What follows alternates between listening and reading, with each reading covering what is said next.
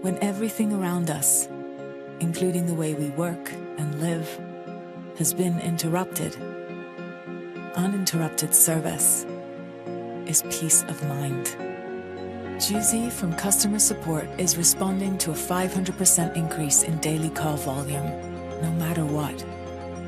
We keep on, so you can keep on.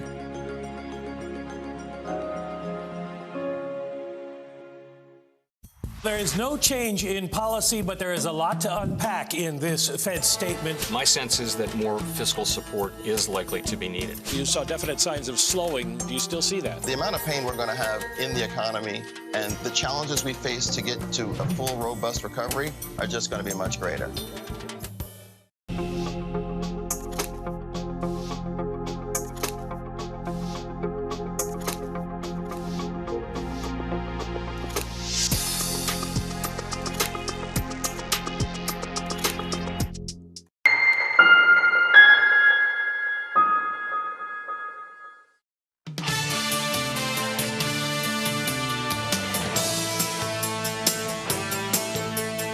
From New York and London, this is Bloomberg Surveillance. For our audience worldwide, live on Bloomberg TV and radio, alongside Tom Keene and Lisa Abramowitz, I'm Jonathan Ferro.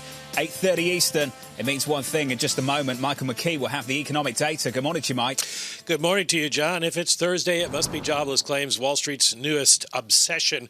In the week ending September 19th, the advance figure for seasonally adjusted claims, 870,000. That is more than we anticipated. At least the consensus was for 840,000. And last week it was 860,000. Now that we've had 3 weeks of this new calculation, you can begin to make some comparisons. The number that we have been following, which is the non-seasonally adjusted number, goes up by 28,000 to 824,542 from 796,000. So either way you calculate it, it looks like jobless claims are up.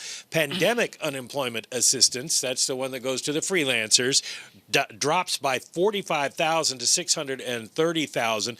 And then the total number of people who are on benefit rolls drops significantly to 26 million from 29, almost 30 million, a drop of 3.7 million.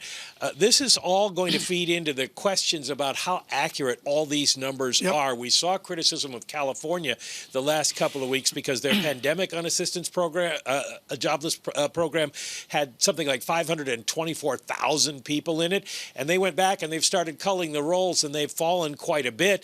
And California has now paused accepting new jobless claims because they are worried about how much fraud there might be in the system. A lot of people, Steve Stanley up at Amherst Pierpont, has been on this for a long time, doesn't think these numbers are very accurate. Let me just point out, about 4 weeks ago, we had 524,000 pandemic claims in California. Last week, we had 99,000. So a big drop as they start to look into this. The market's voting here with the yields coming in. John Farrell, 140 down to 139.81. I understand it's just a little bit, but John, can we say directionally yields come in as equity futures deteriorate? I think you can say equities come in, that's for sure, Tom. Down 0.6% on the S&P. The Nasdaq 100 is where the underperformance is. As I say, we're down by more than 1%. You know, there's a famous quote, Tom, and it's from a British economist, Ronald Coase, that if you torture the data long enough, it will confess to anything. I think in Europe, you don't have to torture the data long enough to really find out that perhaps this economy is slowing down pretty quickly. I just wonder if you can compare that to the United States. Is there an argument, Tom, that the improvement is stalling out, or are we seeing a continuation of that positive improvement? I'm going to go to moving averages, but Michael McKee, as you said, and I highlighted this earlier from Economic Policy Institute, Michael, it's so grievous. We're not double counting. Can I say, Michael, that we could even be triple counting? It's very possible. I mean, the thing to keep in mind, though, is that the numbers are still extraordinarily elevated, even if we were triple counting. I mean, divide the 800,000 by 3, and you're still above the highest level we ever had prior to the pandemic. The other thing to keep in mind is that the alternative data that a lot of people watch, Homebase, which tracks small business hiring and how many are open, has shown a real flattening, has shown that the number of companies open has started to drop in recent weeks. So there is anecdotal data, and Rich Clarida was talking about it yesterday, that suggests that there is a bit of a slowdown going on out there. We don't have a great picture on how much, but the numbers still continue to show at least a slowdown, even if we can't believe the actual headline number. Mike, there's a big difference also between job losses that are temporary, which were the bulk of them initially when the pandemic took hold, and permanent job losses, which is increasingly the nature of what we're seeing right now. Can you quantify that and give a sense of why that is such a big distinction? Well, what's happened is a lot of people went back to work. A lot of companies reopened and then found they didn't have the business. And we're seeing this particularly in the service sector with restaurants, bars, and they have started to close up. People don't have jobs to go back to. An awful lot of retail bankruptcies as well, stores closing and people out of work. So this is going to become more and more of a problem, and it's something we're going to look at on Jobs Day. The number of people on temporary layoff has significantly dropped, but now the numbers who are reporting they have lost their jobs permanently are rising, and that is something that the economy has to worry about. A number of Fed officials yesterday, regional Fed bank presidents, were mentioning that as a major concern in their districts. A lot of moving parts, to say the least. Michael McKee, thank you so much. Of course, economics and policy correspondent for Bloomberg. A big help with us yesterday with our conversation with Richard Clarida. Right now, Ethan Harris joins us. He's head of Bank of America Economics, barely describes his contribution over the years, not only his informed book on Ben Bernanke, but also bringing concision to the study out of Clark University in Columbia. Dr. Harris, thrilled to have you with us today. There's a lot of moving parts here, Ethan. Michelle Myers aged over this, studying this labor economy. What is the moving part that matters to Ethan Harris? Well, I think you guys just talked about it. I mean, the problem right now is that the lagged effects in the economy are still playing out. I mean, recessions always start with some kind of shock. And then as the pain kind of builds, you get these second round effects. And so having jobless claims, even if they're mismeasured at this level, is quite disturbing. And it's a indicator of the pain that's still out there. And it's consistent with the idea that, we're getting past the phase where, we're kind of rebounding from that shutdown and now more into the grinding forward phase with this massive headwind from the labor market. So we don't have to torture the data. The data is torturing us. Well put, Ethan Harris. I think a lot of people would agree with that as well. Ethan, forgive me just for a moment. I want to talk about the equity market briefly. Tom, a little bit of a slip here on the S&P 500, yes. Down 0.8% now. NASDAQ 100 breaking down by about 1.28%. So still the underperformance in tech. You talked about the bid into the bond market. I agree with you. It's subtle, but it's there. On a 10-year Treasury, this is where things stand right now. Yields come in just a single basis point. We're down 2 basis points on a 30-year. So just a bit of a breakdown in this market. And Ethan, a couple of reasons for this breakdown in this market. And it all started over the weekend. The idea that because of the division down in Washington, we don't get a fiscal agreement. In Europe, the idea because of more restrictions on the economies like the UK, France and elsewhere, that we have a more pronounced slowdown in Europe, maybe even, and let's hope this isn't the case, a double-dip recession. Ethan, how do you view things right now with those two issues front and centre for this market? Right. So I think when you look at the equity market, you need to think about two different stories here. One is there's a bit of a re-rating in the market as investors realize that we're in a low interest rate environment forever going forward. And so the return on risk assets should be higher in a permanently low rate environment. So the recovery in the equity market, I think, reflects that. It reflects the fiscal stimulus, it reflects the Fed and this kind of low rate environment. But now we're entering a period of tremendous uncertainty. The fiscal stimulus is steadily fading. It peaked in the second quarter, and every quarter going forward, the money continues to run out. And I've actually been surprised we haven't slowed down more than this by now. The fiscal package is basically dead now with this battle over the Supreme Court. And even after the election, we may not get a package. So we're kind of removing the patient from the intensive care unit too early here. And then you layer on top of that the fact that there's this kind of trade war stuff brewing. You have a likely re-escalation of COVID cases in the fall as people move indoors.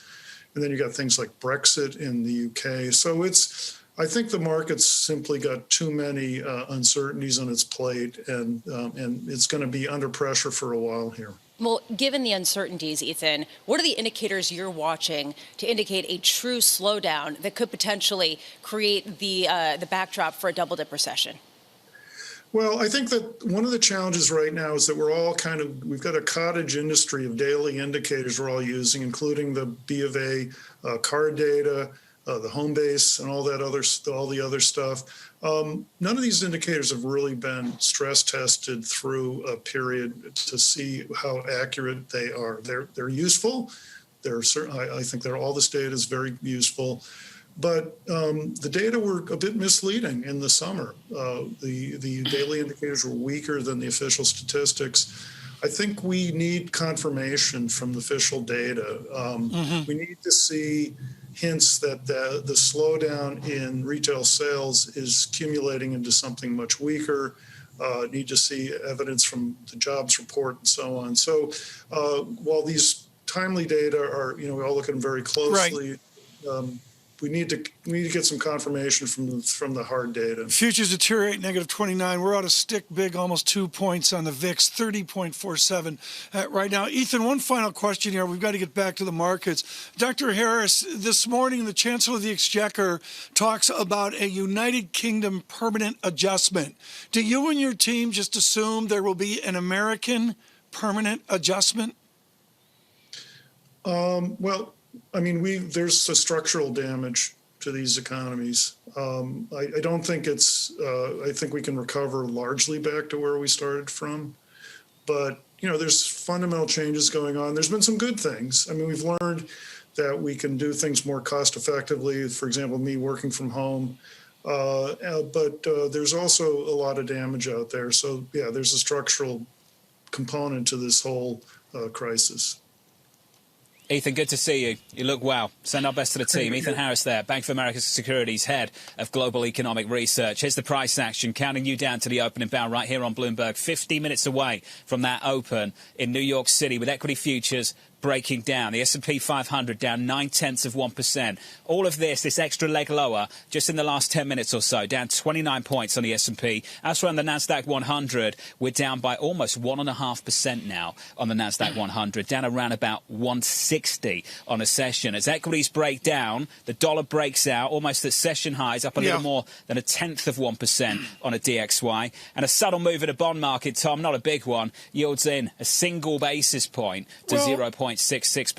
The price action's there for all to see. It's in stocks. 30-year bond in 2 basis points. That gets my attention. John, I really want to make clear the dollar is now broken out to a new high. Looking at the Bloomberg dollar index, as you know, John, that folds in EM much more than the regular DXY. It really gets my attention. And gold ebbs away, not lows here on gold. But, John, I bought at the top. I loaded the boat there. Put Vet Bill's college fund in. Of course, I'd expect nothing less, Tom. Thank you. 18.58 the ounce. I'm crushed in gold. This is a real issue right now, Tom, for portfolio managers worldwide, where the diversification comes from. It was a real worry that everything was all one trade off the back of real yields. And what you're seeing this morning, I think, play out again is equities break down and just not a big bid come into the bond market. We heard people talk about it again and again and again. And Tom Keene, it's there for all to see once again this morning. Yeah, well, there's no question. And bonds are supposed to be a diversifier, as we talked to Kathy Jones about, supposed to have a 60-40 split. It's gone. Coming up, properties on fire. Mitch Rochelle of PwC, a conversation you don't want to miss right here on Bloomberg. Futures down 26 with negative 0.8%. This is Bloomberg Surveillance. With the First Word News, I'm Ritika Gupta. Britain's finance minister has laid out his plan to rescue millions of jobs and businesses from a winter crisis as the coronavirus pandemic again threatens to derail the nation's economy. Chancellor of the Exchequer Rishi Sunak announced a new job support measure to subsidise wages of people working part-time. The plan would also extend loans for businesses hit by virus restrictions. To support more than 150,000 businesses and help protect 2.4 million jobs through the winter, I'm announcing today that we are cancelling the planned increase and will keep the lower 5% VAT rate until March the 31st next year. Sunak painted a bleak picture saying, quote, "I cannot save every business, I cannot save every job." And few students are choosing to attend college in the United States, deterred by the risk of COVID-19 and the prospect of taking classes online. New data released today shows undergraduate enrollments dropped 2.5% for the current academic year. That's the steepest decline, which was amongst international students, where enrollment dropped more than 11%. Even the most sought-after colleges are feeling the impact. Harvard's university undergraduate enrollment fell almost 20% from last year. Global news 24 hours a day on air and on Bloomberg Quick Take, powered by more than 2,700 journalists and analysts in more than 120 countries. I'm Ritika Gupta. This is Bloomberg.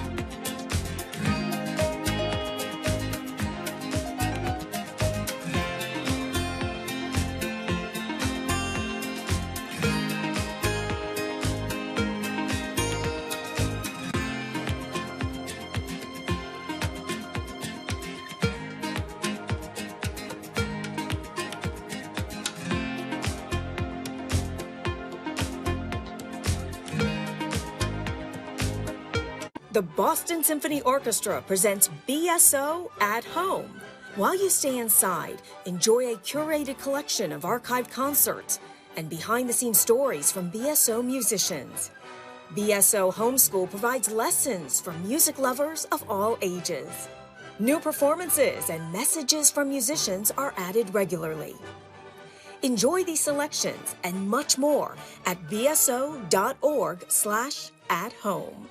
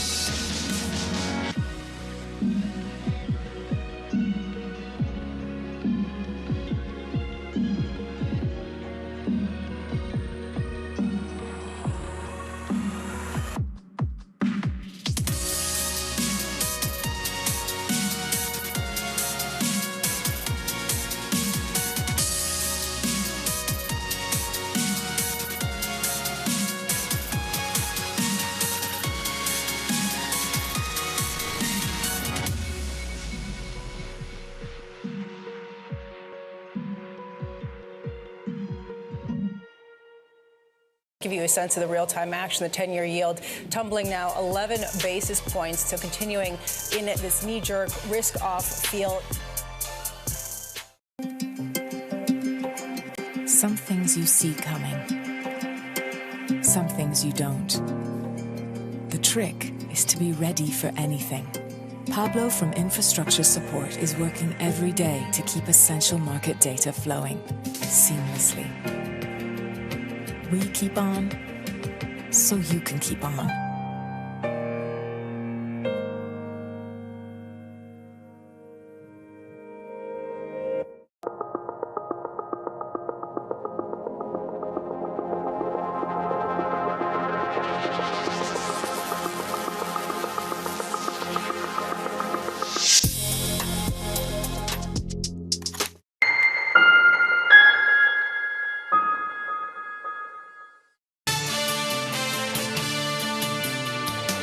I'm tremendously positively surprised by just how well we've done moving to work from home. I mean, we've had 2/3 of our workforce working from home for most of the year, and it's been seamless. I think part of that is going to exist for a long time, so I think we're going to have more flexibility and more work-life balance from that than we've ever had.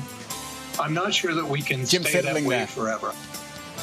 Jim Fiddling there, the Dow chairman and CEO at the Bloomberg Equality Summit. The price action getting my attention this morning. Equities breaking down, $1 breaking out. A little bit later, Tom, looking forward to a conversation with Morgan Stanley chief economist Chetan Nair, the optimist on Wall Street. I've got to say, Tom, we'll be catching up with him in about an hour from now on Bloomberg TV.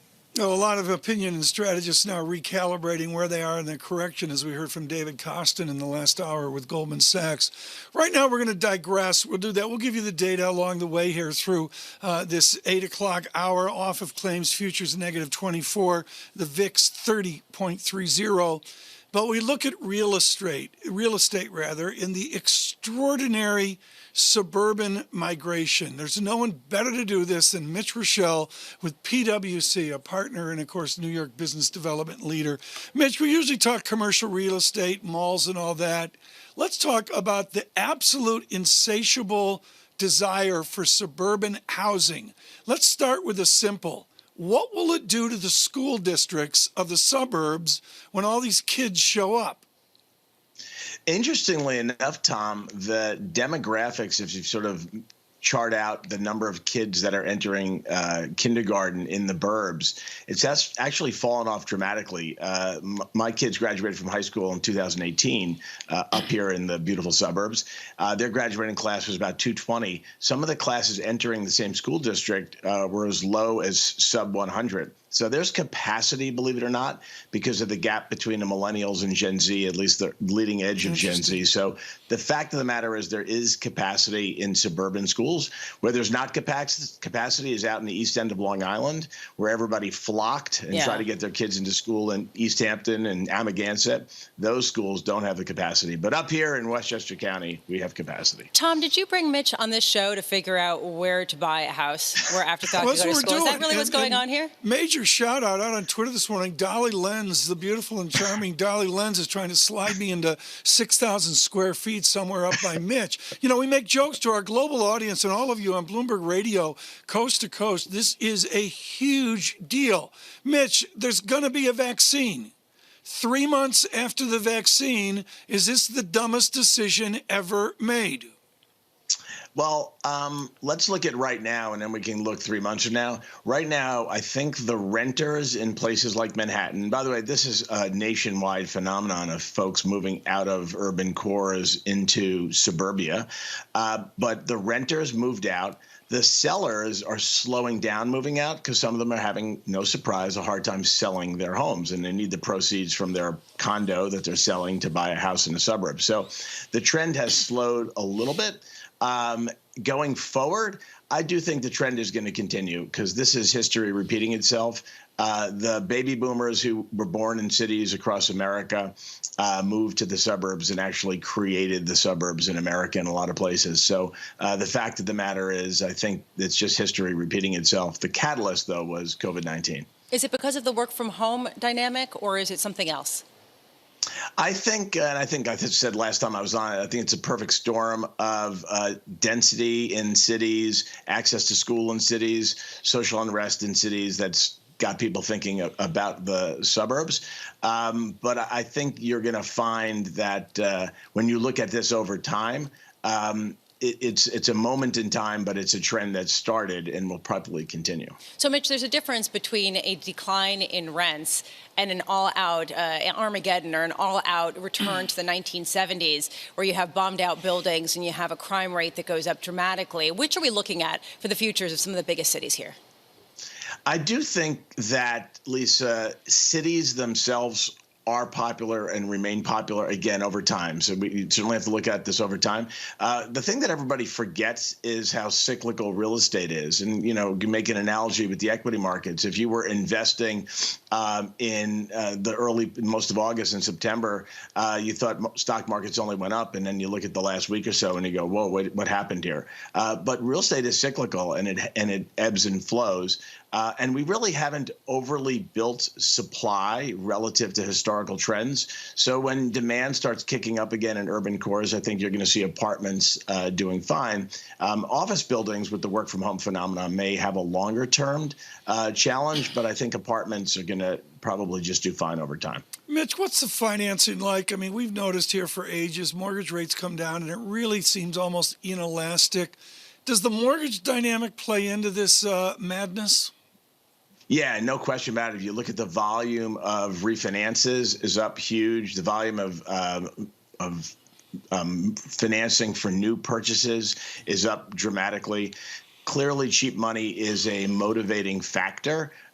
Just look at the automobile industry. What do they do when they want to incentivize people to buy cars? They do 0% financing. So clearly, cheap money is a motivating factor for people to make the rent versus buy decision. I would say that continues for a while. Okay, Mitch, when I'm looking up north, I need a small yard. I'm still using the old push mower. On Central Park, goodness. I'm using the push mower. I mean, I don't want 3 acres. Okay. Is that gas powered, the push motor? No, the push mower is me pushing the mower. I got the beverage of choice in my hand, and I'm got the Jenny Cream in my hand, and I'm pushing it. Mitch Rochelle, thank you so much with PwC. We do that, folks, and it's about New York chat. But as Mr. Rochelle said, it is truly nationwide. Right now, Nate, what do you got, Lisa? Key question: bow tie while mowing or no bow tie while mowing? It depends. Seasonal, like right now, I can get away with that. The heat of summer, I put the bow tie down. Look at futures negative 26, Lisa. We've got some real deterioration here. I mean, we're down to a true correction. There's a question about the momentum in the U.S. economy. Jobless claims messy, as Mike McKee was talking about, hard to get a full read. The trend, nevertheless, is not that encouraging. Where is that momentum? We are not seeing it in the U.S. economy, Tom. Dollar strength through this morning, DXY 94.51. That's a new statistic for us, with Bloomberg Dollar Index also moving out to new highs. Gold comes in, $18.57 the ounce, down $11 on gold as well. And in the bond market, even some movement there in a non-movable bond market in a basis point, 0.6642. We quote to 4 digits here. That's the Roman method on Bloomberg surveillance. Flat out futures deteriorate, negative 27. SPX, Dow futures were negative 200, down negative 178. NASDAQ 100 does a little bit worse as well. Lisa, the jobless claims, I'm sorry, it was sobering. Yeah, the idea here that we're not necessarily seeing gains, that we're seeing actually a worsening in the labor market this far in the supposed recovery, right? I mean, this sort of should fuel the debate down in Washington about that fiscal package. Maybe it fuels a debate to the debates, and we will have debate coverage for you from Cleveland, no doubt, on Tuesday. What an interesting day. Particular thanks to our London-based team for coverage of the Chancellor of the Exchequer's important speech. Again, the dollar strengthening, Turkish lira on radio. Next, Damian Sassower on Lira. 12 people will listen. Good morning. This is Bloomberg on radio, on TV.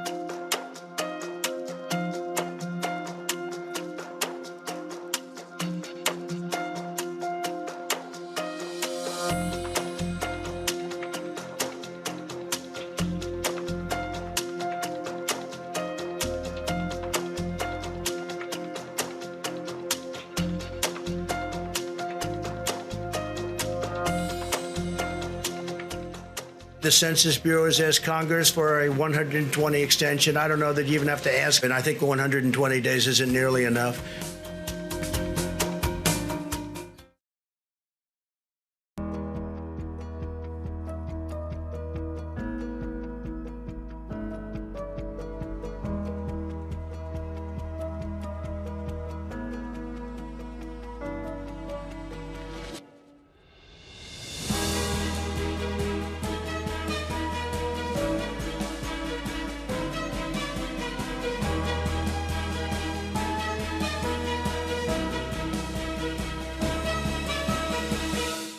I think what we've seen during this period of time is that communicating via video is not a fad. We are using it in all aspects of our lives, for work, for learning, for communicating, for staying in touch.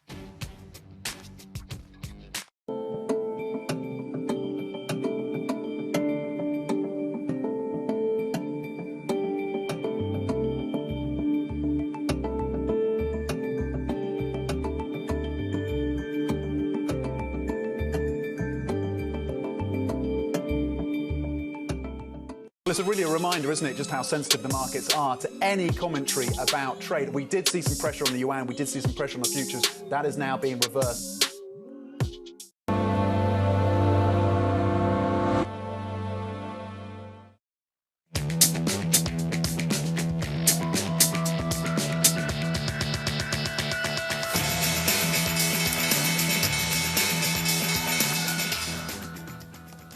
From New York and London for our viewers worldwide, good morning, good morning. The countdown to the Open starts right now. With 30 minutes until the opening bell, we begin with a big issue. Threats to the rally piling up. We're seeing a lot of churning. The sell-up in September. Investors, they decide to take the risk off the table. The combination of uncertainty with regard to the virus. More restrictions across the European continent. The narrative about a delayed election outcome. Major uncertainty around the U.S. presidential election. This rotation into value. Some are calling it a rotation. An opportunity to take some profits. An opportunity to rebalance. After an extraordinary run up over the last several months. Looking at the recovery process. While it's recovered significantly off the bottom, it's still a fair distance away from full capacity where we think it needs to get. That's the commentary. Here's the price action this Thursday morning. An equity market that, as the session grows older, breaks down just a little bit more. Equity futures on the screen off by 0.75% on the S&P 500. The bond market not doing a whole lot. 10-year treasuries, your yield at a single basis point to 0.66%. And for 5 straight days, euro-dollar breaking down to 116.39, off by 0.2%. 3 big reasons for this. The path to a fiscal package gets a whole lot more difficult from here. Reason 1. Reason 2, the restrictions on economies across Europe. Reason 3, the outlook for politics in America from November onwards getting really, really messy. And this, adding to this, a view from the President of the United States refusing to commit to a peaceful transfer of power. We're going to have to see what happens. You know that I've been complaining very strongly about the ballots, and the ballots are a disaster. I understand that, but people are rioting. Do you commit to making sure that there's a peaceful transfer of power? We want to get rid of the ballots, and you'll have a very peaceful. There won't be a transfer, frankly. There'll be a continuation. The ballots are out of control. You know it, and you know who knows it better than anybody else? The Democrats know it better than anybody else.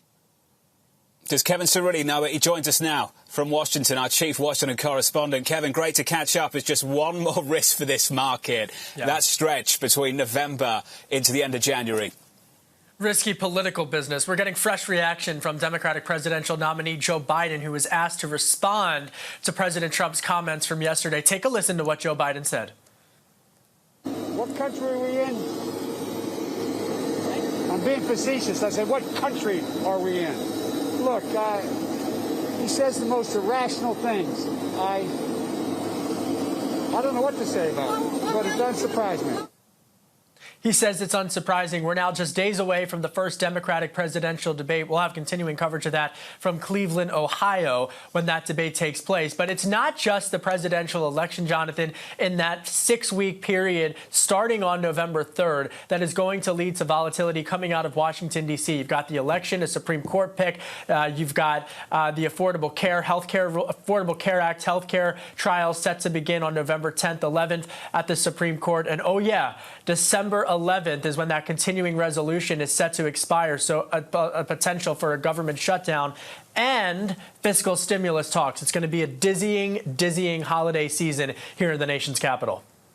Or the lack thereof, Kevin, and maybe that's the problem right now. 27 minutes out from the opening bell, futures down 25 on the S&P. We break down 0.8%. Kevin, how original is this moment? This market is bracing for volatility between November and January. It's been priced in for a number of weeks now.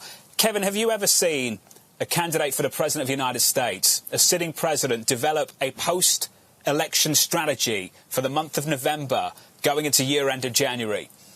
You know, to be really candid here, I think both sides are preparing for a massive litigation battle as it relates to the coming mail-in ballot elections. I mean, every state has a different. All the battleground states have a different mail-in ballot procedures. There have been in real time state legislators and state Supreme Courts having rulings as to when the final ballots can be counted for mail-in ballots. Look at Pennsylvania. Look at Wisconsin.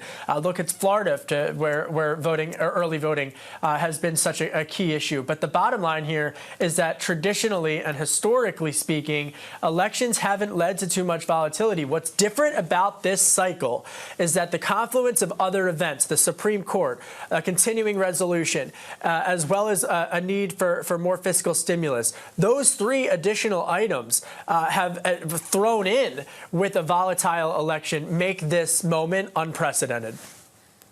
Kevin Cerulli down in Washington, D.C. Great to catch up with you, sir. Here's the price action 25 minutes out from the opening bell. Equity futures on the S&P breaking down by around about 0.8%. On the Nasdaq, we're down by 1.5%. The dividing line between a positive and negative return on the S&P 500 for 2020. Before today, we were sitting right on top of it. That's about to change at the opening bell. The view on politics down in D.C., I've used this word several times in about 5 minutes, messy. This is the take from Jared Woodard of Bank of America. He says the focus on the Supreme Court means the odds of a fiscal grand bargain before November are slim, but it doesn't matter.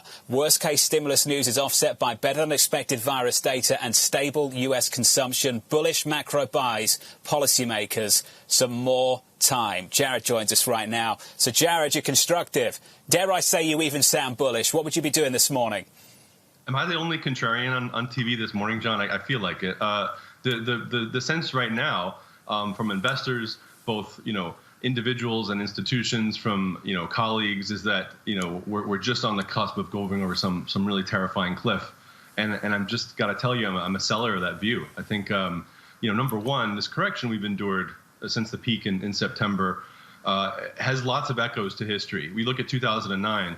Just look at simple thing like the distance between the S&P 500 and its 200-day moving average, long-term moving average. Well, we got to some pretty nosebleed levels in the rally in 2009. We reached similar levels at the peak in September. And you saw at the same sort of time the broad market was peaking, just incredible speculative flows, things like IPOs, SPACs, people buying cryptocurrency, lumber, gold, tech, everything they could get their hands on. And a lot of folks, as you all have covered well, younger traders getting into the market who had never been participants before. That's some really speculative energy, fervor that's I think burned off a little bit here. Very healthy price action in the grand sweep of things. That's not to say that the risks aren't real, as you mentioned. Our view that the odds of fiscal stimulus, have gone down quite a bit. And we've been pounding the table for months, John, that it's absolutely necessary. We agree with the Fed. We agree with everyone on that point. But when you also see better than expected data in a lot of states in terms of progress on the virus and reopening, both with schools and businesses, when you see better than expected data in terms of the global economic cycle, look at Asian exports, the data this week out of South Korea and Taiwan. Those are great leading indicators for global trade. I think there's more positives than negatives that people are focusing on right now. They're very worried about the short term, but I have to say historically, and I think Kevin made this point really well too, it's better to be a seller of that premium than a buyer. Well, Jared, let's just walk through the psychology of all of this just for a moment if we can, behavioral psychology. At the opening bell, we're likely to get two headlines. We'll be in correction potentially on the S&P 500.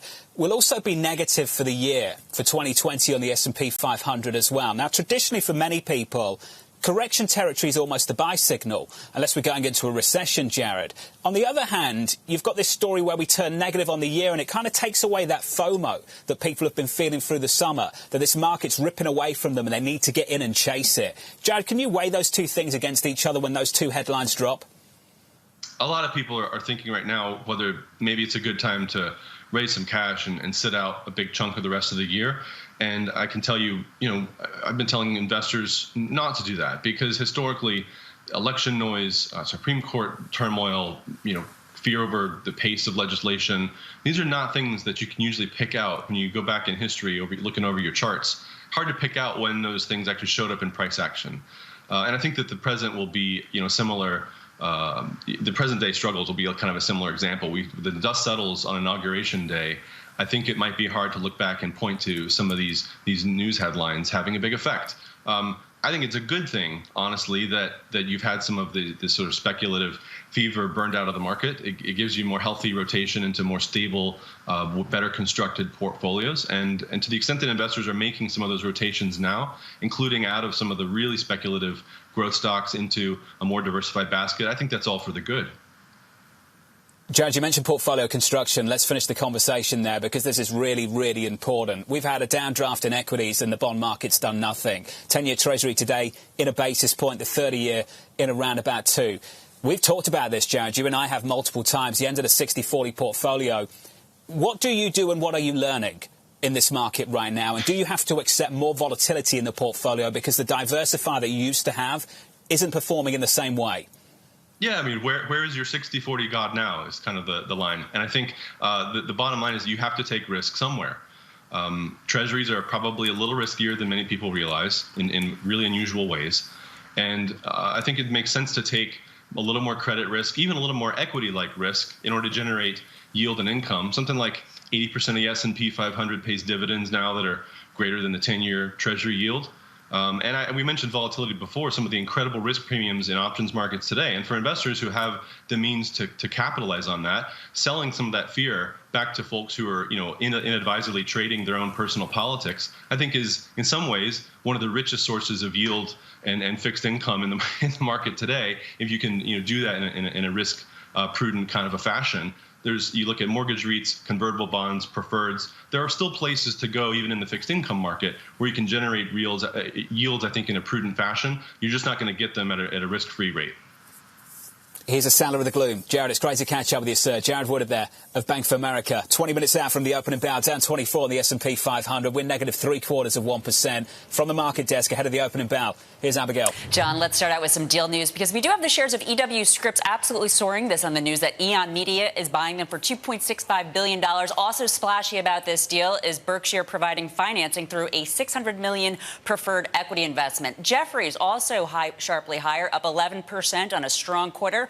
They recorded record investment banking revenue, and they're saying that going forward it's going to be a mixture of work from home and working from the office.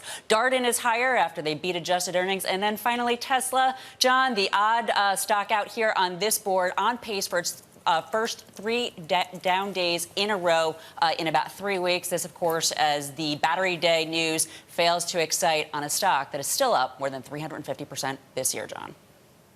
Abigail, thank you. Thank you very much. Coming up on this programme, the Fed reiterating its plea for additional fiscal support. That conversation coming up next with Toolback and CEO Michael Purvis.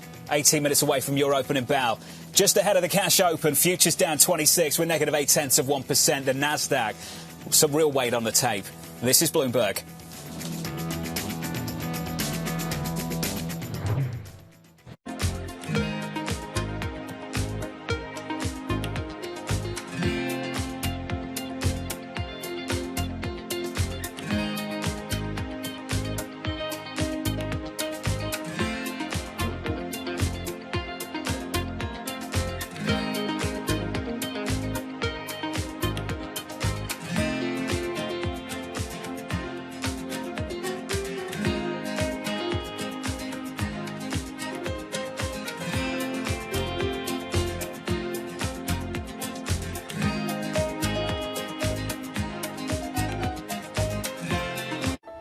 The scale of the climate crisis is just staggering, but you can't let that be an excuse for doing nothing. So to fight climate change, we can't be overwhelmed by the seeming impossibility of the task at hand. Inclusive multilateralism is about bringing more voices to the table, resulting in more ideas, more solutions, and more climate action. As a signatory to the Global Covenant of Mayors, Charlotte has joined thousands of cities and regions in a commitment to accelerate ambitious, measurable climate and energy initiatives. Local communities across our nation are stepping up in unprecedented ways to respond to the ongoing challenges of our climate crisis. We'll see what is the cost, what is the reliability, but without innovation, a lot of innovation, we won't be able to get there.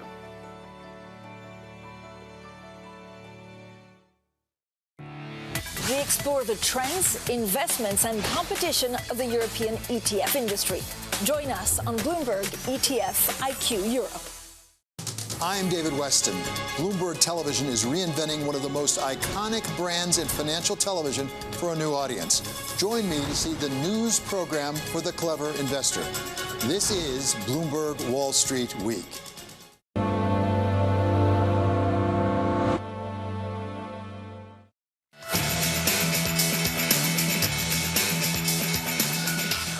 The economy is recovering robustly, but we're still in a deep hole. Longer term, obviously, the U.S. needs to get back on a sustainable fiscal path, but you don't want to start that in the midst of the worst economic hit in 90 years.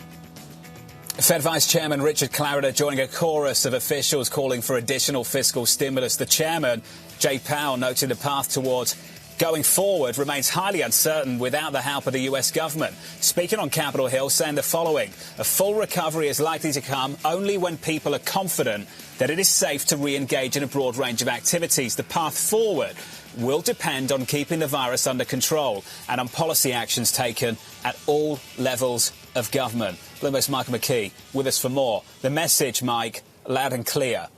Yes, do something. But you can expect the chairman to continue his polite way of putting that. We need more fiscal stimulus. We need more help from both sides. And he's also going to try to avoid, at the same time, the sky is falling kind of rhetoric we've heard from some of the central bank presidents around the country. He doesn't want to be seen as talking down the economy. It's also going to be interesting to see, John, today, whether he gets any kind of criticism of what the Fed has been doing. The committee he spoke to yesterday, the House Select Committee on the Coronavirus Crisis, released a report yesterday critical of the Fed's lending programs, which they say help big companies in Wall Street.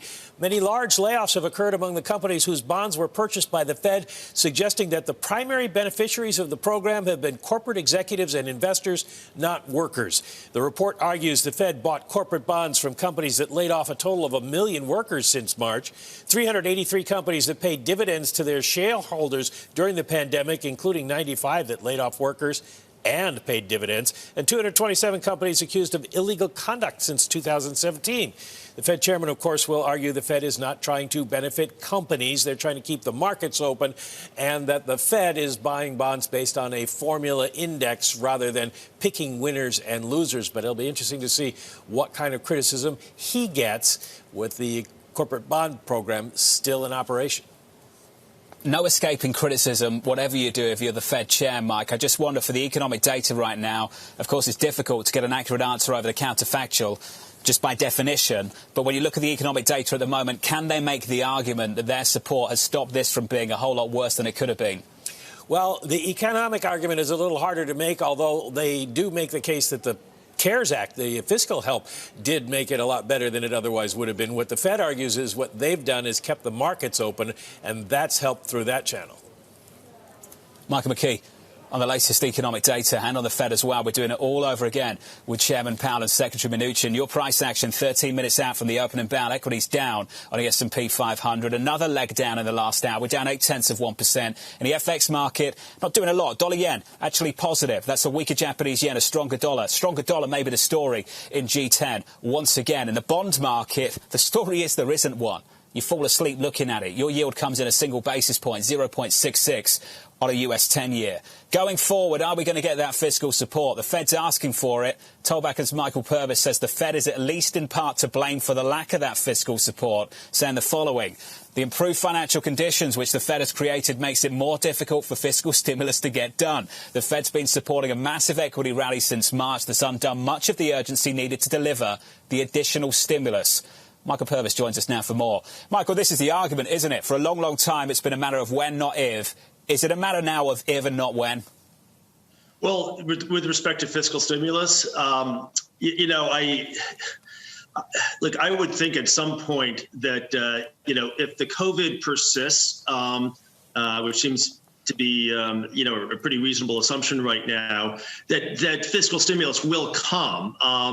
But there's a lot of questions as to what scale and what type of fiscal stimulus. And the when is a big question right now. When you see this dollar rally, when you see this sell-off in equities, it's really suggesting that, the fiscal stimulus right now is the game in the room. The monetary policy is almost not even part of the discussion anymore. Powell's done, pretty much about as much as he can do. And as Clarida was saying yesterday, look, guys, come on, do some fiscal. It's a partnership. And that partnership between fiscal and monetary stimulus was what really helped give birth to this reflation theme coming out of March that lifted, so many asset classes and break evens and so forth. But at this point, the whole focus is on fiscal stimulus. I do think we'll get it, but I think, that may not, it could be a 2021 situation, which is going to be tough right now. I think, one of the arguments I've been making, John, is that it's almost, in 2019, we had sort of, the bond market leading the Fed into policy. And in a certain way right now, arguably, the equity market is going to lead, at least lead the White House and the Republicans in Congress towards getting, some fiscal packages done. We'll see if that plays out. But if you consider for the second that, if the equity market is desperate for fiscal stimulus, it may well keep selling off until we start seeing something. And we all know Trump would want to rally into November. So whether that forces Kudlow's hands and Mnuchin's hands and Trump's hands, as well as the Senate Republicans, into actually getting something done soon, I think it's going to be very interesting. Michael, it's an argument I've heard so many times, and I reflect on something I remember talking about many times 4 or 5 years ago, the presidential put, the idea that the president will step in to support this market because it's in his interest to do so. The problem we have right now, a bit of game theory, Michael. On the one side, we have a priority, which is a Supreme Court pick. On the other side, you've got the possibility, the potential to have an agreement on the fiscal side. But most people in this market, Michael, believe you can have one and not the other. You can't have both. Do you believe that? Well, RBG's departure came from a pure market point of view, came at a very awkward time, only because it was, so close to the election. And normally a Supreme Court vacancy wouldn't be a market issue, but it really is now because it's taken what was already, we were supposed to have phase 4 done by now, right? And before RBG's death, the dialogue was disintegrating, and now it's really hard to sort of visualize how that comes together. And so I agree, John. I think it's how that happens, how that fiscal package comes together. It's hard for me to see it not coming together without a big surge in the VIX and a real continuation of dollar strength and equity market sell-off, which again well, let's talk about the VIX. Let's just sit on that just for a moment. The volatility curve has picked up on this a while ago, that November was going to be messy, December more so, going into January. And I just wonder, Michael, whether you're a seller of that, because we caught up with Jared Woodard of Bank of America literally 10 minutes ago, and I hate to make this so juvenile and just put it down to one question, but are you a seller of that too? Well, I actually am, and I'll tell you why. I think, this Q4 premium, this redefined election risk premium has been very robust for some time. But, I would argue that if tech needed to sell off. And I would argue to you that as we, get into Q4 and into the heart of this election situation, that big cap tech is going to, if it's priced appropriately, will lead the market higher once again. And I would argue that Microsoft, Amazon, Google, and so forth, their cash flows and their stock prices will be relatively insensitive to almost any political outcome. Again, assuming that the bond market stays where it is. I would argue that that the Q4 risk is I think it's much more in the FX space, it's a little unclear right now with the dollar rally whether that means a dollar is going to sell off because we have a contested election or not. In theory it should, but you never know. But I think certainly you're seeing in gold volatility term structure, you're seeing that same arc in that you're seeing in the VIX curve, and I actually think that might be a more interesting place to see some of the actual realized volatility occur as we get into November. Mike, We've got to leave it there, sir. Always great to catch up. Michael Purvis there at Toolback, and futures down 128 on the Nasdaq. We're negative 1.2%. You're watching Bloomberg TV.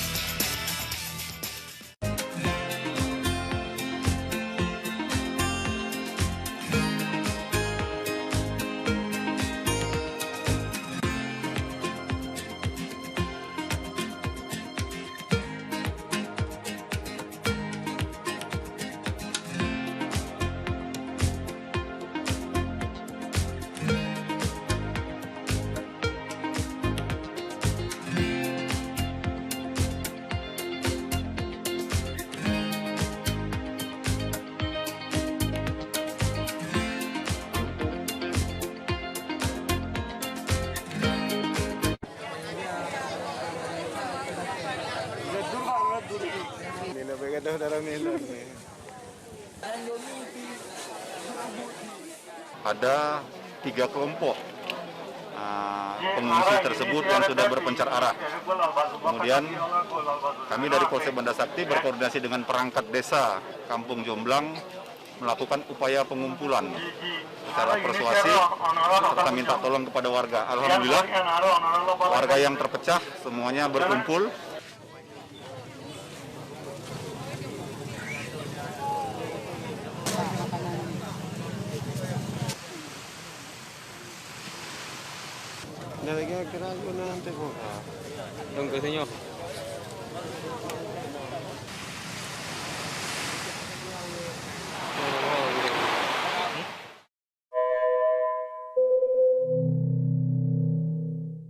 Valuations, particularly, sort of the technology landscape, have gotten to some pretty extraordinary levels. So I think it's not a surprise. I don't think it's any indication of the beginning of the end, but I do think markets don't like uncertainty.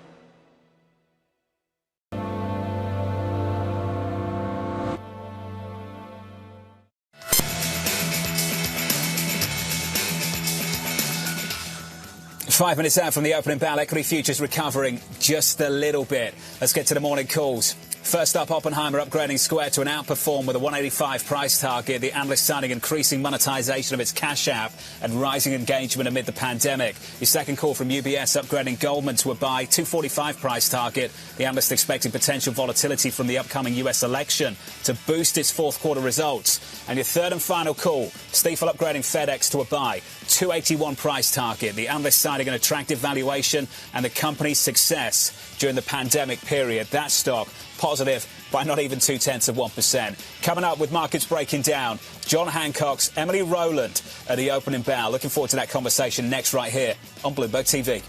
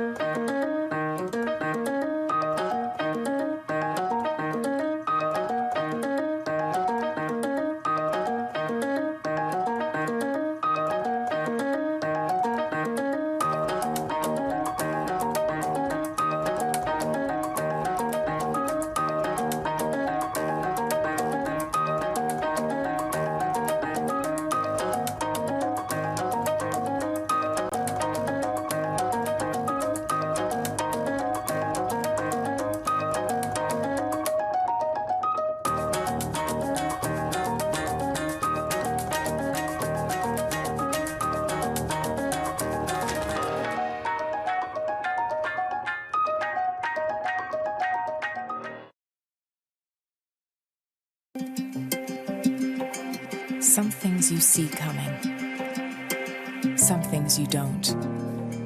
The trick is to be ready for anything. John from Infrastructure Support is working every day to keep essential market data flowing seamlessly. We keep on, so you can keep on.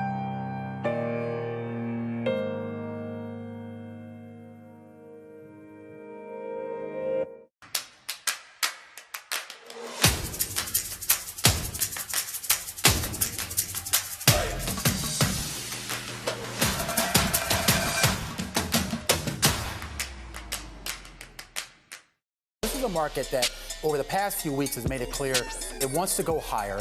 It got a little spooked by the idea that geopolitical tensions are rising.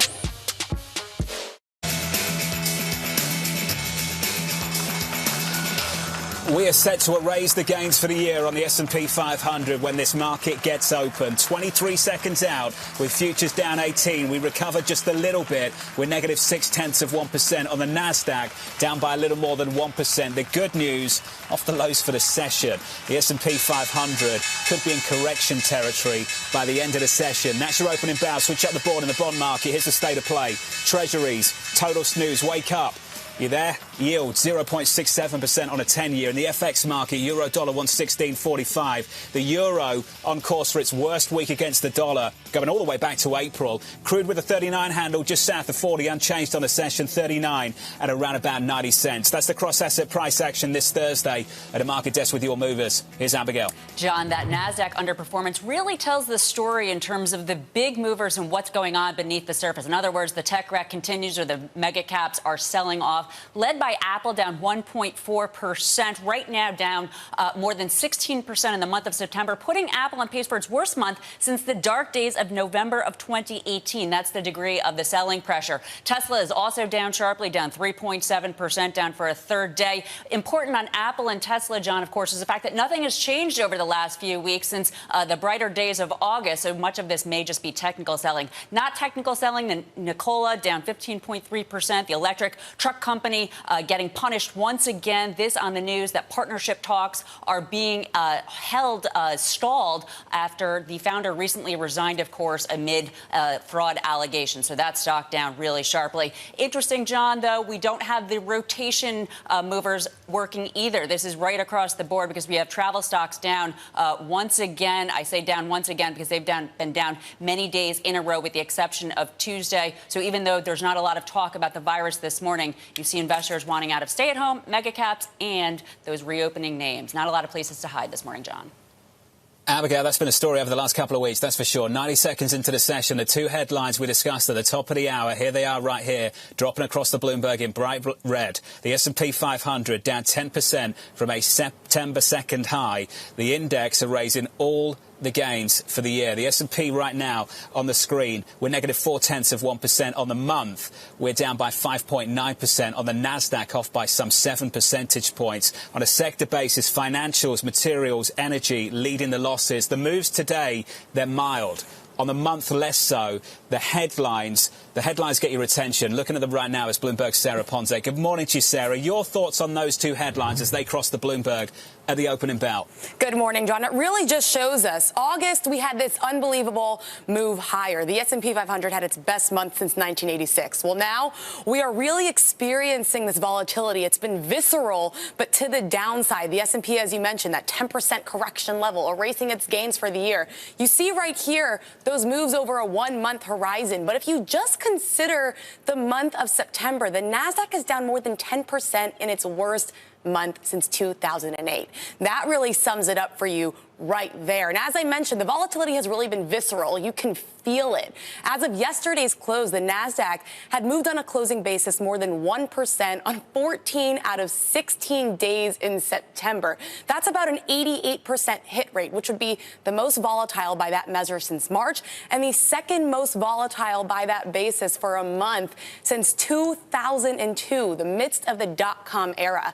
And the selling pressure has also just been extreme. On a day like yesterday, more than 90% of members in the S&P and in the Nasdaq 100 all closed in the red. And what you're looking at right here is a measure called the NYSE tick index. So that's in blue. Yesterday on an intraday basis, it hit negative 1,922. Now, what that means is about 2,000 more stocks on the New York Stock Exchange were falling rather than rising. This measure right here, that intraday low, well, that was the lowest reading we have ever seen, the 6th lowest reading in history and the lowest since June. So that really just shows you what we are seeing right now is very extreme when it comes to the selling pressure and also just across the board, John.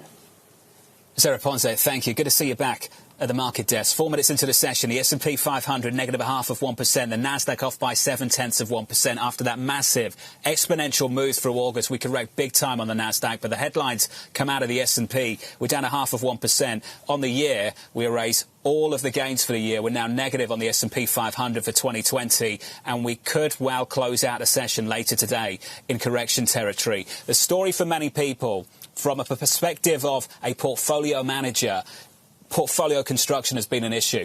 Why? Just several lines below the S&P 500, it's a treasury market that's hardly doing a thing. A 10-year yield at 0.66%. Some people have been much less constructive through much of this year. You might say they've missed the rally, but they've been defensive at the right time coming into September. Emily Rowland of John Hancock is one of those, warning of a tough road into the fourth quarter and saying the following: we are advocating for more defensive sectors like consumer staples and healthcare, encouraging investors to barbell them with higher quality stocks such as tech and communication services. Emily joins us right now for more. Emily, just walk us through how you're reacting to what's happened over the last week or so and what you're seeing in this market. Yeah, I think Sarah just nailed it. You know, Q3 was awesome. August was fantastic. And as we head into Q4, it's going to get a lot harder. We probably just saw the best economic data in terms of surprising on the upside that we'll ever see in our lifetimes. And now things are coming back down to earth. We look at things like the City Economic Surprise Index. We're starting to see that come in. We look at PMI data globally, which, of course, we got yesterday. And it's not rolling over, but it is starting to look toppy, especially in Europe. And just initial jobless claims this morning, not all that encouraging either. So we don't think this is a great time to start loading up on cyclicality. As you mentioned, we've been saying that for quite some time. We think investors should continue to embrace quality here and approach this with a little bit of defensiveness to portfolios as well. I think this is starting to feel maybe a little bit like 2018. Late 2018, a replay of Q4. You know the missing factor in that, Emily, right now the missing factor of that is a shakeout in credit. Your response, please. Yeah, John, I love how you've been calling the bond market immovable this morning. And you were sort of saying in jest about this 1 basis point move in treasuries. But I think there's an element here that's important to consider where the bond market and the stock market have been telling you two different things. In our view, over the last couple of months, is that the bond market's probably been a little bit more right. Equities are pricing in a vaccine. They're pricing in more fiscal stimulus. They're pricing in a real resounding sort of bounce in economic growth. And the bond market's telling you, hey, wait a second, we're not quite there yet. We've still got a recovery here that's looking choppy and uneven. And over to the credit markets, we've had, spreads in investment grade corporate bonds have gone nowhere. Of course, we have Fed support there. You look at the high yield bond market, we've seen spreads go from about 477 basis points up to about 520 today. So that's a pretty meaningful move higher in spreads. And that's the most important thing to watch for us in terms of determining whether this pullback is more sinister or not. You look at default rates, I think investors are not being compensated for where we're going here. Moody says we're going to somewhere like 12%. At a spread level of around 5%, I just don't see the opportunity there. Arguably, that's because there's an elephant in this credit market, and I think you're right to think about that 2018 comparison, not because I have an opinion on whether we go there or not, just because that's what's going to be on the dashboard of this Federal Reserve. I know we joke a lot about a Fed responding to the S&P. The real story is a Fed responding to the credit market. That's what we saw in late 2018. And interestingly enough, earlier this week, when Michael McKee caught up with the Dallas Fed President Robert Kaplan, this is what he had to say on the sell-off. Take a listen. The thing I watch when I see a market sell-off is our credit spreads widening, and I don't see them widening, which tells me right now this is more of a correction, maybe not a fundamental change. If I saw credit spreads widening along with the sell-off, that would tell me something different, but I'm not seeing that. Emily, that was Monday morning. Friday at the close, 490. Right now, 520. It's a 30 basis point move on high yield spreads. I don't think it gets it done. Emily, from your perspective, what gets it done? What makes the policymaker a little bit jittery about what we're seeing play out? Yeah, the Fed has provided this liquidity bridge to sort of get us over to the other side. And it looks like that may not really happen the way that a lot of investors have expected here. You know, we're not going to make it unless there's a broader reopening of the economy, unless we see more fiscal stimulus. And the end of that bridge could look a lot more, you know, pronounced here if we don't get more support. So I think, you know, the Fed will react to any instability that we see in financial markets. You can hear them loud and clear, you know, shouting to policymakers in Washington that we need more fiscal stimulus here. And perhaps this correction is the event that's going to get policymakers to come together and make this happen. We need to extend this bridge here until we get a vaccine in order to sort of keep markets stable. Emily, final question for me. We've talked about the equity market. Stay defensive. That's your call. We've talked about credit. You're looking for wider spreads. Let's talk about FX. You touched on it. We're breathing some oxygen back into the long dollar trade. There's a difference for me for shorts coming off and new longs going on. And I know it sounds a little bit cliche, but the enthusiasm for Europe over the last few weeks has come to an end with a bang from Monday morning. From your perspective, Emily, has this dollar trade got legs? We think the strong euro trade is behind us here. And in fact, we have been hesitant to join the weaker dollar crowd, even though there's been a lot of pressure to do that. And that's certainly where the party has gone. And when you look at relative economic strength, I mentioned PMIs earlier, we're seeing it in the U.S. versus the Eurozone. And I think that'll continue. We were in better shape coming into this. You see that the economic data is improving on a relative basis here in the U.S. And of course, the dollar being the world's reserve currency, that's certainly not going away. So I think in these risk-off environments, you see a bid for the dollar. We had waited for the DXY. We had been anticipating that it would cross that 94 mark. It did so yesterday, and we think that that trend continues as we head forward. Emily, good to see you, as always. You too. Emily Rowland there on this market. 10 minutes into this session, your equity market down 0.8% on the S&P, taking out the gains for 2020 on the movers. Here's Abigail. Well, John, let's take it a little bit more macro, because if we do take a look at the S&P 500, as you've been talking about with everybody this morning, we are now looking at a real correction here for the S&P 500. September sell-off has turned into not just the correction, but the S&P 500 down on the year. As this year-to-date chart shows, this is a piece of the story, though. Big volatility between January and February, up 6%, then down 35%, then up 63%, now down 10%. The question is whether or not anything has changed fundamentally. Now, interesting, you were just talking, or you just showed tape from Federal Reserve President Robert Kaplan saying that he watches for credit spreads widening. That's not happening. If we take a look at a 2-month chart, this supports the idea that perhaps something fundamental is not happening, supporting the idea that credit spreads are staying relatively narrow. Because if we see that huge rally in August, the best month, as Sarah Ponczak was talking about, for the S&P 500 since 1986, we're basically now on equal ground, down just a little bit from those levels. But you could really make the case of too far, too fast. And as for some movers, wow, some really, negative action here from CarMax, despite the fact that they put up a big quarter on used car sales and parts, investors not liking it. Nikola punished once again on the news that partnership talks unlikely to happen as the fraud allegements there caused that founder to resign. And then General Motors down 3.3%. Lots of selling action on the day. And again, the big story, John, as you've been mentioning, the S&P 500 now officially in a correction and down on the year.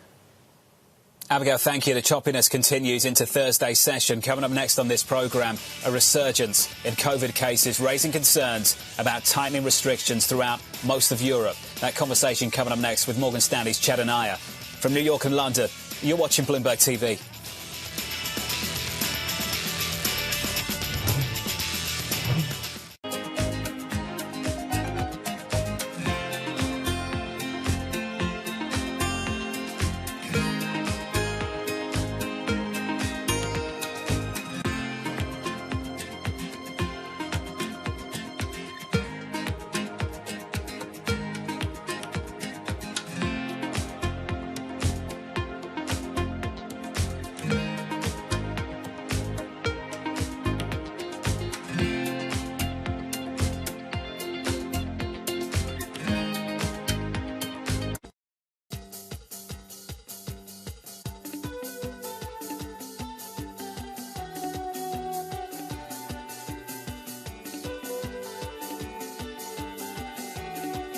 This is Bloomberg Best, your weekly review of the most important business news, analysis, and interviews from Bloomberg Television around the world. Ken Burns, welcome to Bloomberg Big Decisions. We have always been a mixture of things.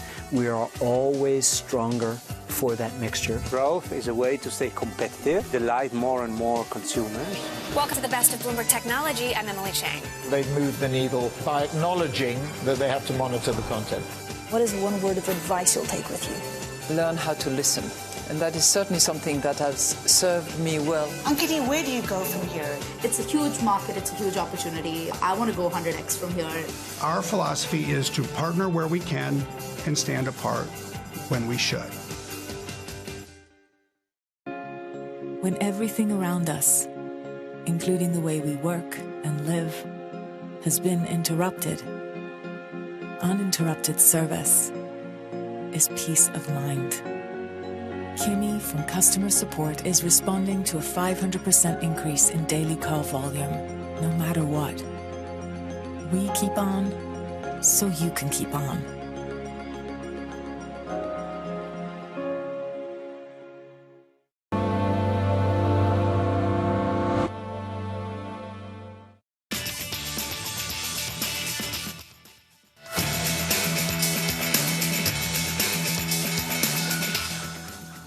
It is not today's market move that gets your attention. It's the move of the last several weeks that gets your attention and the headline that goes with it. The S&P 500 negative 0.6%, taking out the gains for 2020 and potentially closing out today's session in correction territories. Three reasons for it.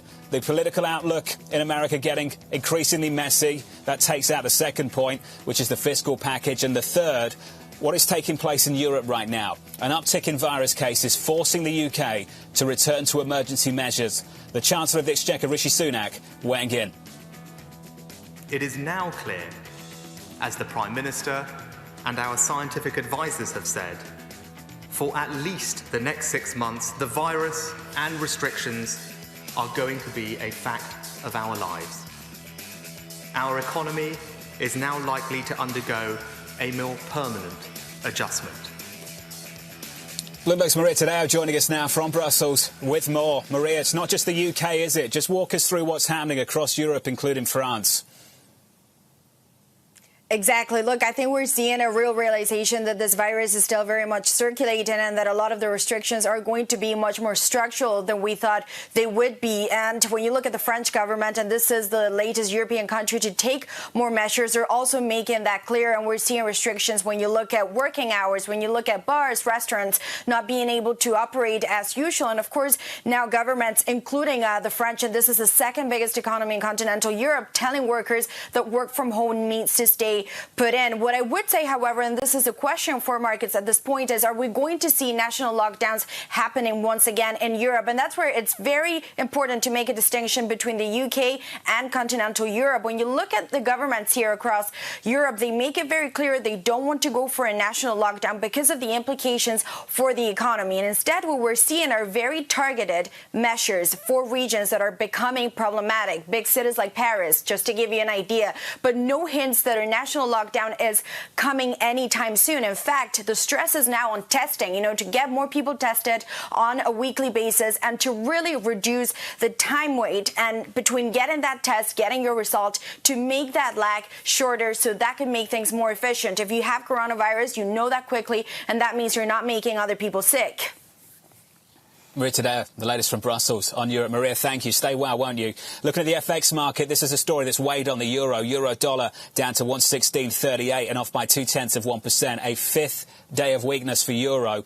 In the equity market, we talked to Jared Woodard of Bank of America at the top of the hour. He said he'd be a buyer of this. He's not alone, seemingly. 17 minutes into the session, we turn around on the S&P. We are now negative just around about 10 points, off by a third of 1%. Jared is more constructive over at Bank of America. Here's another guy that is more constructive. Morgan Stanley's Chet Anaya weighing in on the recovery and saying the following. The global economy has been on a strong run since its historic contraction last quarter, and the V-shaped recovery has played out even faster than we initially expected. Economic output is on the road to pre-COVID-19 levels. Chetan joins us right now. Chetan, I have to say, you're a contrarian in the moment, that's for sure, because the outlook for many people has darkened. Why is it still much brighter for you? Well, I think the most important point in the context of this concerns on the virus, which you talked about in the context of Europe, the way I articulate this concern is that, look, the equation between virus and economy is changing. We saw similar concerns rising in U.S. in June, July. If you remember, new cases were rising to new highs. We had increase in hospitalizations. But right through that period, the economic activity in the U.S. continued to improve. And now we are not talking about that. So I think something similar is probably happening in Europe right now. And your colleague mentioned the policymakers are not deciding to have a nationwide lockdown and just targeting small measures. So I don't think that you're going to see a decline in economic activity in Europe because of this rise in new cases, Jonathan. Chetan, one big topic right now, of course, is the fiscal effort in the United States. Right now, there isn't much of one. As we've talked about on this programme many times, underpinning every forecast, a series of assumptions. One assumption on fiscal outlook. Chetan, your assumption on the fiscal outlook that underpins your more constructive view. Do you need one, another fiscal package? I think the way I think about the fiscal package is that it would be good to have it. It will have us protected for the downside risk if there were to be shutdowns in the winter. But at this point of time, the strength of the data tells us that consumer in the U.S. will be fine without the stimulus. Here are some of the facts in that context. Personal income for the U.S. household in the month of August is above pre-COVID levels. Wage growth is running at 4.7% annualized run rate. And then you have savings buffer. In the July month, it was 17.8% of GDP, more than double the levels we were at pre-COVID levels. So we think the consumer can hold through this period before elections and through the winter. But it would be good to have had that stimulus just in case you have a shutdown in economic activity because of the virus. Chetan, you've been more constructive, and you've been right, along with Mike Wilson in the equity market. That constructive view playing out right now, the S&P turning positive 20 minutes into the session. The volatility of the chop in this equity market is just unbelievable. But Chetan, just for you, can you walk me through what is the key risk, the key downside risk for your more constructive outlook? If it's not fiscal, Chetan, what is it? No, I think fiscal is, but it's got to be viewed in the context of the backdrop of the state of the virus and lockdown. So I would say, look, three things in combination happens, which is that you have no stimulus in the U.S. before and after elections. You have an election outcome which is concerning for the economic outlook, and then you have rise in new cases which actually forces some serious lockdown in the U.S. in the winter. So I think if you have a combination of the three factors coming together, then in first quarter we will be staring at some downside risk to the growth outlook. Chetan, I tell you what, I'd love to get you back soon and we can talk about inflation dynamics as well, because there's a big discussion about what happens with real yields as well here in the fixed income market. Got to get you back soon. Chetan Iyer there of Morgan Stanley, more constructive, and he's been right to be so as this equity market grinds higher and turns positive. The economy in the United States bouncing back much more quickly than many people expected. 22 minutes into this session, this equity market has turned right around. Let's get to Bloomberg's Abigail Doolittle for more. Hey, Abigail. Hey there, John. Well, this is really pretty interesting, and I think you were really perhaps foretelling this in some ways earlier with your cross-asset checks, talking about the fact that bonds were basically flat and the yen was actually down. So there wasn't a haven bid, and lo and behold, we now have stocks trying to go higher. From a sector perspective, when we go into the Bloomberg terminal and use the IMAP, we have a number of sectors now trading higher. Earlier, all had been down a number by more than 1%. Importantly, tech is near the top. Real estate is actually at the top. Consumer discretionary, that mega cap sector, is also in the green. So we do have some defense leading, but nonetheless, it is helping the indexes try to change higher on bottom, energy and healthcare. Now, relative to today's turnaround for tech and those mega caps, it's really pretty fascinating, John. The New York FANG index right now, it is actually just slightly lower, down to about 0.2%, but Apple is up more than 1%, trying to do something technically that I've never seen it do before, which is take out its 50-day moving average. Amazon, Nvidia, some of those mega caps also higher. On the month, though, it is a bearish month. Tech is not the worst, though. Energy is down the most by far, down 18% in sympathy with oil. Financials, the second worst, and then there's tech on the month, down 6.5%. Probably not going to be turned around today or by the end of the month, but at least some ray of hope for the tech bulls right now, at least, John. Abigail, thank you on the price action. Thank you very much. The joke on Wall Street, I emphasise it is a joke. The Chairman Powell can now go with the first draft into the next testimony and not the rewrite that he might have had to do maybe 30 minutes or so ago. Coming up next, the market-moving events. Our trading diary just around the corner from New York and London. You're watching Bloomberg TV.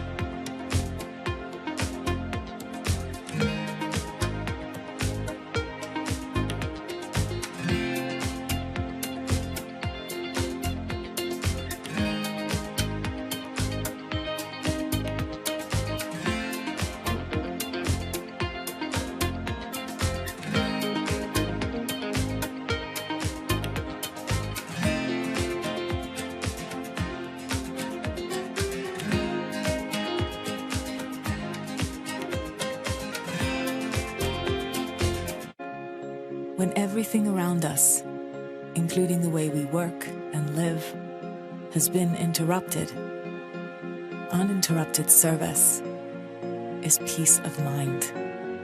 Juzi from customer support is responding to a 500% increase in daily call volume, no matter what. We keep on, so you can keep on.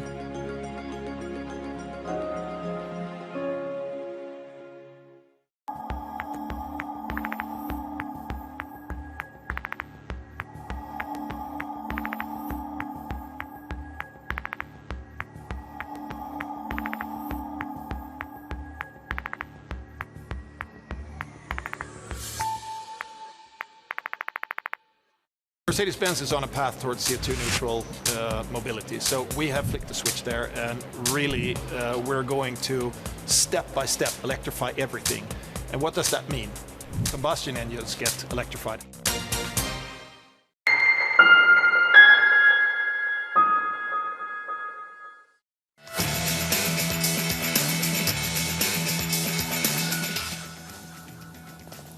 "25 minutes in, equities lower by 1/10%. This hour's been a marathon. Let's get to your day ahead, the trading diary, what you need to be watching through the rest of this week. Fed Chair Jay Powell and Treasury Secretary Stephen Mnuchin returning to Capitol Hill for their final day of testimony. Then we get US durable goods orders on Friday.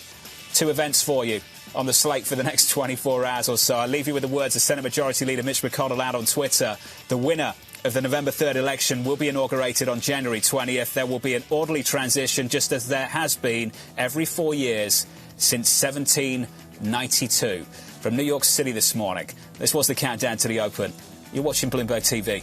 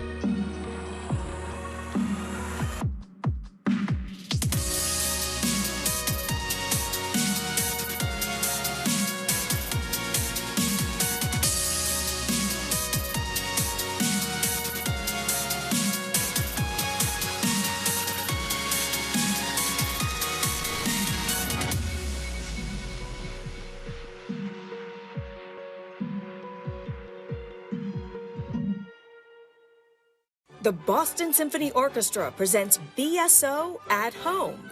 While you stay inside, enjoy a curated collection of archived concerts and behind-the-scenes stories from BSO musicians.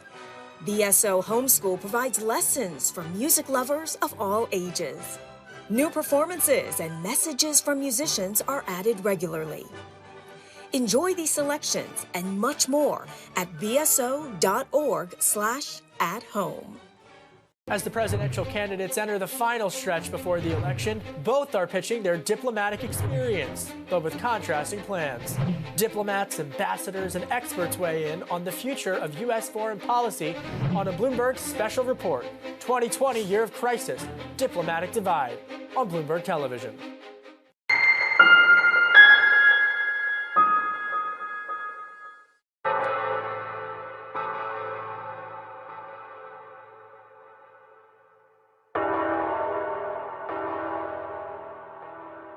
Months after Hurricane Maria, Puerto Rico is still in peril. Huge swaths of the island are still without power, running water, or access to medical care. Experts estimate that it will take years before these services are restored island-wide. Much of the blame has been placed on FEMA for a slow response in comparison to recent disasters on the mainland. But recovery from a disaster of this complexity and scale has proven more challenging than anyone anticipated. And filling the gaps between an overextended public sector and a suffering populace falls on the private citizens.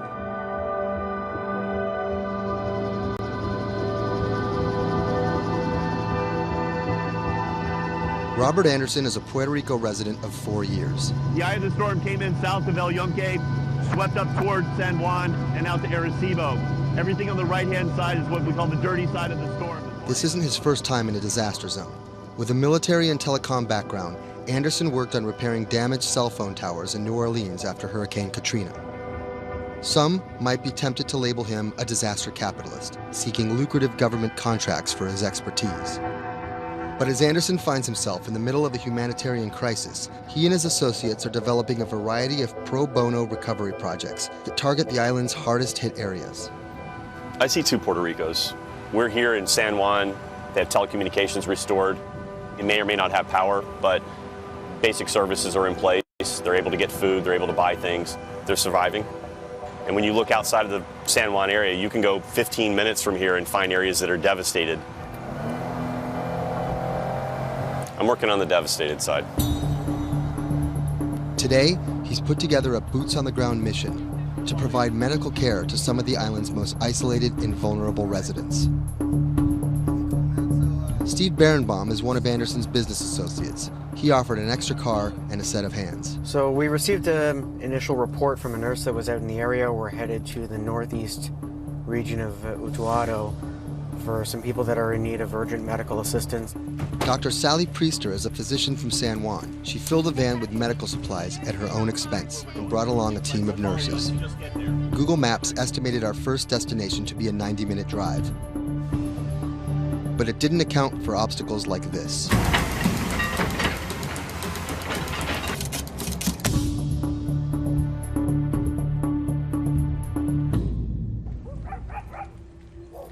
Our first stop was the home of an 82-year-old blind Vietnam veteran.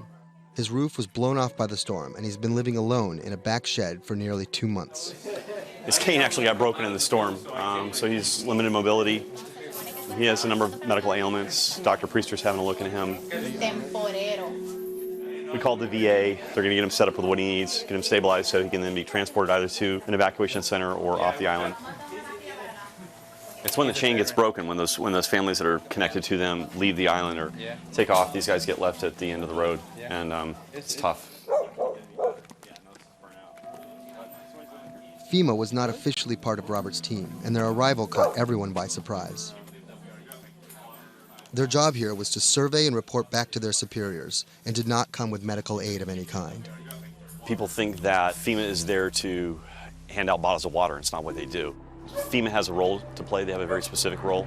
They bring in ships, they bring in airplanes, they bring in tractor trailers with pallets of things. But they're a big machine, and there's gaps in that thing. And you're seeing one of the gaps here, and we help fill that role.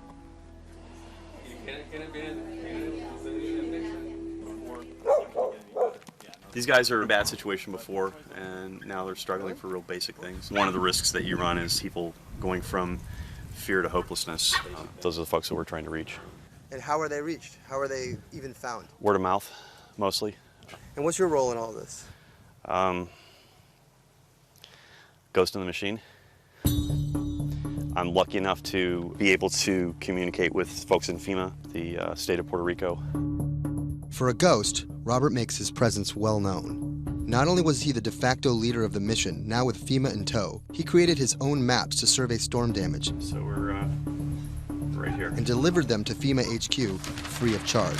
I have pretty good reach. Perhaps that's how he managed to earn himself a coveted FEMA badge without actually working for them. And it's these relationships that allow him to operate more efficiently than an NGO or a government agency. We're able to resolve problems at a different level. Our next stop was on a mountaintop, a family of 11 struggling to care for their special needs brother in what was left of their house. Probably we are the first health team to come and visit this family. Muy bien, todo muy bien. The patient has Down syndrome. He's all day in bed. The difficulty with this is the patient cannot be alone. The most important thing is that you need to take care of the chronic disease besides disability, because they have been not going to a doctor, and no doctor has come in here yet. So we need a refill of this medication. After maybe 54 days, it's not getting better. And the only way that you can be able to see that is coming to the ground, drive, and see the people and talk to the people. You can see San Juan from here, but you can't get there. It's like the Emerald City.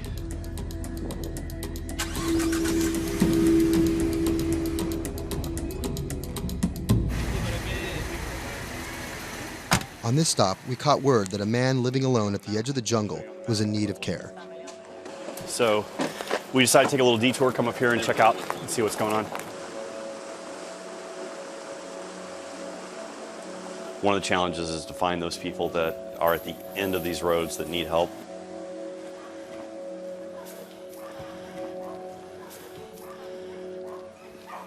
¿Pero por qué estás solo? ¿Por qué estás por acá tan solo?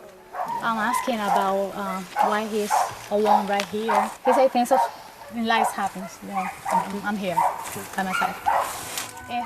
So, ¿dónde vive acá? En la parte de...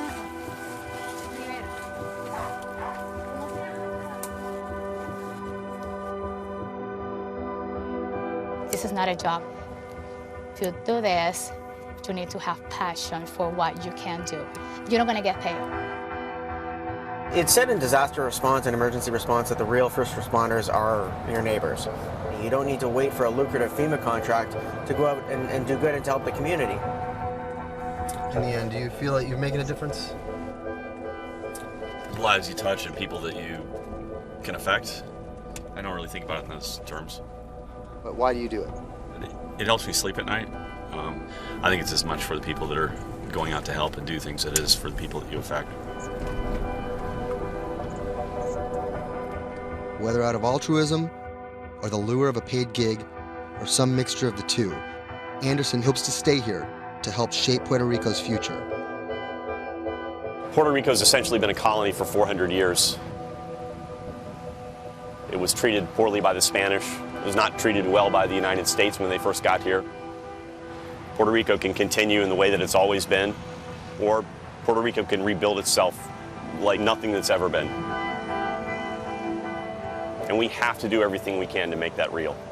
That's the bottom line.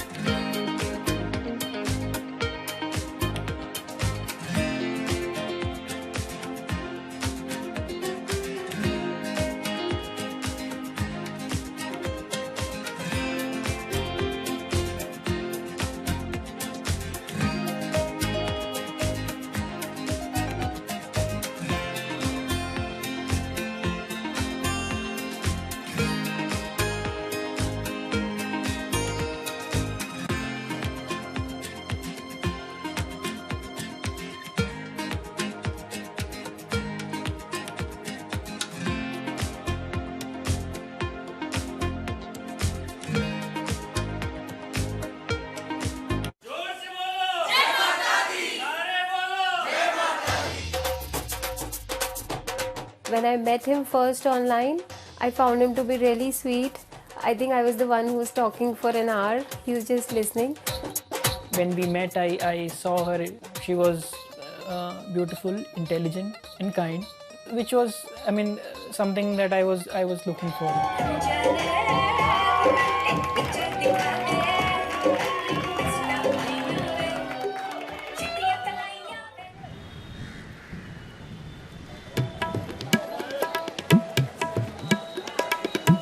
Anshu and Sumit are one of about 12 million couples that get married in India every year.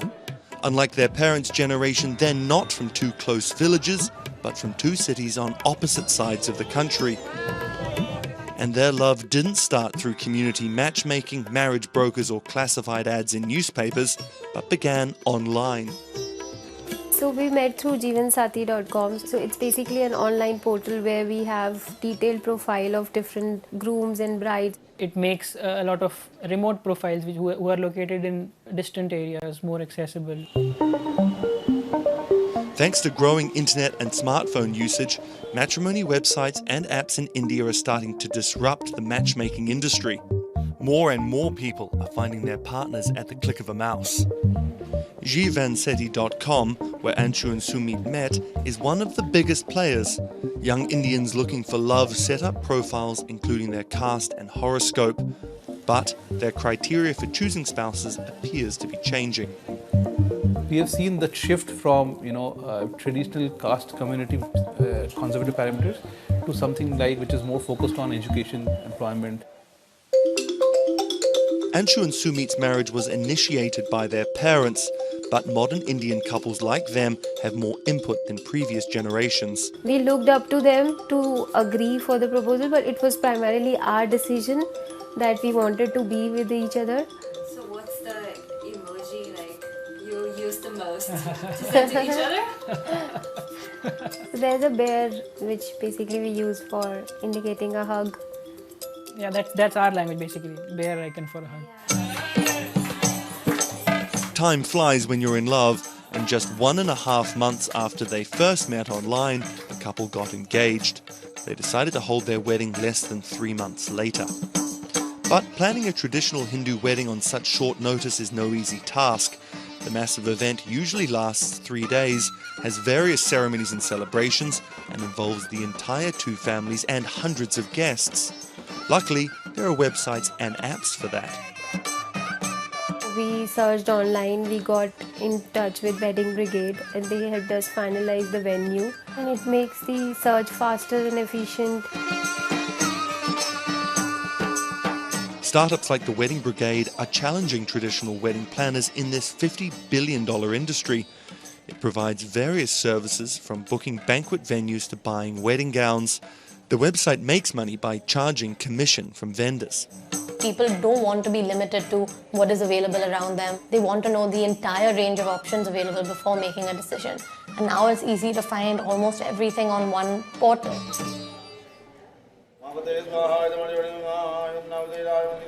Anshu and Sumit are officially married in a ritual that has gone on for thousands of years, but their love started in a very new way. Technologies might be changing the way couples meet, date and get married in India, but they're definitely not changing everything.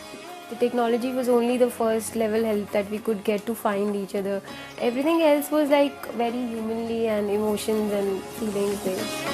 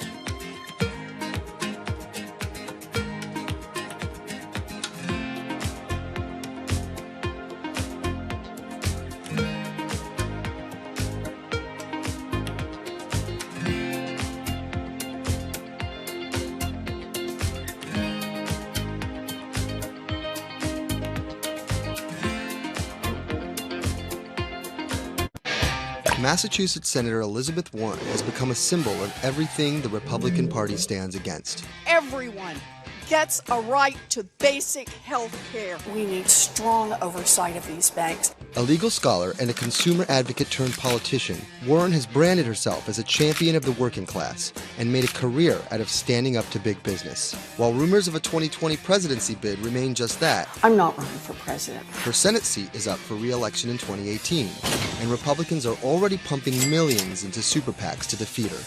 This is the story of how a law professor and politician came to be seen as the biggest threat to Republican values and the greatest hope for progressive America.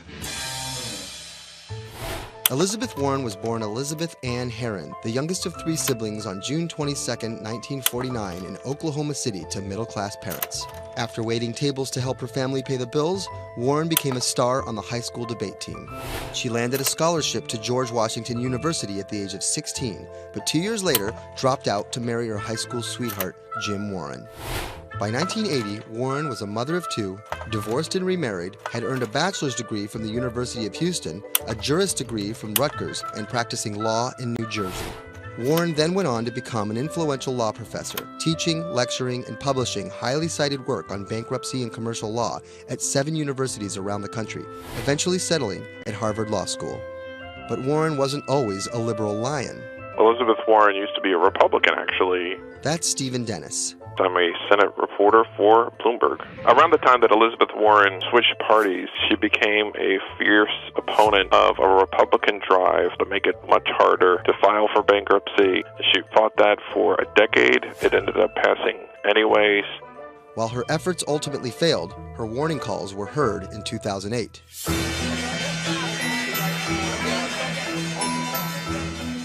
We're in the midst of a serious financial crisis. Our entire economy is in danger, and without immediate action by Congress, America could slip into a financial panic, and a distressing scenario would unfold.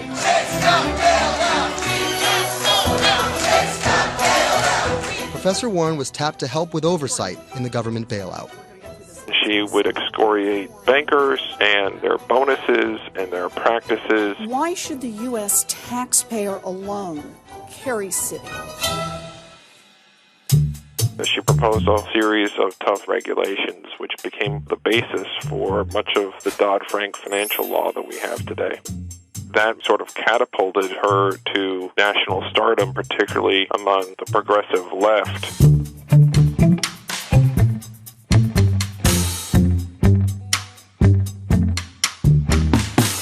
Encouraged by her newfound notoriety, Warren declared her bid for the U.S. Senate on September 14, 2011. During the race, her opponent Scott Brown tried to derail Warren by accusing her of falsely claiming Native American heritage, a controversy that earned her the nickname Pocahontas. Nevertheless, she was victorious and won the Senate seat by a comfortable margin.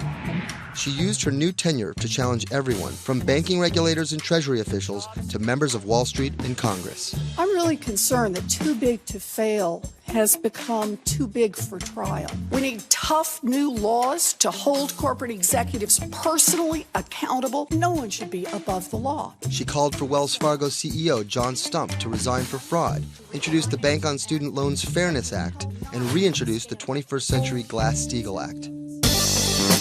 In 2016, after staying silent during the Democratic primary battle, Warren finally endorsed Hillary Clinton and had some harsh words for candidate Trump. Donald Trump is a loud, nasty, thin-skinned fraud who has never risked anything for anyone, and that is just one of the many reasons he will never be president of the United States. But she was wrong. The forgotten men and women of our country will be forgotten no longer. Warren wasted no time resisting Trump's agenda. Have you ever managed or overseen a $1 trillion loan program? I have not. How about a $1 billion loan program? I have not. Okay. In the Donald Trump era, Elizabeth Warren has been playing defense and trying to prevent Donald Trump and his cabinet appointees from rolling back protections that she helped enact. Warren actually found herself rebuked by Mitch McConnell for reading a letter by Coretta Scott King about Jeff Sessions' record on racism during his confirmation. She was warned. She was given an explanation. Nevertheless, she persisted. That moment became something that's on t-shirts, bumper stickers, slogans, and that really galvanized a lot of support for her. It's been very hard for Republicans to get much of anything done this year, and that's at least in part to this resistance movement that Elizabeth Warren has helped champion. We are here to fight back. Enough of Elizabeth Warren. Like you. Millions of dollars are being funneled to defeat Warren in the midterm elections in 2018. But it's the rumors of a 2020 presidential bid that has further prompted powerful donors to fund her opposition, often using the same playbook of constant and ruthless ad campaigns that many believe helped Trump win in 2016. It's anyone's guess if she will endure what Hillary could not. You know, the question for Elizabeth Warren is whether she can go from being a liberal firebrand to somebody who can regularly get 60 votes for initiatives in the Senate and 218 in the House and drive an agenda, and whether she can bring together coalitions for political victories. That's the challenge, and we'll see what happens.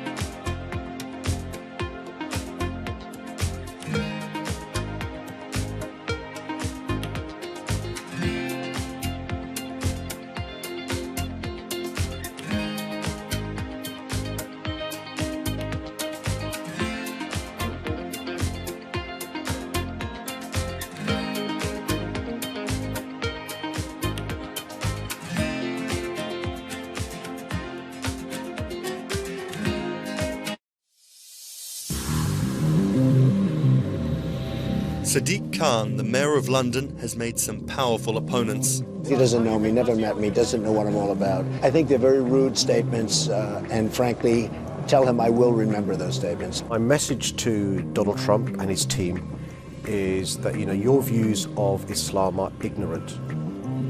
He's the first Muslim mayor of a major Western capital and proud of it. This is how Sadiq Khan went from the son of Pakistani immigrants to a lawyer, lawmaker, and now the mayor of London. Khan's parents emigrated from Pakistan. His father was a bus driver, his mother a stay-at-home seamstress. The 10-strong Khan family squeezed into a 3-bedroom flat in South London. He wanted to be a dentist, but TV in the 1980s convinced him otherwise. Objection! LA law with its swagger and ill-fitting suits caught Khan's eye. He graduated in 1991 with a degree in law from North London University and joined a human rights firm. Khan worked a number of high-profile cases, often clashing with London's Metropolitan Police Force. But he had bigger political ambitions. This is what being a new MP is like, squatting on a bench in the absence of an office, dealing with letters from constituents. Reports are just coming in of an explosion here in London. And so there's just explosions, and then it was just smoke everywhere. Everyone's just asking what's happened. Only 2 months after Khan entered the Commons as a Member of Parliament, London was attacked by Islamist extremists. That day will stay with me for the rest of my life. He spoke out against the attacks both as a London MP and as a Muslim.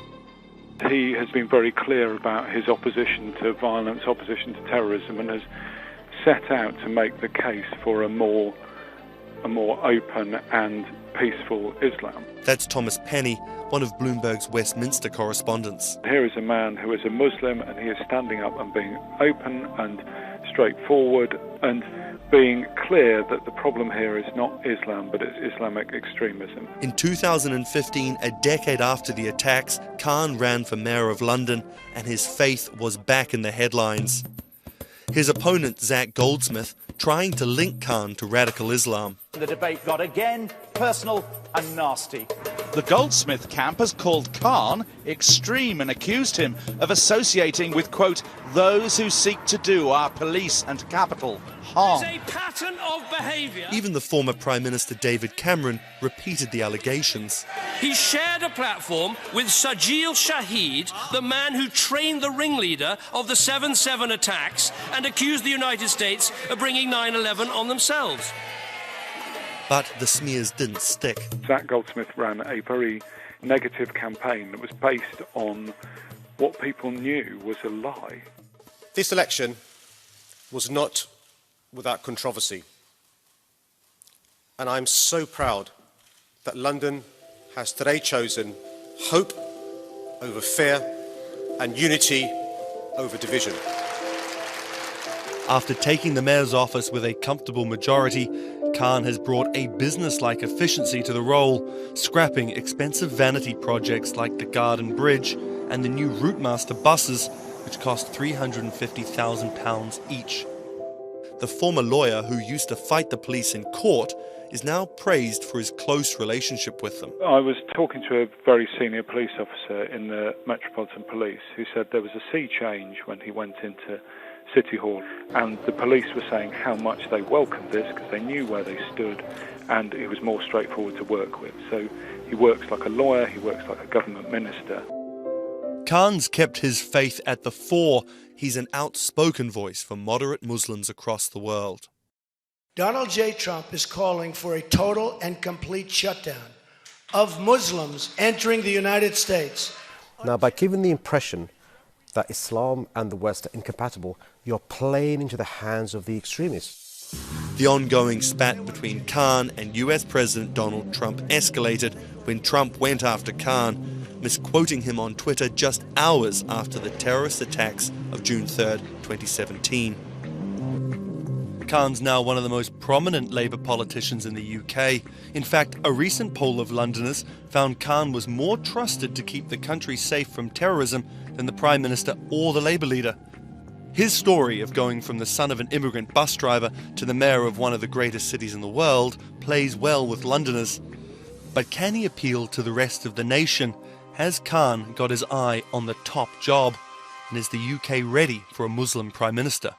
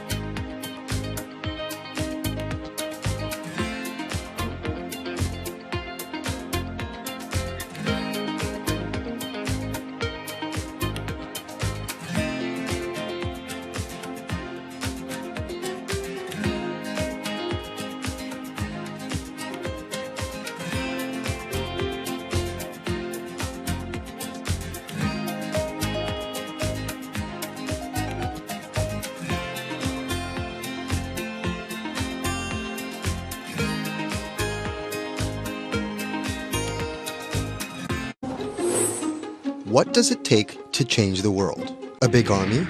A cure to a pandemic? A revolution? All of these take either a lot of people, thousands of hours, or massive amounts of space. But for Julian Assange, all he needs is one room, an internet connection, and the world will listen. Assange is located here, and more specifically, right here. And from that location, he's posted government secrets, classified documents, and leaked emails from some of the world's most powerful people. And in doing so, has been labeled a hero, a villain, a nihilist, and everything in between. This is how an Australian programmer sequestered in the Ecuadorian embassy in London became one of the most influential and notorious people in the world. Born in 1971 in Townsville, Australia, Assange has always been on the move.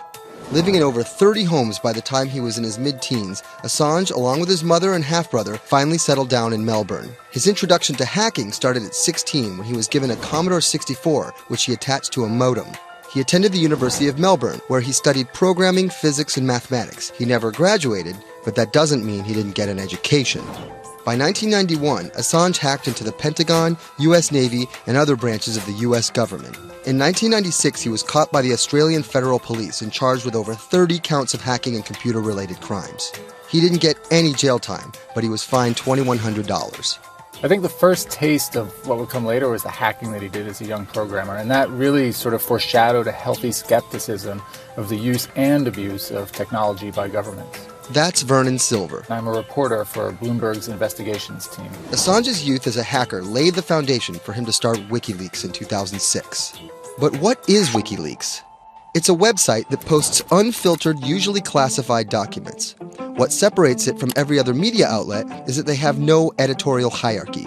With a publication like the New York Times, information comes in, they take that information, package it, then disseminate it for the public to see.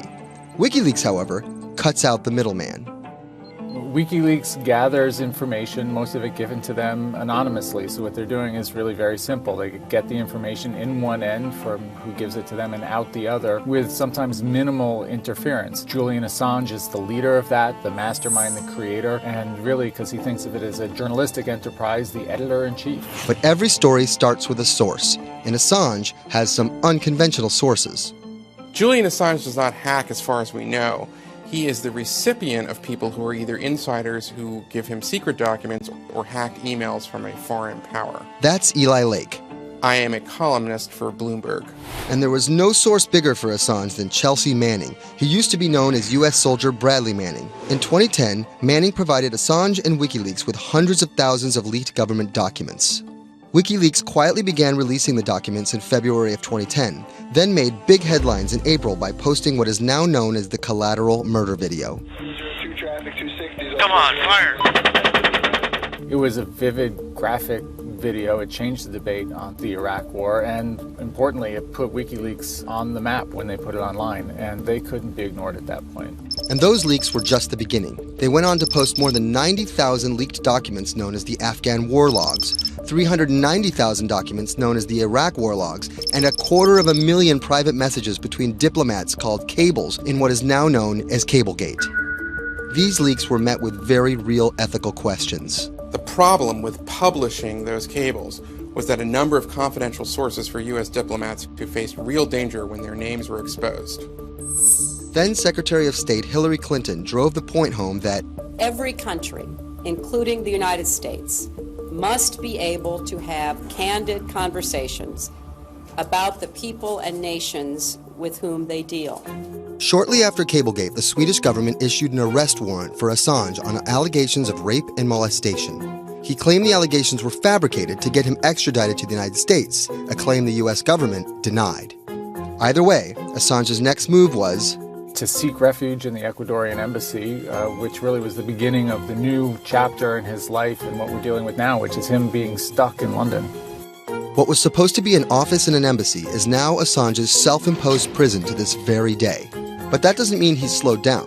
Since being trapped in the embassy, WikiLeaks has released files about Guantanamo Bay prisoners, Syrian political figures, and the draft to the Trans-Pacific Partnership. And then came the 2016 U.S. election. Thousands of leaked emails showed Democratic Party officials possibly plotting against Bernie Sanders in his race against Hillary Clinton. Over the course of 68 days, WikiLeaks released 20,000 confidential Democratic National Committee emails. In terms of the presidential race, if you look right here, when Assange released the first batch of emails, Trump actually takes his first lead against Clinton. I think we've had enough of the Clintons, in all fairness.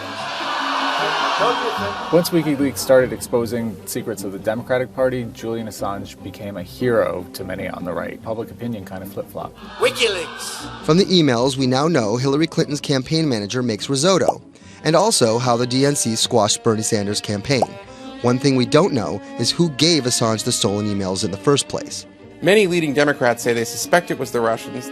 They released an analysis from a private cybersecurity firm that had said it was the Russians. But Assange claims our source is not the Russian government, and it is not a state party. So this is where we stand today. The public still doesn't know who provided the emails to WikiLeaks. Meanwhile, Assange is still running WikiLeaks and still releasing documents. In March 2017, he started publishing documents from the CIA's Center for Cyber Intelligence called Vault 7. The CIA, the agency charged with finding and keeping our top secrets, can't keep its own secrets.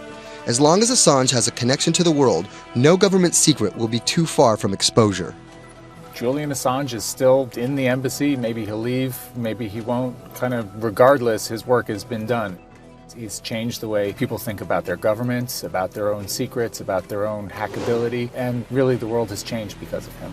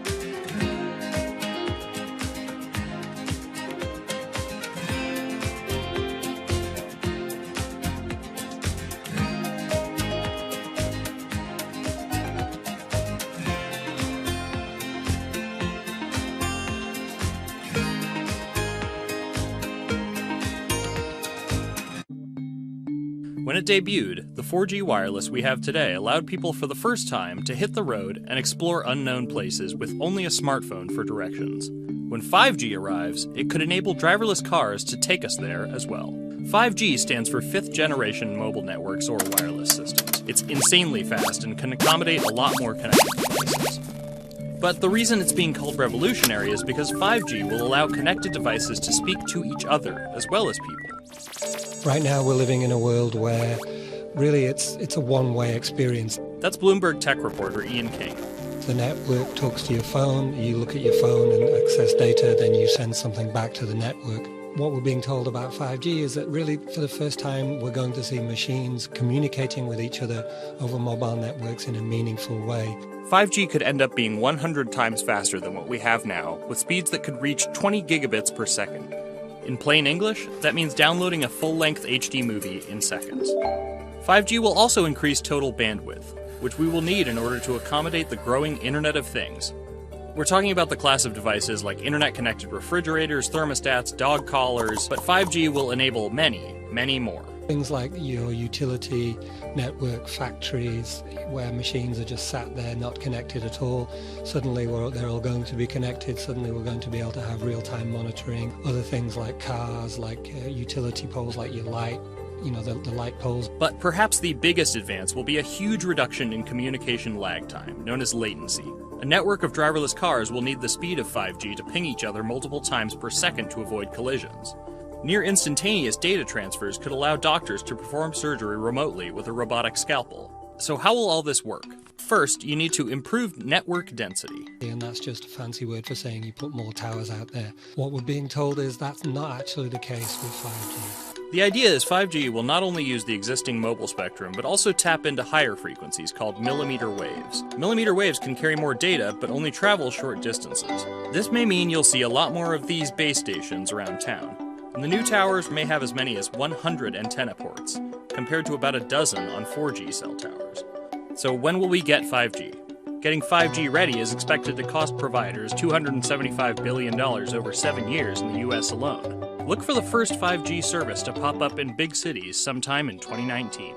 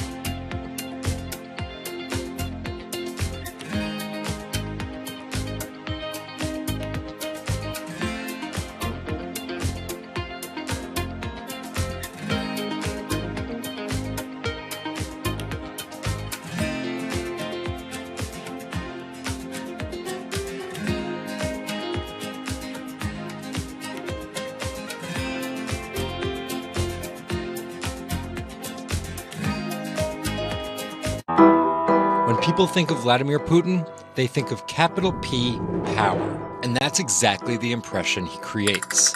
Whether it's physical power, firing different weapons, riding in various James Bond-esque modes of transportation, or tossing hapless opponents in judo. Or political power, ruling his own country with an iron fist, crushing his political opposition, or, most recently, being accused of meddling in foreign elections for his own benefit. This is how Vladimir Putin went from a poor, tough kid in Leningrad to a KGB spy to the very symbol of modern Russia. Vladimir Vladimirovich Putin was born in 1952 in Leningrad, which is now St. Petersburg. His father was a factory foreman and his mother a homemaker. It is widely said that Putin's public-facing tough guy persona can be traced back to him getting into fights when he was younger, which paved the way for him to take up judo. After getting a law degree from Leningrad State University, Putin joined the KGB Foreign Intelligence Service. He spent 16 years in the KGB. When Putin returned to Russia, he began his political career. He went to work for Anatoly Sobchak, who was then the mayor of St. Petersburg. That's Leonid Bershidsky. I'm a columnist at Bloomberg View. Putin thrived in Sobchak's administration because he was sort of considered pretty efficient city official at that time. He was very loyal to Sobchak. So loyal and efficient that he was noticed by Yeltsin's close circle. And those people soon brought Putin over to Moscow to work in Yeltsin's administration, where he quickly climbed the political ladder. Then, of course, he was promoted to Prime Minister of Russia. That's Dmitry Trenin. I am currently director of the Carnegie Moscow Center. Around this time, Yeltsin and the people around him, the so-called family, decided that Putin would become Yeltsin's successor. And then, this happened. The apartment bombings were carried out in 3 Russian cities, killing 293 people and injuring more than 1,000. Putin immediately accused Chechen separatists for the bombings and followed it up with action. He He was credited with having a very successful military campaign against the terrorists. And it worked. After that, he became an heir apparent in the eyes of the Russian people. 3 months later, Yeltsin resigned. And on his way out, a famous exchange. He was getting into the car in the Kremlin, and the last words that he addressed to Putin before getting into his car was, "Take good care of Russia."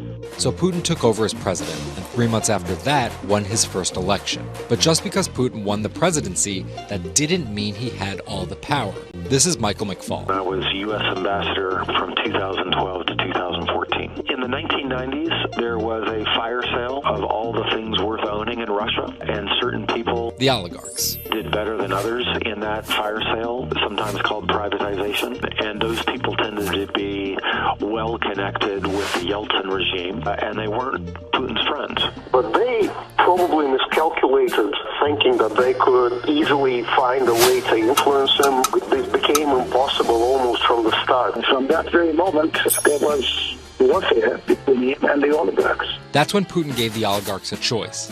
Putin's way? Some of those people from the 90s managed to figure out a new way of dealing with Putin and have survived.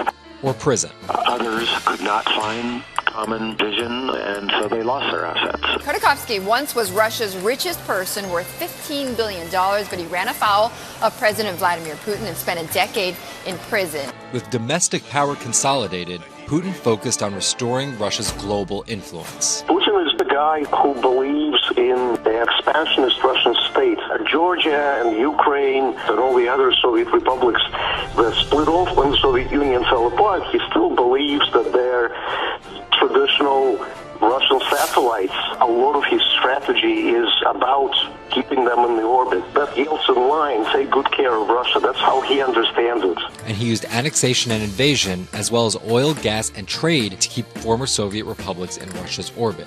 In 2008, Putin's 2 terms were up, and he decided to step down as president. Dmitry Medvedev stepped in as president, and Putin went back to prime minister. But really, Putin never left power. He pretty much continued running the country, and Medvedev was a bit of a figurehead. There was actually a period of cooperation between Russia and the U.S. that benefited both countries during Medvedev's presidency. Because Medvedev did not have the same negative attitude towards the West as Putin did. But when Putin came back to run for a 3rd term, in the lead up to the 2012 election, it was widely believed that both the presidential and parliamentary elections were rigged, and Russians took to the streets.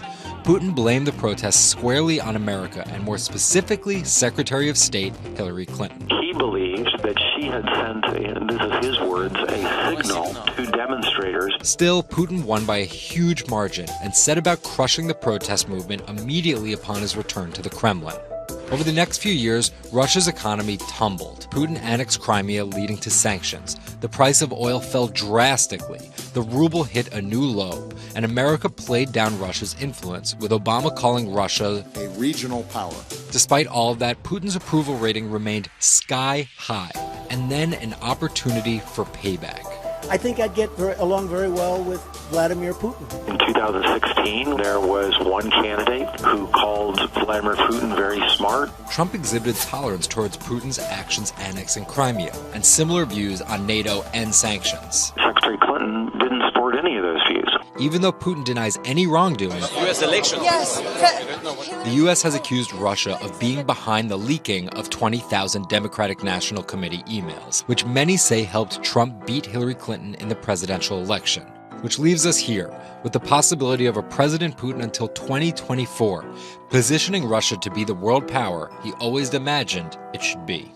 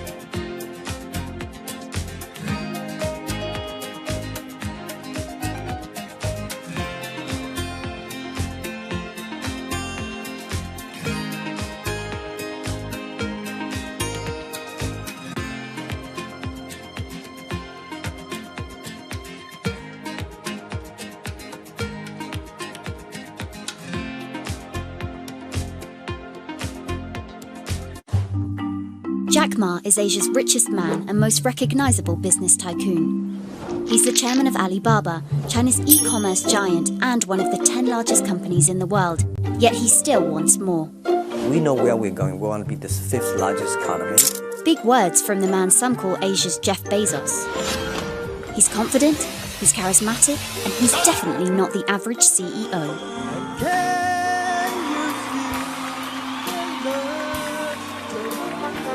This is how a poor schoolteacher went from the classroom to being one of the most influential multi-billionaires in the world.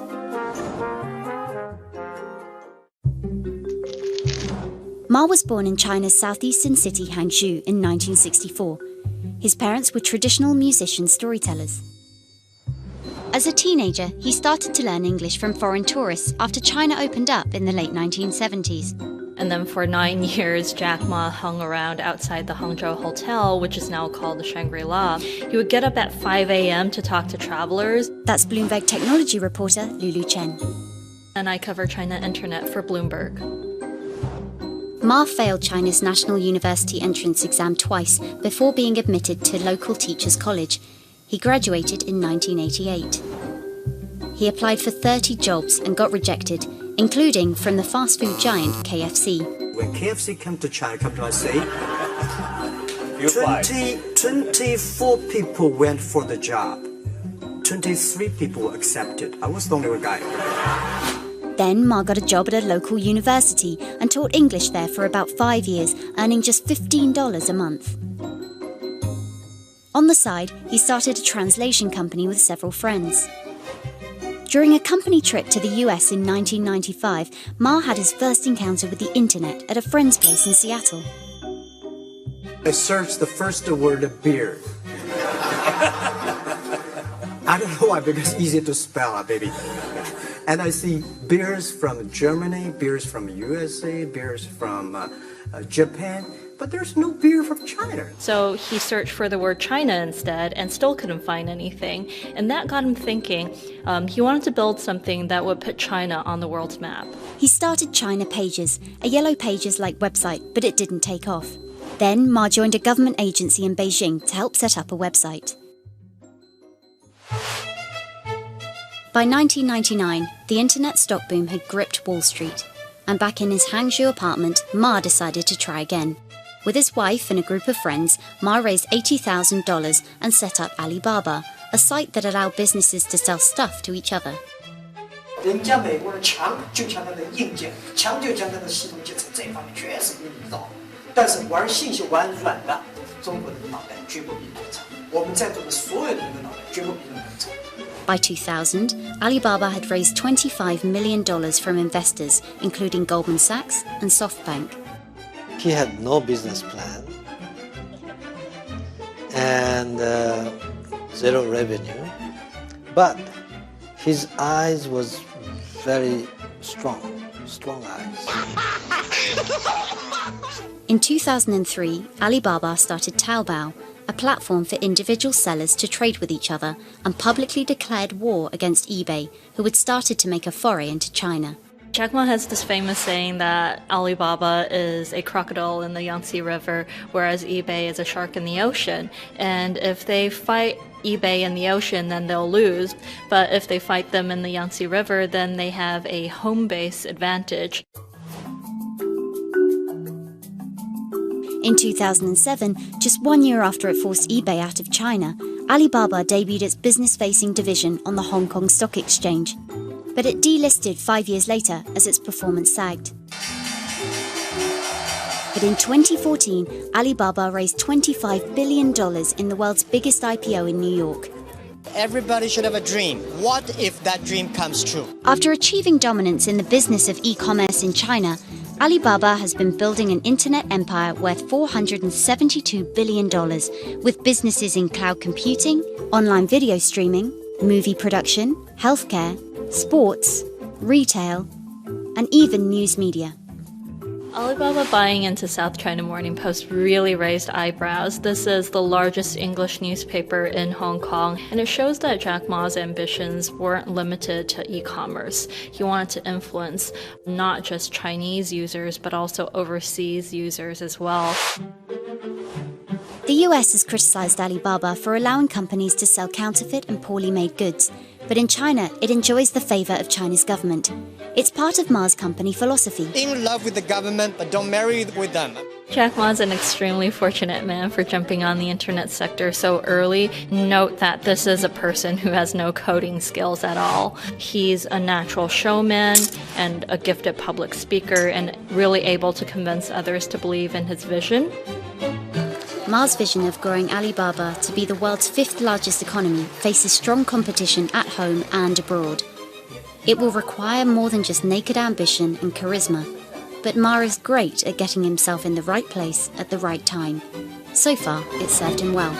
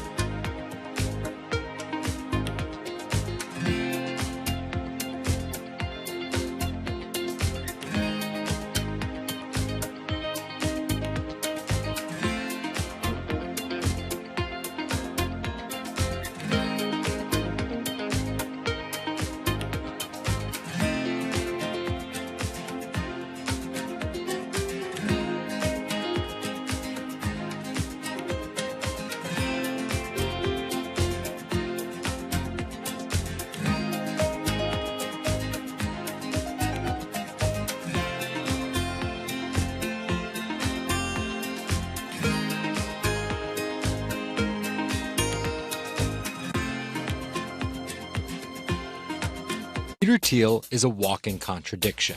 He got his bachelor's and Juris Doctorate from Stanford, but speaks out about the horrors of higher education, saying college is as corrupt as the Catholic Church was 500 years ago. He's a staunch supporter of the free press, yet he bankrolled a lawsuit to bankrupt an independent media company. But these were not journalists. And most of all, he's an immigrant libertarian who's the most public supporter of Donald Trump in all of Silicon Valley. What Trump represents isn't crazy, and it's not going away. This is the story of how an openly gay, immigrant genius, libertarian billionaire went from tech contrarian to Silicon Valley's biggest Trump supporter. Peter Thiel was born on October 11, 1967 in Frankfurt, West Germany, to Suzanne and Klaus Thiel. Peter's family emigrated to Cleveland, Ohio when he was 1. An Ayn Rand devotee during his youth, Thiel attended Stanford University majoring in philosophy.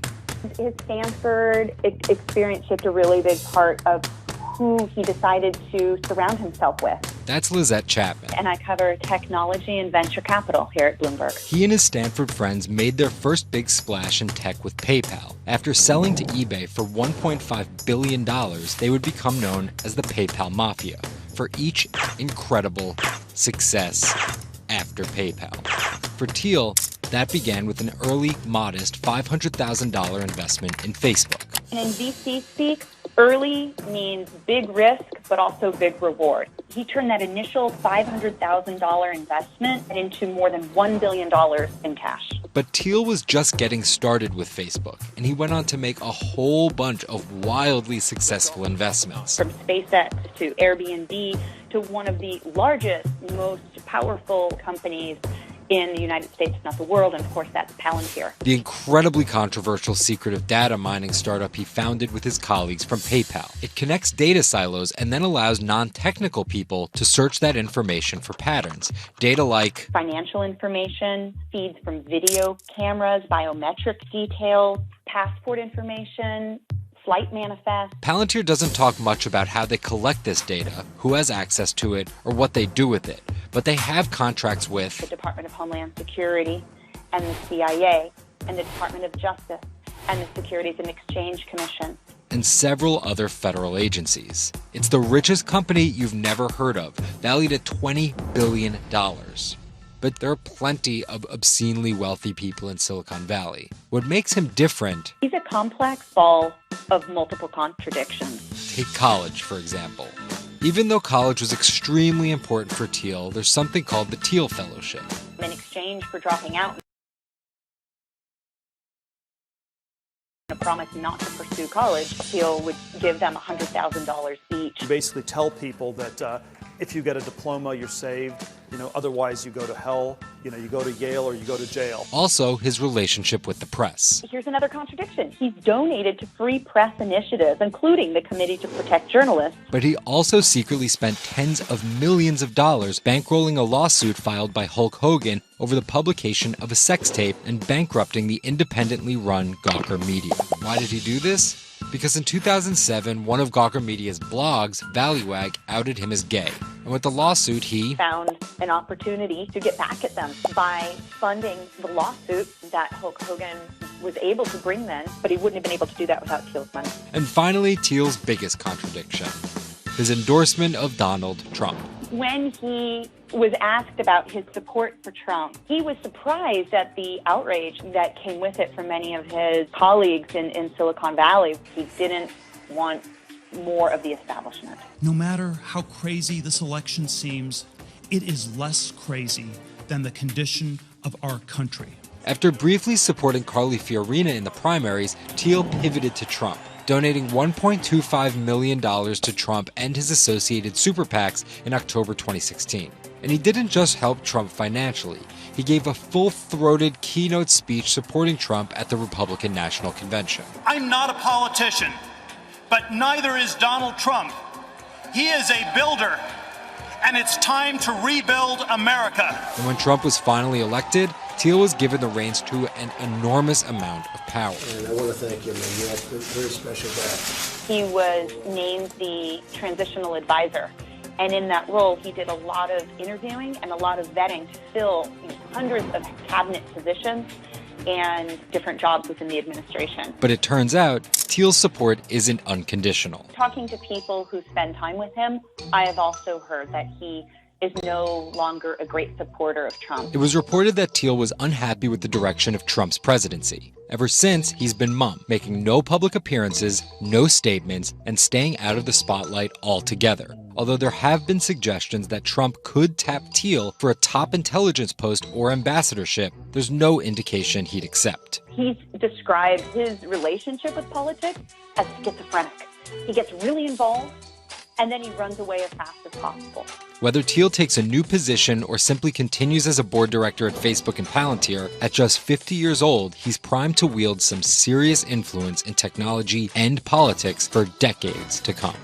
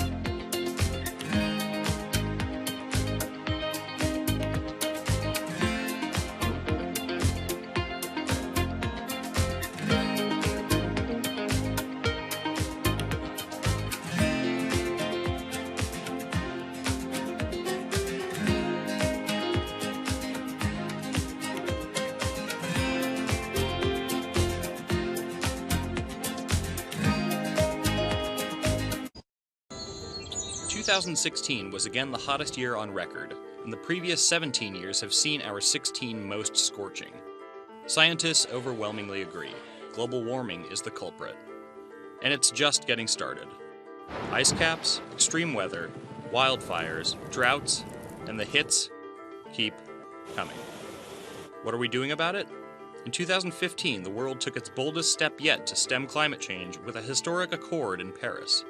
But now comes the hard part. Nations must change energy policies and invest huge amounts of money, and they will likely do it without the United States. President Donald Trump announced on June 1st that the U.S. would withdraw from the accord. The reality is that withdrawing is in America's economic interest and won't matter much to the climate. Here's the situation. Decades in the making, the Paris Agreement united the U.S., China, and more than 190 other nations in a push to limit fossil fuel pollution. The UN-sponsored plan secured pledges to cut greenhouse gases, the emissions that trap heat in the Earth's atmosphere, in an effort to avoid the rising seas and other environmental disasters that climate models predict. But even if all pledges are met, the globe is expected to warm by as much as 3.4 degrees Celsius this century, more than the UN target of well below 2 degrees. Meeting the Paris Agreement means that governments will have to offer more incentives for clean energy, scale back support for fossil fuels, make emissions more costly, and reduce deforestation. It's estimated that the deal will require $13.5 trillion of spending through 2030. Here's the argument. Unlike past climate pacts such as the Kyoto Protocol, each country set its own Paris targets and then promised to revisit and improve them. The U.S. was primed to play a lead role in climate change, but Trump's Energy Independence Executive Order reverses Obama-era rules and directives put in place to combat climate change, and expands production of coal, the dirtiest fossil fuel.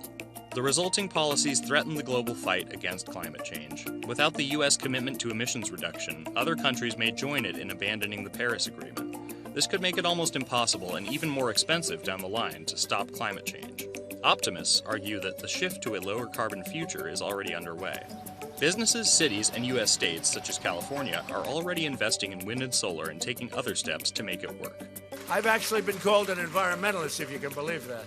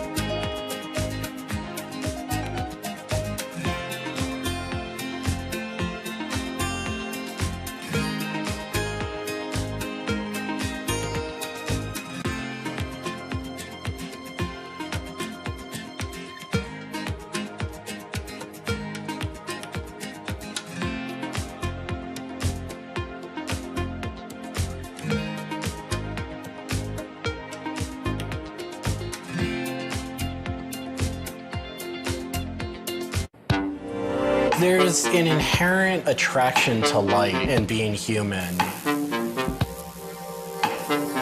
And I think on a very deep psychological level, light is this way in which we experience the energy surrounding us in a very personal manner.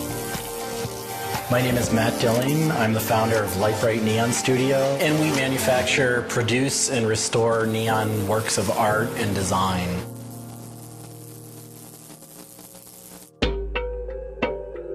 Origins of the creative content of a lot of the work at Light Bright comes from a variety of sources. Sometimes people come with a napkin sketch, some people come with an Adobe Illustrator file, and we have a whole design team who then we kind of work together to help create layouts of what it might look like.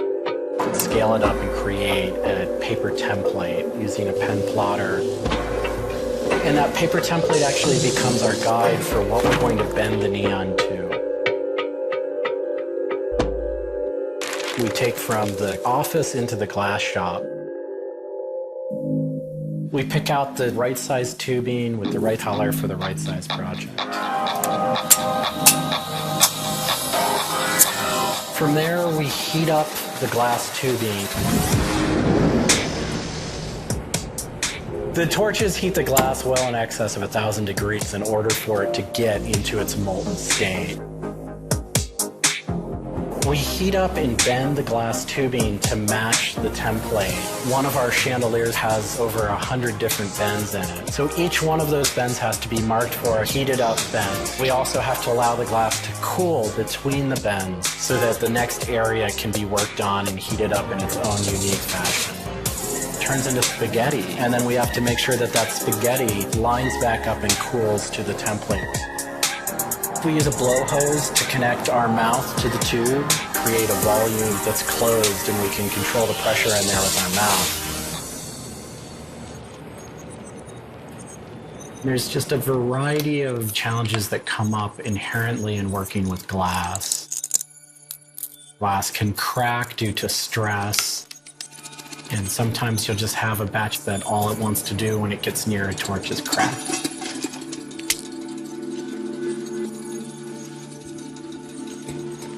After we've bent various components, we have to go in using the crossfire or the hand torch and actually weld all of those pieces together.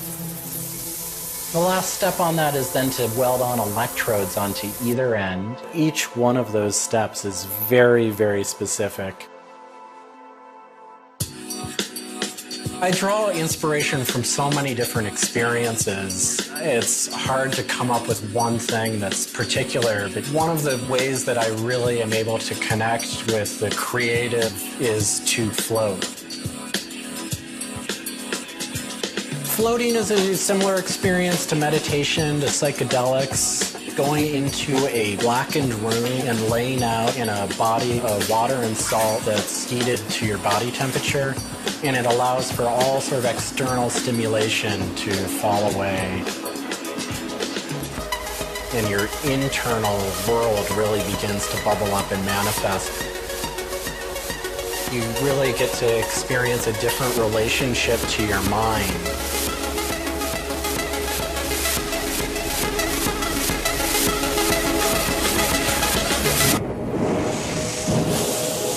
I think I work with neon because I can't not work with it. It's so challenging and so rewarding. And those things are so intertwined that there's no way of separating it out. I learn so much and continue to learn so much by working with it. I find so much inspiration in working with it, and I just continue to experience new and different things through the medium. It's that close to me at this point.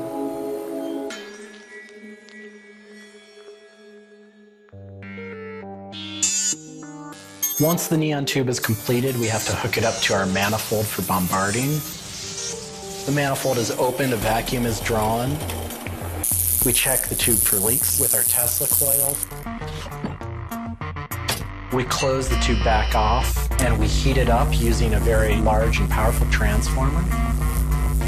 As the tube is heated up, it releases anything that's not inert inside the tube, and we evacuate that out. We introduce the gas into it. ignition, we seal the tube off, sealing into that tube whatever gas we introduced into it. I think my favorite part of making a neon light is when I see it lit up for the first time.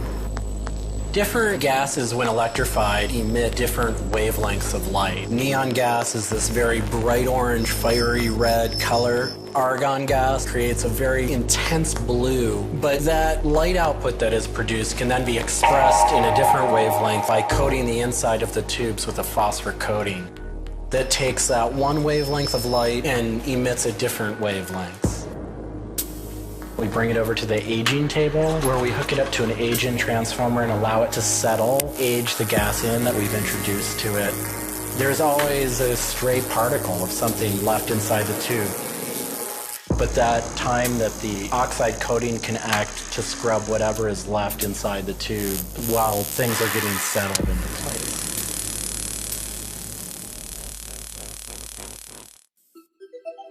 Once the tubes are aged in, we move on to our process of assembling two halves of the fixture together in a jig, gluing up the center of the fixture to its spindle.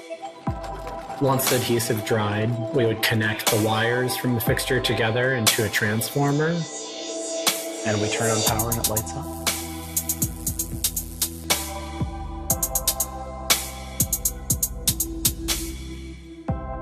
Part of what we love about what we do here is that we try and put out into the world the kind of things that we'd like to see. I still am surprised when it lights up. I'm still excited when I get to see it illuminated. There's an ineffable quality to it. To me, it is this insight into the inner workings of the universe. It literally is. It's a way of looking at what is surrounding us in the cosmos in a new light.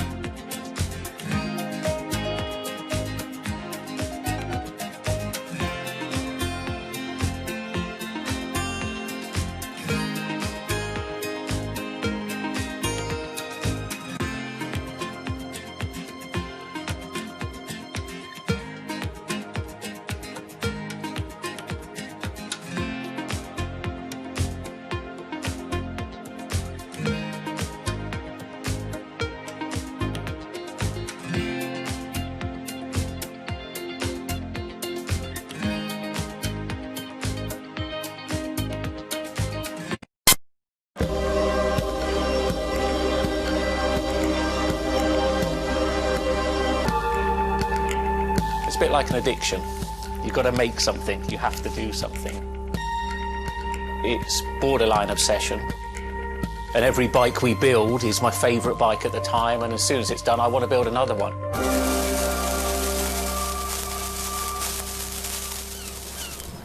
Sven Cycles is something I've been thinking about ever since I started cycling in my late teens. We want bikes that ultimately you'll really enjoy riding. There's never a bike that's the same. There's always a slight change. And as we build them individually as well, they have the marks of a bike that's built by hand. Most people I know cycle have an idea of their dream bicycle. And it may be an evolving idea you've had in your head. And we've worked with a lot of people that have come to us with sketches and scrapbooks. It's really, really nice to build something that's just one-off and unique. I think a lot of people see a bicycle as two wheels and a frame in the middle. There are a lot of subtle changes and nuances in design which can change the riding characteristics quite dramatically. I'm a really big fan of modernist architecture, and the simplicity of a modernist building is really hard to achieve. And with some of our bikes, they may look very simple, but I think people should not underestimate the time and effort that goes into designing a product. Tubing is key to a bike's feel and ride. Reynolds tubing has been in my life ever since I can remember. Growing up, I could never afford a frame manufactured with their tubing. We can now put a badge on our bike saying manufactured at Reynolds, which is a sort of thing as a kid I just wouldn't have believed was going to happen.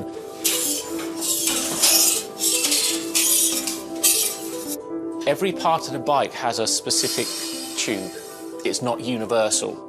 The first thing we do is get the tubes out, check they're correct, check the wall thicknesses, sand the edges, make sure it's all really clean, because if it's not clean, the tubes won't join together correctly. We build in steel because I still believe it's one of the best materials to use. It's been used in bikes since the late 1800s, and they're still using it now for a very good reason. It's the flexibility that we can replace the tube, repaint the bike, and you wouldn't know it's damaged. I just like working with it. It's very sculptural. This isn't sort of aerospace precision engineering.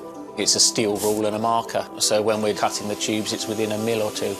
But what we're trying to do is take the best from bicycle building in the past and add a little bit of modern flair to it.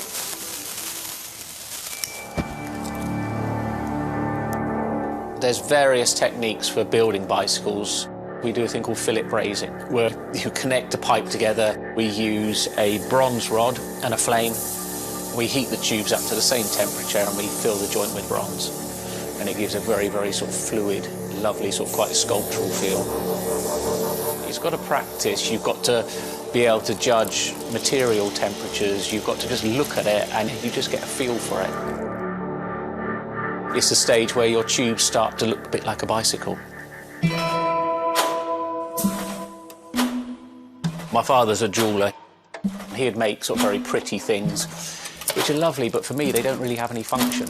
What I love about bicycles, you can start on a Monday with a box of tubes, you can be riding it by the weekend, and it can last you for the rest of your life.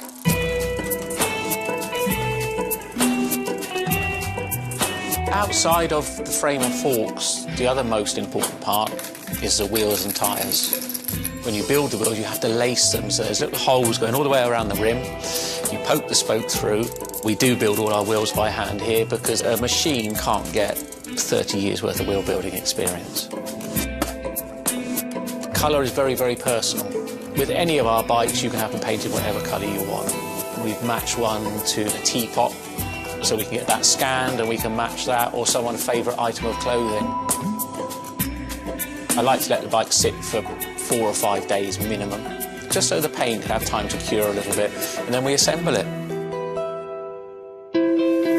We get out all the new components, and it's a case of putting them together. Some bikes you can assemble in 3 hours, some will take 3 days. And we've built bikes that cost in the £10,000 plus mark.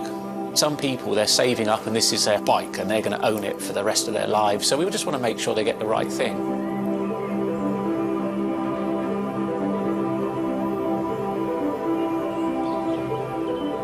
I think the bike for me was the first time I had some freedom, so as soon as I had one I was off. A lot of people still get that thrill as when they were a kid blasting down a hill, wind going through their hair. It's fun. Everyone has their favourite jacket or something that just makes them feel good. If you've got a bike that fits well, you actually feel part of it. Building bicycles as a creative outlet is fantastic. It's not something you do because you're going to get a big paycheck at the end of the day. You do it something you have a passion for it.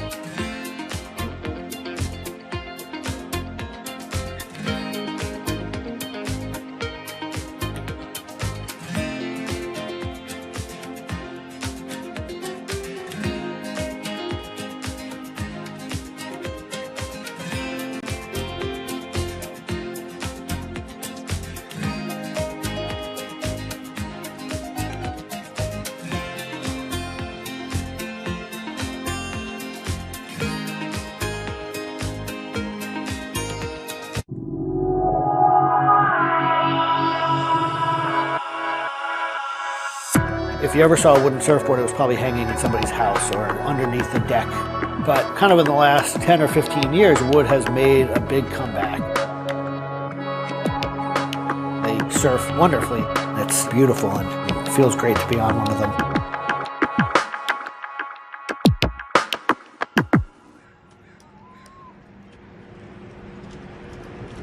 I always had a love for wood and kind of passionate about things that went in the water. I've kind of been around wooden boats most of my life. There's just so much character. The way they're built, the stories that come with them, a lot of that has translated over to why we build surfboards the way we do. When we first started thinking about building surfboards, wood was the natural material we chose. They have a very high strength to weight ratio. Wooden surfboards have the longest history of use in the surf world than any other material. People have been surfing wooden surfboards since kind of the first documented history of people riding waves. The board starts in CAD, where we take a 3D model, break down the shape, and kind of create frames and templates and all the inner parts of the board that we get cut on a CNC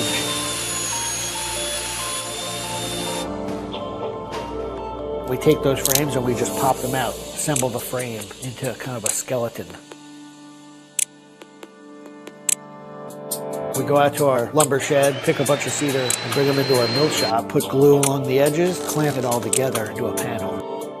Everything's book matched, you have symmetry in the colors and texture of the wood. Cut your outline. Take our assembled frame, gently put it down right on top of the plank.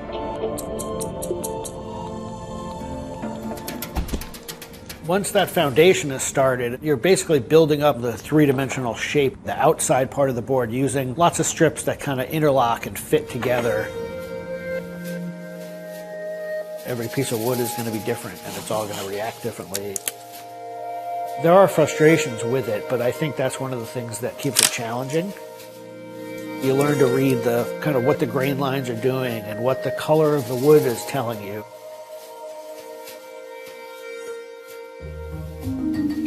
Once those rails are cleaned up, we put our top planks on. It's a little bit like putting a lid on a box. It's like, this is it. Whatever's inside that board is staying inside that board. And by tensioning some rope, you can clamp the two together. It's like a time capsule.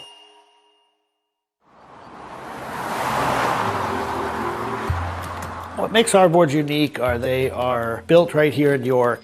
They're built using material that grows right here in the state of Maine. They're built 100% by hand by local craftspeople and surfers. There's a lot of time that goes into these boards, between 40 and 60 hours, start to finish. We wanted to build surfboards that were as hollow as they could be, but still be strong enough to work well. Too light and they don't surf well, but too heavy and they don't surf well. So there's a balance point there, and that's where we try to be.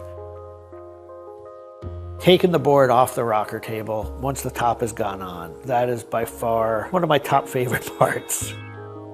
It's just you and a shaping stand, a board, and a hand plane.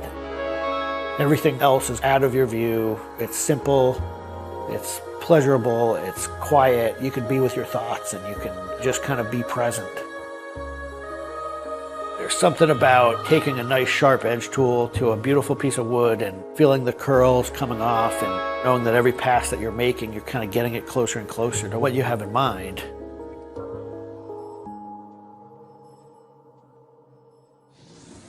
Once we've shaped it down and the board's looking like it's supposed to look like, time for it to go into the glassing room. 4-ounce fiberglass, laying it over the board, draping it over the edges, cutting it, applying epoxy, and on the board. Once both sides are lamb coated, it's time to put in the hardware. Drill and router and install the fin box. And on the other side, we drill and put in the leash plug and a vent. There's a lot of air just naturally inside the board, and that air wants to expand and contract with temperature changes. And that vent has a little piece of Gore-Tex fabric in it, and it allows air to kind of breathe both ways, but it doesn't allow water to get in. Once all that hardware is put in, it goes back into the glassing room. We brush a nice, beautiful, thick coat of epoxy over the whole surface, and that we call a gloss coat. That's supposed to look beautiful and glossy and shiny and flawless. You get to see that board come to life. Whatever the colors in the wood, they really come out. It just makes it look like candy. You just want to touch it and run your hands down it, and it's just kind of the icing on the cake.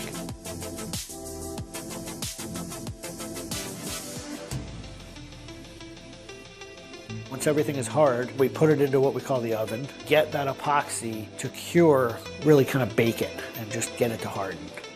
Put in the fin, screw in the vent, and ship it out. We just love the idea of building something that's sustainable and long-lasting and made by hand. Kind of gives you a deeper connection to the product over something you might buy on a shelf.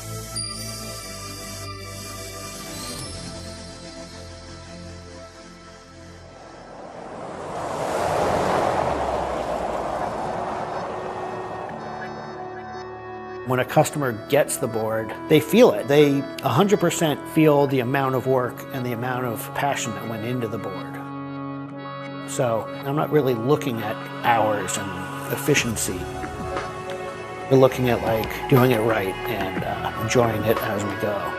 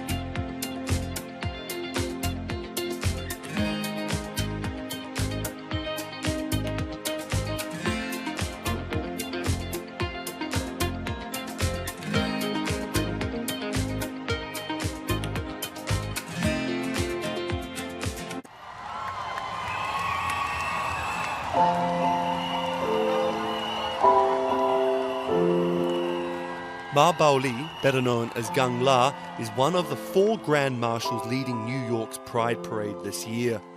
But in the country he comes from, being gay is still a social taboo. The CEO of a Beijing-based internet company is on a mission to improve the lives of millions of gay men in China.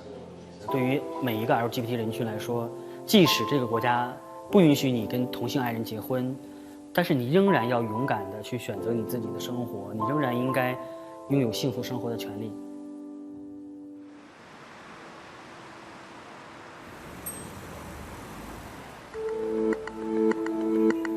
Ma's company Blue City runs an app and a website specifically for gay men. Blued is one of the biggest gay social networking apps in the world, with an estimated 30 million registered users. Unlike most other apps, Blued is more than just dating or hookups. 大家可以在我们这个软件里面找他自己的情感，然后可以阅读相关的内容，然后可以进行一些娱乐，比如玩游戏啊，比如看直播啊等等。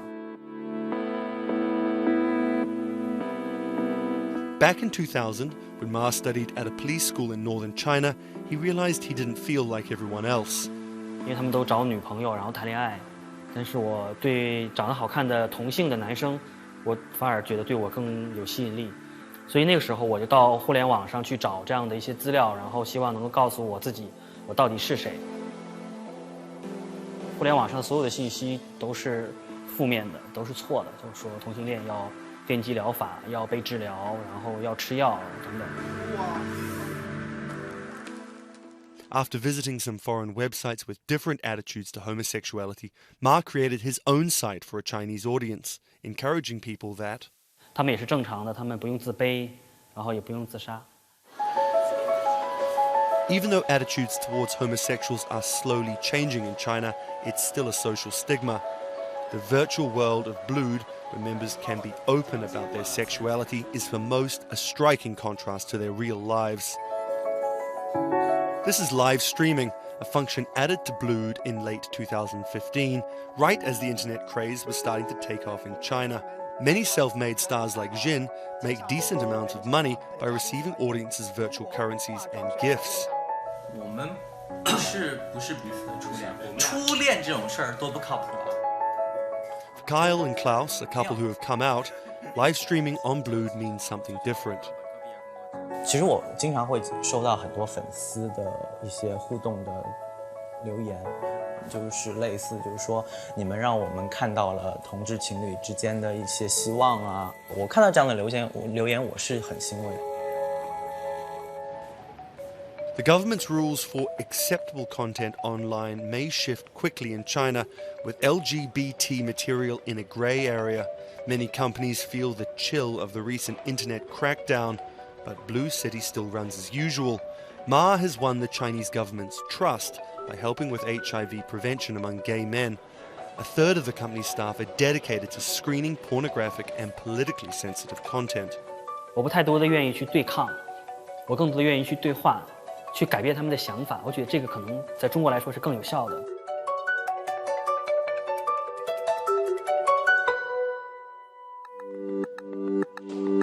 In the past 5 years, Blue City has grown from a team of 7 people to a promising business with about 250 staff. Ma said the company earned over $15 million last year, mainly through advertising and selling virtual currencies to live streaming audiences. Now the company is expanding overseas. 我希望吧，通过我们的努力，Blue能够成为全球第一家在美国纳斯达克或者是纽交所上市的这样的同志互联网公司。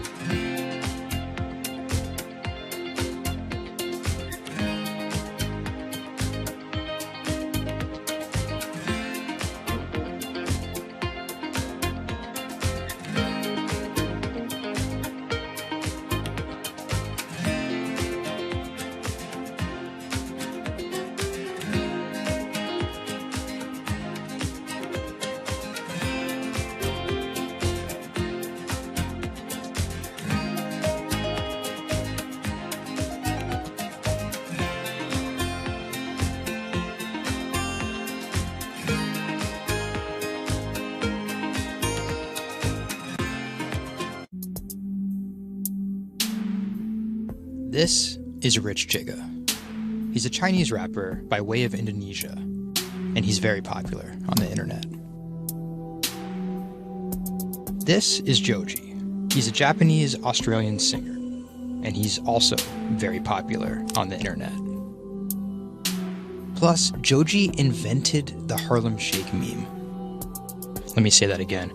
This guy, Joji, in the blood bathtub, invented the Harlem Shake meme. But we'll come back to that.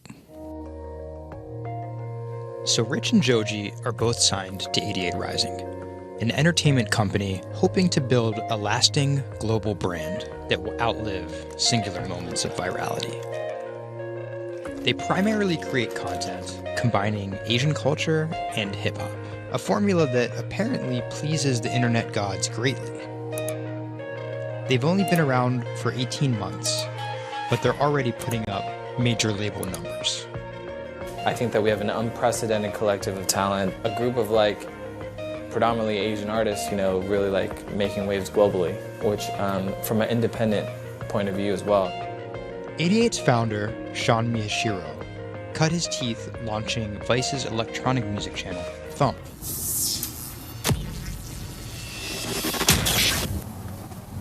But quickly, Sean became interested in life beyond dance music. I knew that after launching a whole content platform that I have kind of the ability and the know-how to do it again, but for what was the question. So Sean moved to the Bronx to start over and figure it out. He couldn't afford an office space, so he worked out of his car at the top of a grimy parking garage. Everything kind of started here. If you look around, this is my environment. This is my serenity, really. 88 Rising was built here. Built on the grounds of LA Fitness, residence in a parking garage. I was living in the Bronx. I'm just damn, where the hell do I go? So I just come up here and I I just kind of figure things out every single day. Being okay, what the hell is this thing? Coming here was kind of my own kind of private office, basically. To be honest, I would even go to the bathroom here. I would take pisses here, you know what I mean? It was, it's just too far to go back down there. When I need Wi-Fi, I'd spend a good part of the day at Dunkin' Donuts. Hi, how are you? Can I get a chicken snack wrap? Before 88 Rising officially launched, Sean caught a surprise break in the form of a Twitter friendship with a funny 16-year-old kid from Indonesia named Brian, who taught himself English by watching Rubik's Cube tutorial videos on YouTube. Seriously, that's true. I thought his Twitter was genius, from the future, just crazy, and just the shit that he was saying, the memes he was making. But I didn't know that he rapped or anything like that. I really didn't, and he came up with that stick 2 weeks later. 12 in the morning, pop shells for a living and baby gon' smell blood trail every minute road. Dat Stick was Brian's first ever attempt at making a rap song, and it immediately went viral. Everything was great about it, but the one thing that I noticed is the song was hard as hell. Just everything about it, man, just was menacing, bro. Soon after the video dropped, Brian signed with 88 Rising. I'll FaceTime with Rich. Sorry for calling you Rich Chiga on my phone, Rich. Brian, he gets super pissed off that he's saved in my phone as Rich Chiga. He's like, dude, am I not a human to you? What's good, bro? What's good, brother? How you doing? Doing great. I just did a sound check. How was it? It was tight. Hold it stick locks, but you been a bitch, suck a thick cock. So, Brian could definitely rap, but some viewers understandably took offense at a Chinese kid satirizing rap cliches and calling himself Rich Chiga. But if a group of well-known rappers saw the video and genuinely liked it, that could at least help validate Brian as a legit hip-hop artist. Plus, it could be really funny. It was just kind of an idea that I just had on the spot. Everything that rappers say is better and funnier and smarter and wittier. And it's just more entertaining. We just edited it as tight as possible, put it up, and it really worked. 12 in the morning, pop shows, living in. Yo, this nigga got a pouch on and a Reebok pouch. This is the hardest nigga of all time. You said when you come for a trigger like me, that was dope. Like, it's just lit, and I think people would take it as a joke at first, but it's like if he ran with that and kept doing more videos like that, it's just lit. You know, I'd never been to America before, and like all of a sudden, it's like I see like all the rappers that I listen to just like reacting to my stuff, and I was like, what? How did this happen? The reaction video also went viral, and even led to a remix of Dat Stick featuring Wu-Tang's Ghostface. I'll get on that track. You know what I'm saying? Yeah. Really, on the remix? Yeah. Oh, you know him? And yeah, the remix went viral too. Brian has since acknowledged the misstep in his name and claims he may change it. But for the time being, he's still Rich Chigga to his fans. An ever-growing global audience, hungry for more releases from emerging talent around the world. I didn't know that it was gonna be this impactful and this important to people, and I'm very thankful and blessed that it has. And every day now that I wake up, it's like it's just like a new mission every day. A major part of that mission involves Joji. Remember the bloody bath guy? He's a former YouTube personality in the middle of a career transition. The sound of this song, Will He, it's like a trap song that you can like slow dance to. Awkward prom shit, you know what I mean? I used to do crazy episodic internet videos. It was going well, and one day it was me and a few friends just in a room. We were casually chilling, and then someone plays the song, and it's brand new at the time. I happened to have a lot of costumes laying around, so I told the other guys, I was like, get in these costumes and let's just dance to it, like who cares? We were like, okay, let's just go crazy at the drop. So that video goes up, I go to sleep, and the next morning, everyone's doing it, like next morning.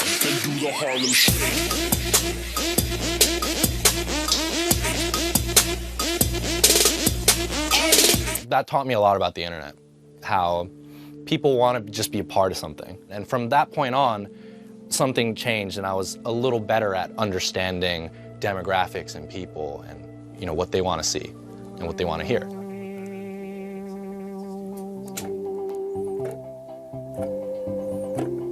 I was friends with a couple other artists who were affiliated with 88, and then I also started to realize that 88 is the bridge between Western and Asian entertainment, and I really wanted to be a part of that.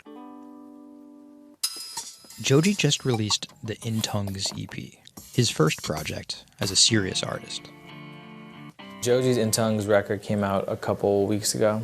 It's #2 on Billboard on the R&B charts, which is crazy for independent release, and he's like a brand new artist. And the success is even more impressive, knowing he went from creating something like this, it's just Taco Bell, what could possibly go wrong?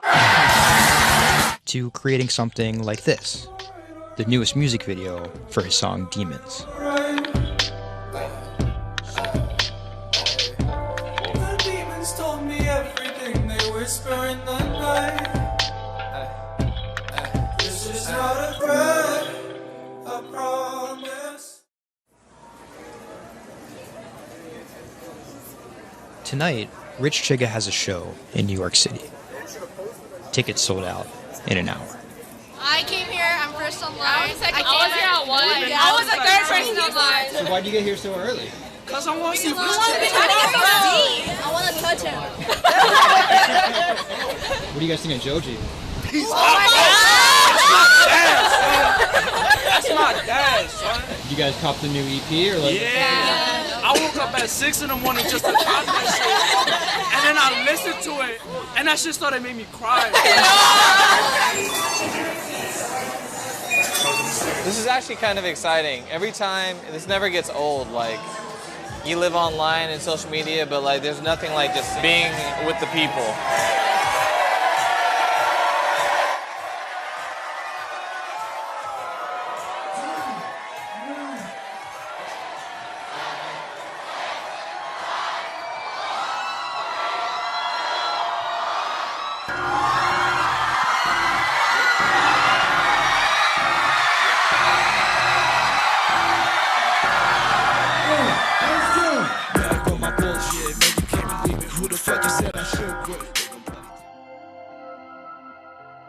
More often than not, viral success happens by accident. And then after an appearance on Ellen or Jimmy Kimmel, the creator's star power fizzles out.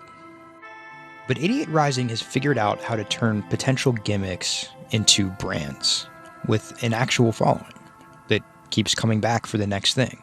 Oh, shit!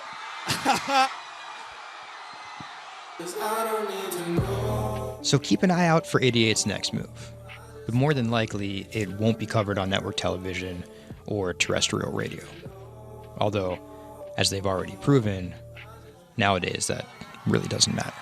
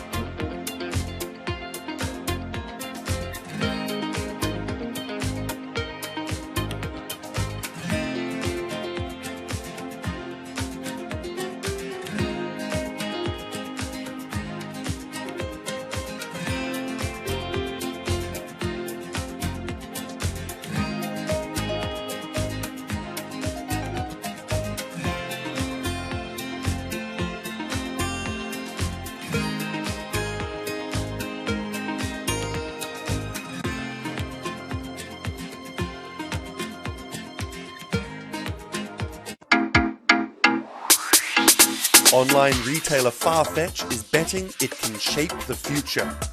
This is its concept store, showcasing the latest in retail tech. How do you capture all of that fantastic information that you gather in store with customers, touch and feel products? And we created a concept called the Connected Rail. And this is using a combination of RFID and ultrasound. The RFID signal recognizes the product, and the ultrasound recognizes the movement. Take the product off, and then you'll start to see your products appear. And essentially, it's like online browsing behavior. Whichever products you touch and pick up in the store are automatically sent to your app. This is effectively what you've created is your in-store wish list. In the middle, you'll see essentially a hologram of the product. What the customer sees, they control the experience on a touch device. What this allows the customer to do is take elements of products and then add their own style to it.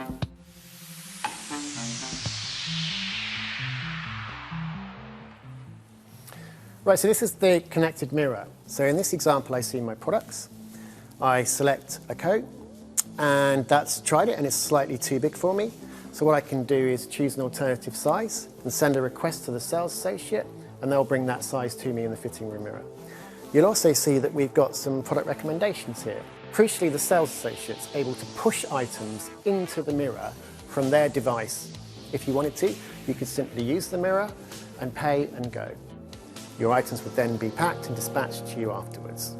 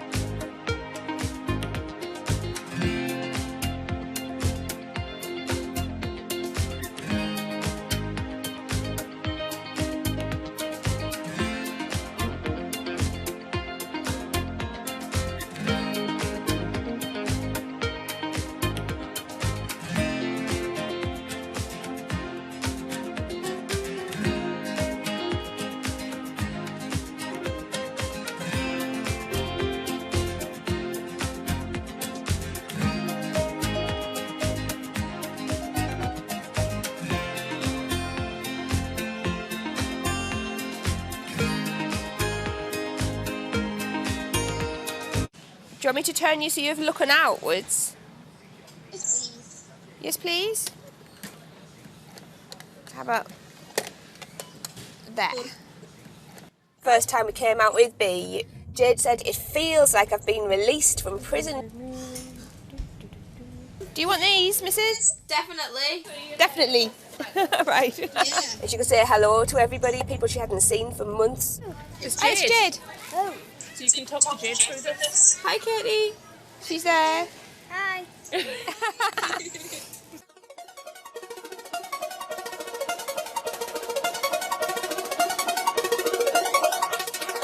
Every time anyone's seen her, they want to know why she's there.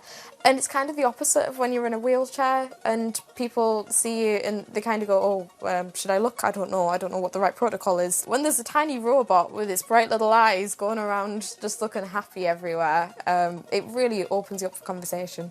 You've got some friends here, look.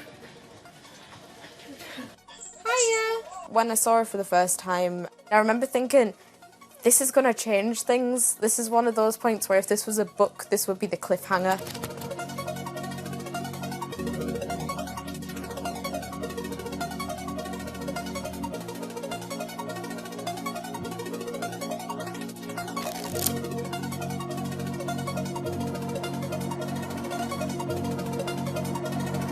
have a condition called Ehlers-Danlos syndrome, which means that I have a lot of dislocations, there's a lot of pain, and a lot of seizures and whatnot. So I can end up on my own in my room for long periods of time.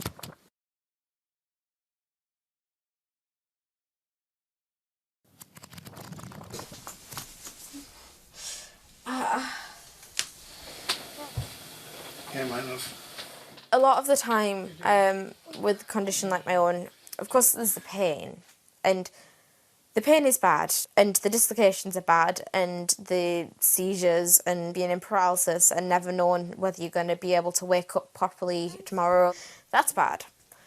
But what's worse still is being able to count the number of people you see a day on one hand. Are you ready? Sure am, I'm just hoping the connection's going to stay. Yeah, me too. Alright, here we go. When you're used to just the same little metre by metre and a half window every day, and you've been there for months, being able to just see the sky from somewhere else, or the tops of trees, or a sign, is incredible. Or being able to have that kind of chat in the car that most people would probably take for granted. I'm going to go past Grandma and Grandad so you can give them a wave. Now, if Jade is particularly seizure-y, she can still take part. And that's brilliant, really, because before she would just be left in a bed or in the house with just her carers. It's quite a small world, that. Right, so there's one of them. Here, this costume I'm busy making at the moment. When I'm not on bed rest and I'm not just wearing pyjamas all the time, I enjoy being able to dress as different characters and go to Comic Cons and that kind of thing, because it just lets me show a different side of myself, and it's a bit of fun. If you can't go out that often, you've got to enjoy it when you do. Was that? Good. It's one of those weird things where I want to not have to use B because I want to be well enough to be able to go to those places myself. Like, it really makes a big difference to me to be able to go into school. But the thing is, with my condition fluctuating all of the time, I can't go into school reliably.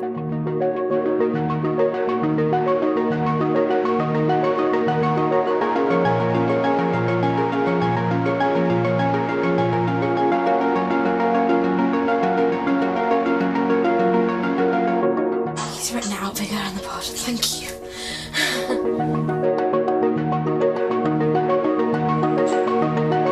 Today's the first day that I've been in school via B, and so far it's interesting. Still a few little things that we need to work out, but for the most part I think it's going fairly well. And it's brilliant because I can really tell the difference between today and yesterday. How yesterday I forced myself to go into school when I wasn't very well and I was really tired afterwards and ended up having loads of seizures. Whereas today I've been able to do all of the work, I've been able to keep a clear head and not be ill, which means I'm able to be more focused on my schoolwork. So there is my first step of working, is to simplify root 8. The algebra test is next week. Now I'm trying to make friendships which I'll be able to maintain with B. Before that, I end up letting people down quite often. B gives me hope, yeah. She's just always there. And if I can't do something, she can. And if I need sort of assistance to be able to make commitments, then she's there, and she means that I feel like a more valuable person because I'm more reliable.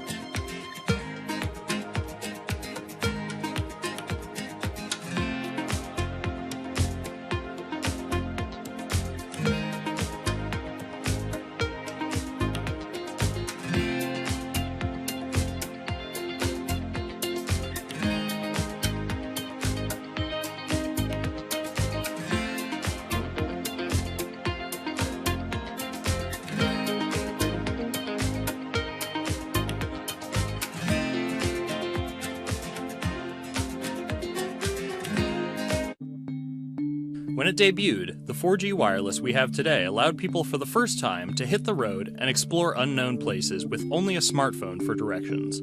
When 5G arrives, it could enable driverless cars to take us there as well. 5G stands for 5th generation mobile networks or wireless systems. It's insanely fast and can accommodate a lot more connected devices. But the reason it's being called revolutionary is because 5G will allow connected devices to speak to each other as well as people. Right now we're living in a world where really it's a one-way experience. That's Bloomberg tech reporter Ian King. The network talks to your phone, you look at your phone and access data, then you send something back to the network. What we're being told about 5G is that really for the first time we're going to see machines communicating with each other over mobile networks in a meaningful way. 5G could end up being 100 times faster than what we have now, with speeds that could reach 20 gigabits per second.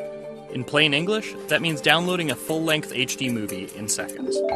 5G will also increase total bandwidth, which we will need in order to accommodate the growing Internet of Things.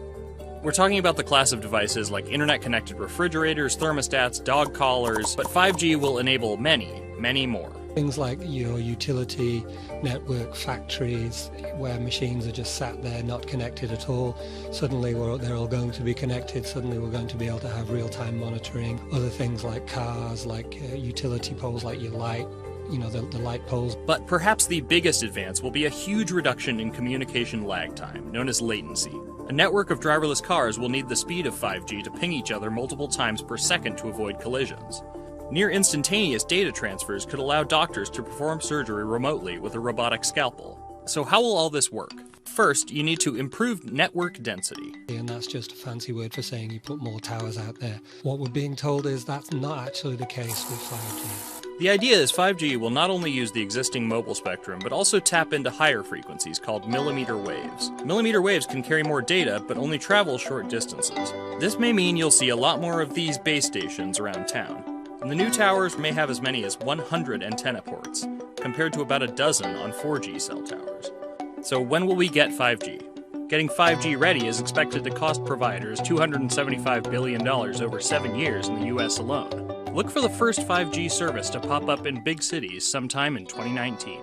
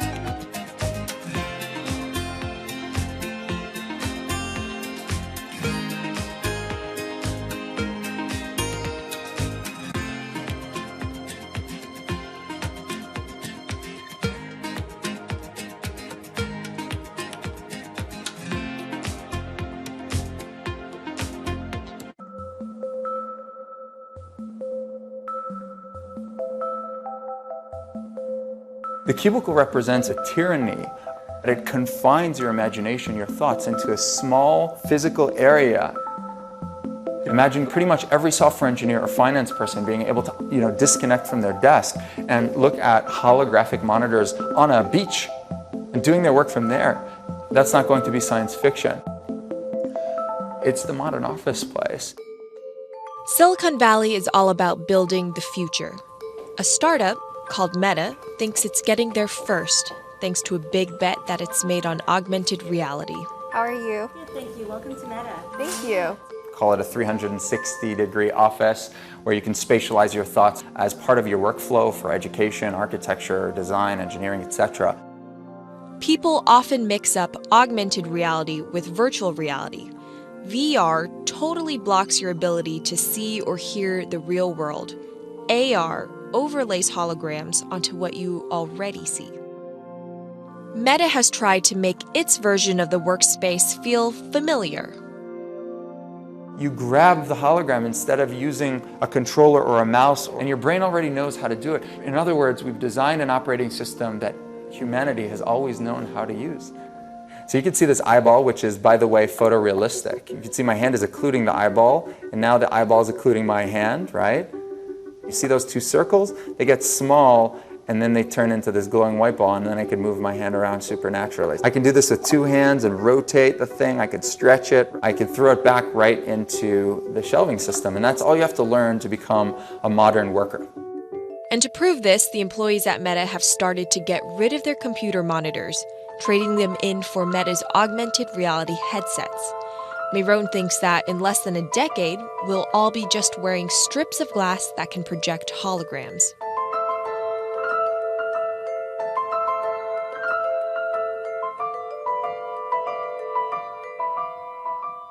In the early 80s, everybody had computers on their desktop, but no one was using them because they had a lot of work to do. So they were still using typewriters.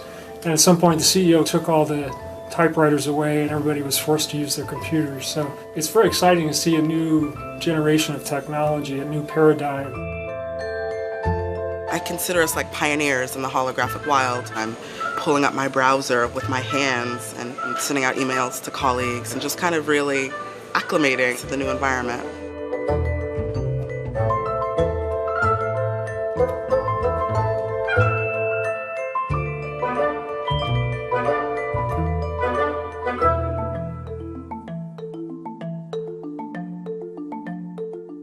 Now you're putting on my computer, essentially. Our digital lives live on our phones. We have all of our pictures and notes and all these kinds of things. So why don't you write yourself a little sticky note? I like it. And go ahead and just take your fist right over the top of the sticky note and close your fist. And now... Oh, what? Meta's own transition to augmented reality has run into plenty of unexpected problems. And it's still going to be a while before you'll start to see these devices in your office. But I think it's a future worth waiting for. If we could see these holograms between us, we will have been able to share our work with one another more naturally, more efficiently, and more productively than ever before. Humanity will have evolved slightly.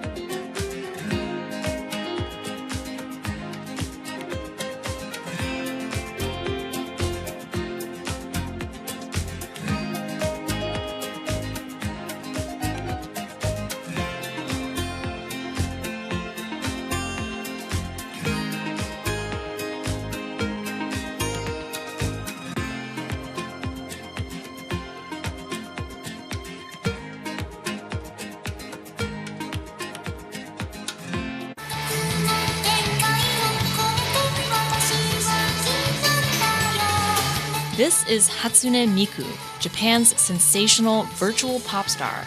She's released over 100,000 songs in multiple languages and performed sold-out concerts around the world. Her image has appeared in games, on TV, in car races, and is even etched on the side of a Japanese space rocket. I came from Hatsune Miku, Carlos. She's Lady Gaga's favorite digital pop star and opened shows for her in the US 3 years ago. Tens of thousands of fans attended her exhibition and live shows near Tokyo recently. 理想のアイドルっていうと、どの曲でもミクはすごい綺麗に歌ってくれる。他没有缺点啊，没有任何让我们感到不开心的一些新闻。She's everything to everybody. That's probably why she's so popular. Miku's creator Hiroyuki Ito and his Sapporo-based company have been developing the virtual diva for over 10 years. 初音ミクとは、キャラクターとしてすごく、YouTube とかで検索すると、たくさんの初音ミクが出てくるんですけども、元々の、初音ミクのその原点は歌声を合成する、ソフトウェアなんです。Both the software and character are named Hatsune Miku, meaning the first sound of the future. Originally based on Yamaha's Vocaloid technology, Miku the software has a sound bank containing voice samples and a huge array of tools. You input the melody and lyrics, then Miku the character sings them.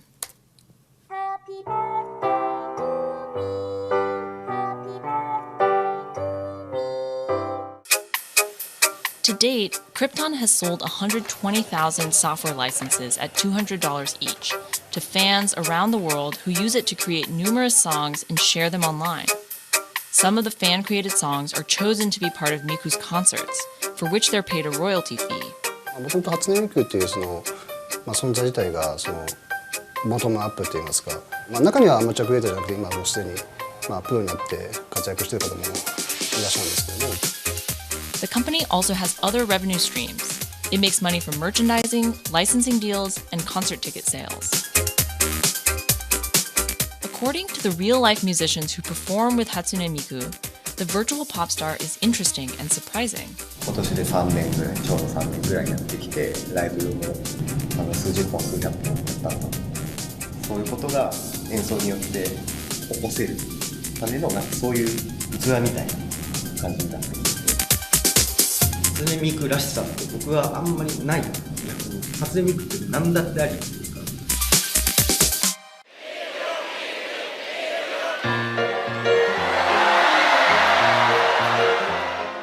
For Ito, Miku has the potential to change the way we think about music.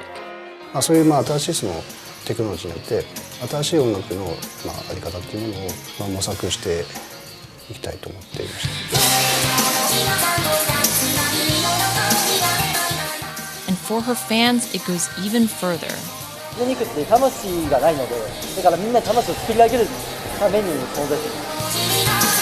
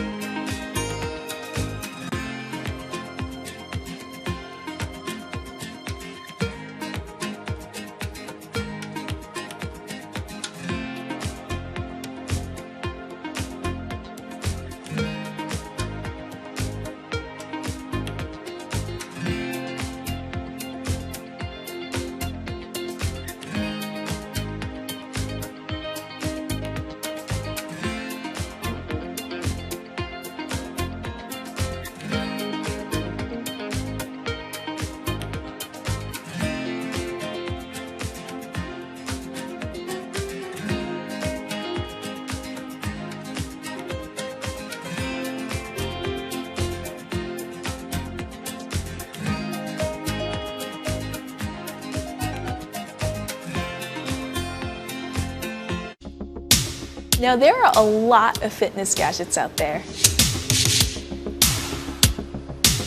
In my quest to get fit, I tested 17 of them over the last few months. At least one personal trainer I know was a little bit skeptical. Yeah, I've been watching these new technologies come to the market for almost as long as I've been a personal trainer. They're just tricks and tropes. They're not much different than the Bowflex machines or, to be honest, the original Jane Fonda workout video.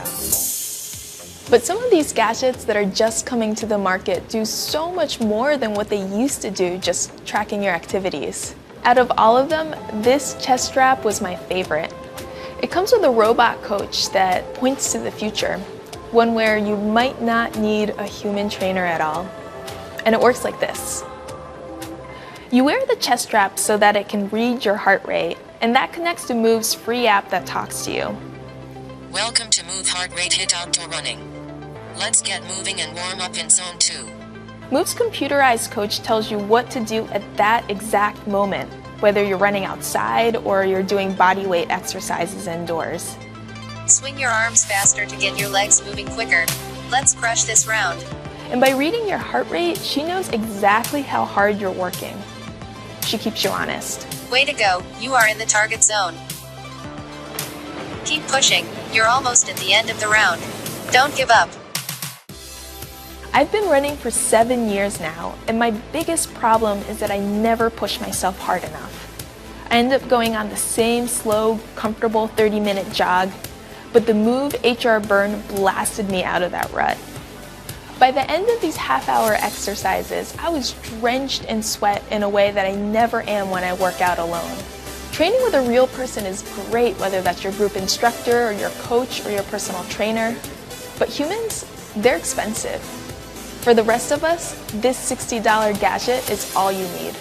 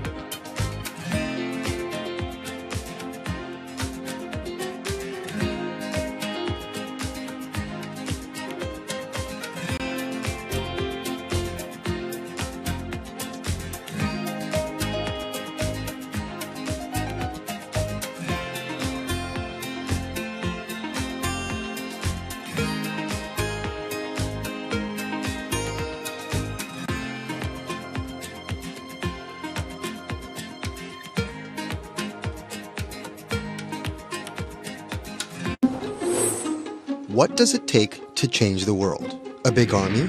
A cure to a pandemic? A revolution? All of these take either a lot of people, thousands of hours, or massive amounts of space. But for Julian Assange, all he needs is one room, an internet connection, and the world will listen. Assange is located here, and more specifically, right here. And from that location, he's posted government secrets, classified documents, and leaked emails from some of the world's most powerful people. And in doing so, has been labeled a hero, a villain, a nihilist, and everything in between. This is how an Australian programmer sequestered in the Ecuadorian embassy in London became one of the most influential and notorious people in the world. Born in 1971 in Townsville, Australia, Assange has always been on the move. Living in over 30 homes by the time he was in his mid-teens, Assange, along with his mother and half-brother, finally settled down in Melbourne. His introduction to hacking started at 16 when he was given a Commodore 64, which he attached to a modem.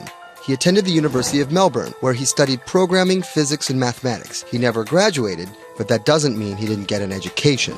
By 1991, Assange hacked into the Pentagon, U.S. Navy, and other branches of the U.S. government. In 1996, he was caught by the Australian Federal Police and charged with over 30 counts of hacking and computer-related crimes. He didn't get any jail time, but he was fined $2,100.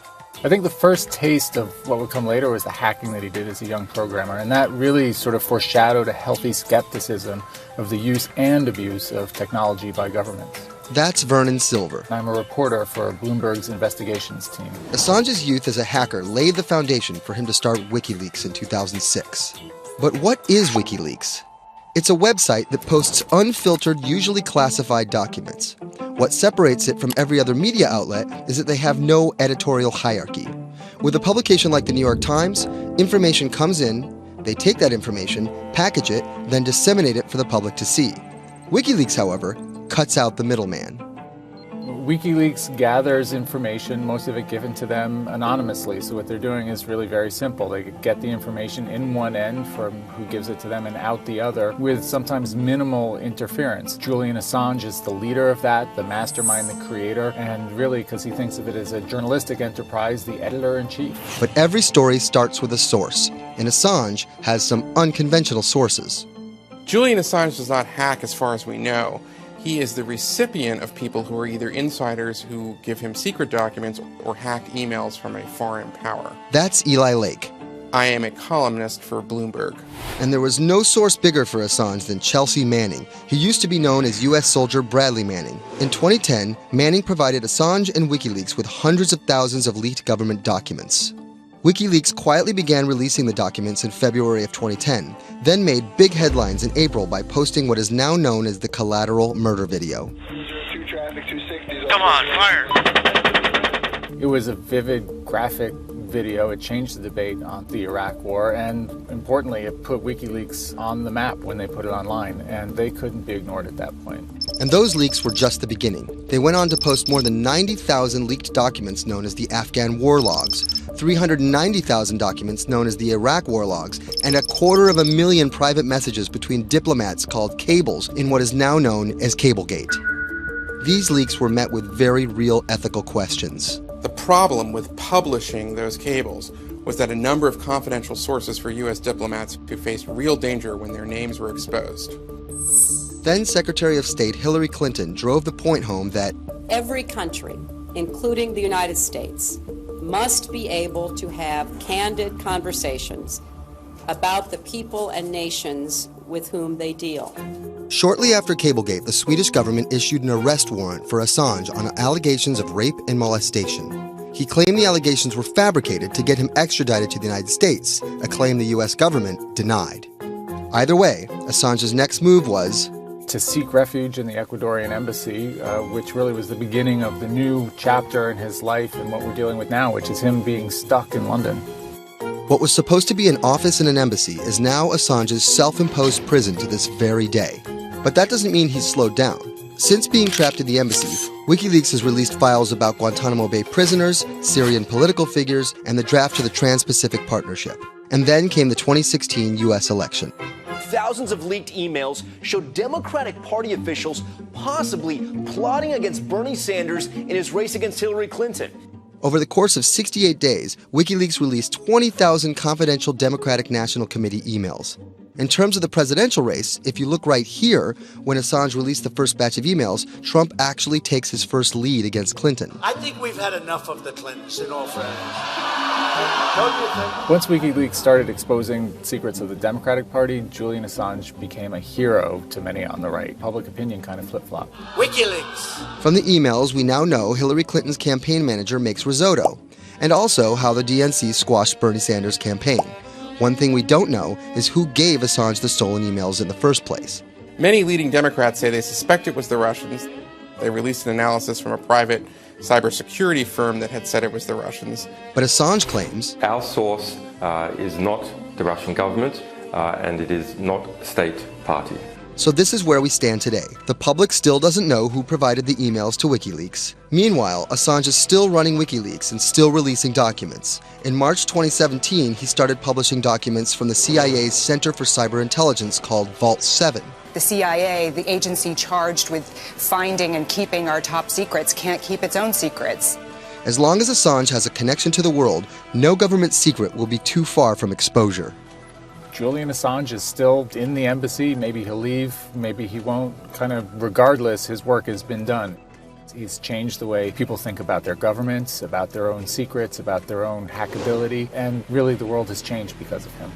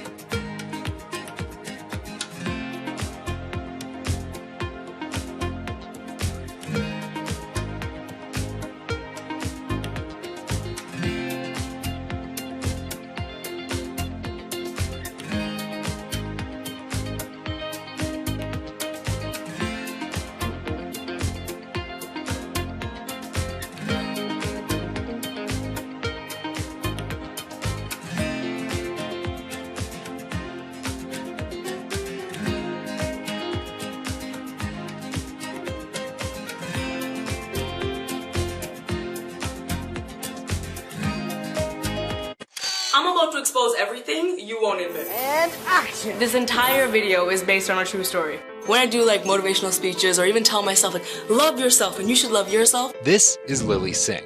But to fans all over the world, she's the YouTube star Superwoman. What up, everyone? It's your girl, Superwoman. I know we can change the world for the better, one positive day at a time. My parents now know what I do. They didn't know what I did for a long time in the beginning of my career. I was just making videos in my room. They had no idea. Mom, Dad, have you seen my keys? I can't find them anywhere. Because you're always on phone. Until someone called them, like a family member from another part of Canada, was like, Canada, is your daughter making videos? And my mom was like, I don't know, Lily, are you making videos?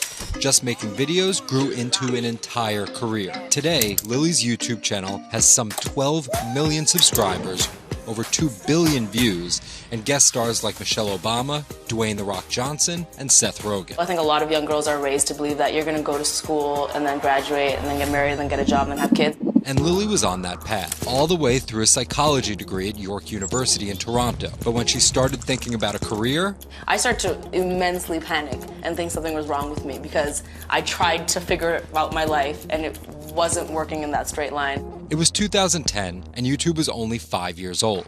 I thought nothing of YouTube. I was probably the last person in my circle of friends to discover YouTube. And I remember when I did, I thought, this is so strange. There's people making videos in their rooms and other people are watching them. So she figured, why not give it a shot? I one day posted a video because I was sad and I wanted to be creative and happy. She didn't know how to edit video or write scripts, so she winged it. It was so bad and so cringe, and my expectation was literally nothing. I was like, I'm gonna put this video up, a couple of my friends are gonna watch it, probably make fun of me, and that's gonna be the end of this. The second and third video came from, wait, 70 people watched my first one, can I get 80 to watch the next one? She kept creating, she kept posting, and the viewers kept coming. Lily had found an audience. A lot of the comments were, oh my God, there's a brown girl on YouTube. More specifically, Indian. Lily's parents immigrated to Canada from India, and Lily was born and raised in Scarborough, near Toronto. My home life was awesome. My parents, even though I portrayed them to be quite strict in my videos. Oh, Lily, where's the rest of your skirt, huh? I teach you like this, to walk around like this, showing everything to everyone? They actually aren't like that at all. They're pretty modern and pretty cool. Your dress is short.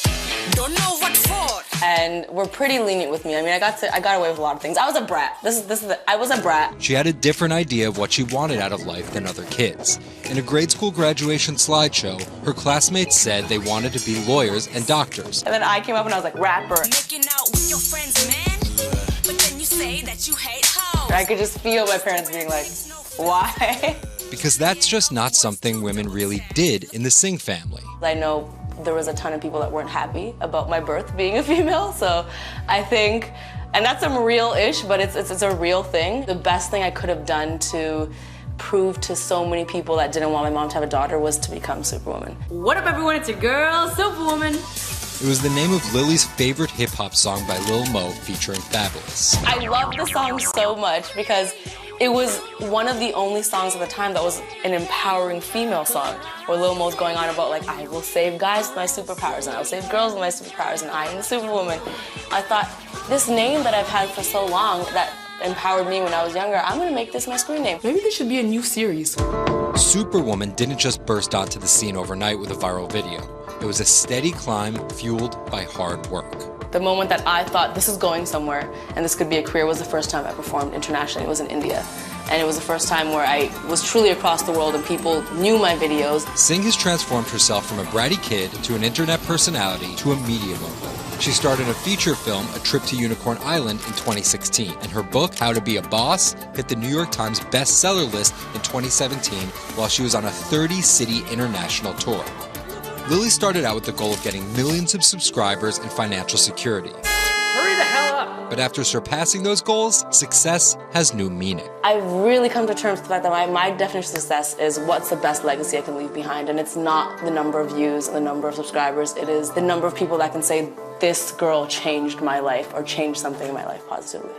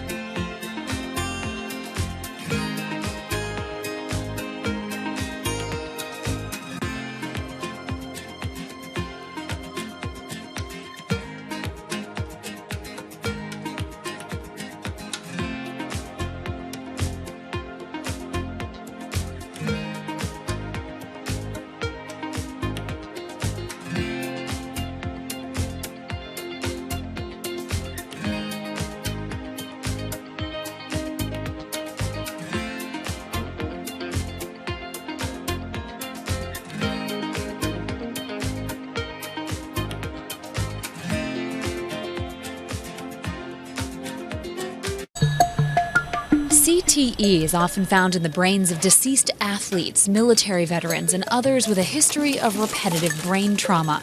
Hundreds have donated their brains to the VA Boston University Concussion Legacy Foundation Brain Bank. This is a former NFL player who died in his early 70s, and this is a veteran who also died in his early 70s. Dr. Ann McKee dissects these brains. The hippocampus and the mammillary bodies are very important for memory. I can see that they're slightly affected. McKee recently dissected the brain of former New England Patriots player Aaron Hernandez, who was convicted of murder and later committed suicide. You'll see right away that the brain is showing signs of shrinkage. You can see the crevices in the brain that you can't see in the normal. McKee says Hernandez's severe case of CTE impacted his decision-making, depression, and ability to control rage and aggression. Right now, she thinks we're underestimating how many people have CTE. We were able to distinguish between CTE and controls and CTE and Alzheimer's disease. The next question is, can we do this in the blood and can we do this in living people? And we aren't there yet with those answers. But the need for a diagnosis in the living is motivating companies such as Quanterix in Lexington, Massachusetts, to work faster on technology that could diagnose concussions and CTE in as few as 30 minutes. Kevin Rosovsky is the CEO. It's like a high-powered microscope. And so by doing that, we can see little biomarkers that you couldn't see before in the blood. Quanterix received a grant from the NFL and just went public. Since then, its stock is up more than 40%. The company sells a machine called Simoa for $175,000 to other biotechs, hospitals, and researchers. And for the first time in history, we're able to see brain health in blood, and that's a major breakthrough, and that's leading to less invasive testing, and we've already been able to see evidence of concussions, and there's the beginning evidence of being able to see the accumulated effect of concussions. Quanterix is also trying to detect Alzheimer's disease, multiple sclerosis, and ALS. Rosovsky says he thinks diagnosing concussions will be easier than diagnosing CTE. Diagnosing CT in the living probably is a couple years away. We're real excited to see the progress, but reducing some of that work into actual tests in a laboratory takes time. There's regulatory approvals. There's a lot of red tape that you have to go through. Also in this race to diagnose CTE in the blood are Athlon Medical and Exosome Sciences. And New York's Mount Sinai Hospital is scanning for the disease in the living. But it's just one step in a series of questions for those with serious head trauma. There's still no cure for CTE. Even if we had a great idea for a treatment, there's no way to test whether it's effective or not. So that's the enormous advance that we'll get if we can develop a biomarker for this disease. In Boston, Ann Mostu, Bloomberg News.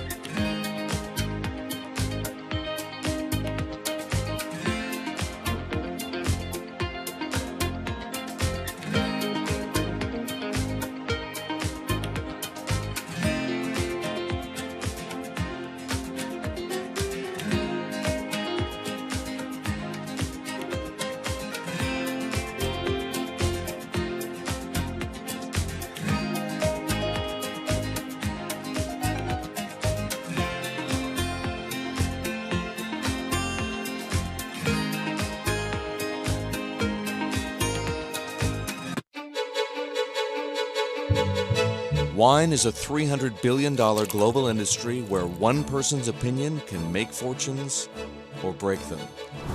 That's because of this man, Robert Parker, and his newsletter, The Wine Advocate. For 3 decades, he dominated as the world's most influential wine critic. Now Parker's protege is building an empire of his own. Antonio Galloni runs Venice. Antonio, tell me, what are you trying to build at Venice? Well, at Venice, we started with the idea in 2013 of building a world-class platform. We have a database of about 250,000 professionally written reviews. On Delectable, we have 7 million user reviews. Through Delectable, we also have a partnership with Whole Foods and several other partnerships that we can't announce just yet. And when you put that all together, what we have is something that no other company in our space can even come close to. Do you think of yourself as the next Parker? Not at all. Why? Because Steve Jobs said you can't live your life trying to be somebody else. So he's one of my biggest influences, and I've never wanted to be a replica of somebody else because a replica is never as good as the original. Bob is a genius, fantastic, one of a kind. We're going to be something completely different, and I have no desire to be some version of somebody else. Different in what way? Every decision that I've made at this company is completely anathemic to what Bob did with his company. I want our writers to be partners. All of my senior people are locked into the company. They all have equity or they have a path to equity based on business results. That's something that we never had at Parker. Our benefits are world-class, and everything that we've done at Venice is completely different from that model. When Steve Tanzer, who is the most experienced active wine critic in America, wants to work with us, that says something. When Alessandro Masnaghetti, who's the best cartographer of vineyards, wants to work with us, that says something.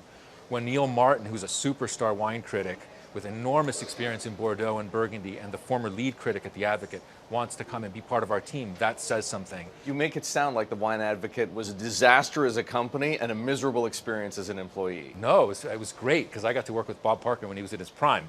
You know, and Bob was like a second father to me, and we talked on the phone all the time, and he gave me great advice. Can anyone's palate dominate the wine criticism business the way Parker's did? And should anyone's palate dominate it the way his did? I just think the world is very different today. You know, I mean, it's just a totally different world. It's probably not healthy to have a single person dominating the world. It's not even wine criticism, it's the wine industry. Yeah, that's probably not the healthiest thing in the world. But I think that there's just such an opportunity right now with social media and technology to reach such a massive number of people that I think it's possible that 1 or 2 people will actually have more influence than Bob Parker did. Because they will, again, this goes back to your first question, not trying to be a version of somebody else. You see this in sports all the time. It's like, oh, well, nobody will ever beat this record. And then somebody comes along. You know, it's like tennis, Pete Sampras. Nobody's ever going to win as many Grand Slams. Now you have 2 guys who are ahead of that and 1 knocking on the door. And so I think a lot like that. You're a former investment banker. How does that inform and influence what you're doing and what you've done? My generation has had to deal with a lot more challenges. That's why I think we're actually much better poised for the future. My first job in finance, the first thing that happened was long-term capital, 1998. Then the tech bubble melted down. Then there was a mutual fund trading scandal. You know, that was all like within about 5 or 6 years. And these are the things that I had to deal with as a young executive. My peers who were 20 years older didn't know how to manage in crisis. They'd only seen Black Monday. They'd just been in a big bull market. It's very different. So I'm very lucky. People of my generation or a little bit younger have actually had to deal with a lot more crises. I think that's actually good for learning how to cope with challenges in business. From the outside, it kind of looks like you're trying to demolish the house that Parker built, right? You left the Wine Advocate. Yeah. You merged with one of his chief rivals. Yeah. And you just hired his successor, Neil Martin. Mm-hmm. So are you? I think what that says is that all the best people want to work at our company. And that's really what we strive to create starting in 2013. We wanted to create a world-class company that would attract the best-in-class talent, and not just on the content side, on the technology side, on the digital side, our office, and at every level, what we're trying to, we only hire superstars, and we're looking for those superstars.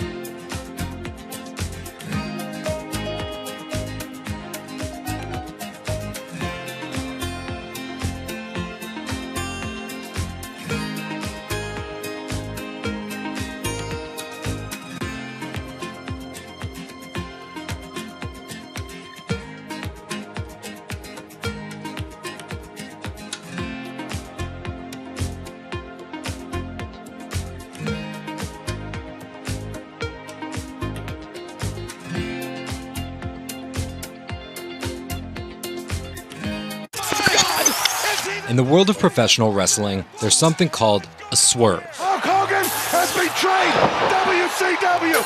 Some examples. These tag team partners are called babyfaces, or the good guys. Then one of them swerves when he super kicks his tag team partner in the head, quickly assuming the role of the bad guy, or what the wrestling world calls the heel. Are you kidding? What a despicable act that was! Or a match is almost lost when, what's that?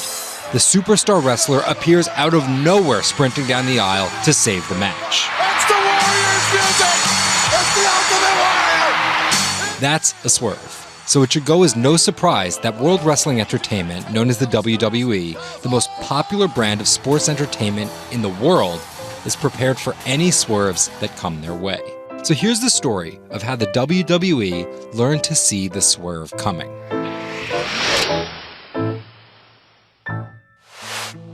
So I spoke to Bloomberg reporters Felix Gillette. I'm a writer for Bloomberg News for the global business team. And Kim Basine. And I'm the U.S. luxury reporter at Bloomberg. To find out exactly how the WWE is positioning itself for an all-out global invasion, which starts with a massive change to their lucrative pay-per-view model. WWE basically pioneered the pay-per-view model on cable.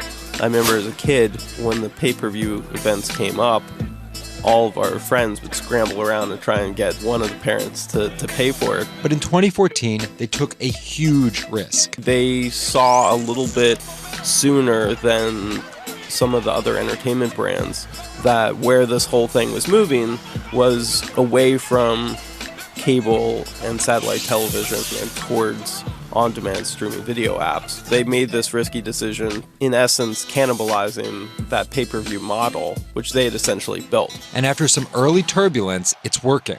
Roughly 1.5 million people are paying $9.99 a month for the WWE app, making it the 5th most popular streaming OTT service. This adapt-or-die approach is in the WWE's DNA.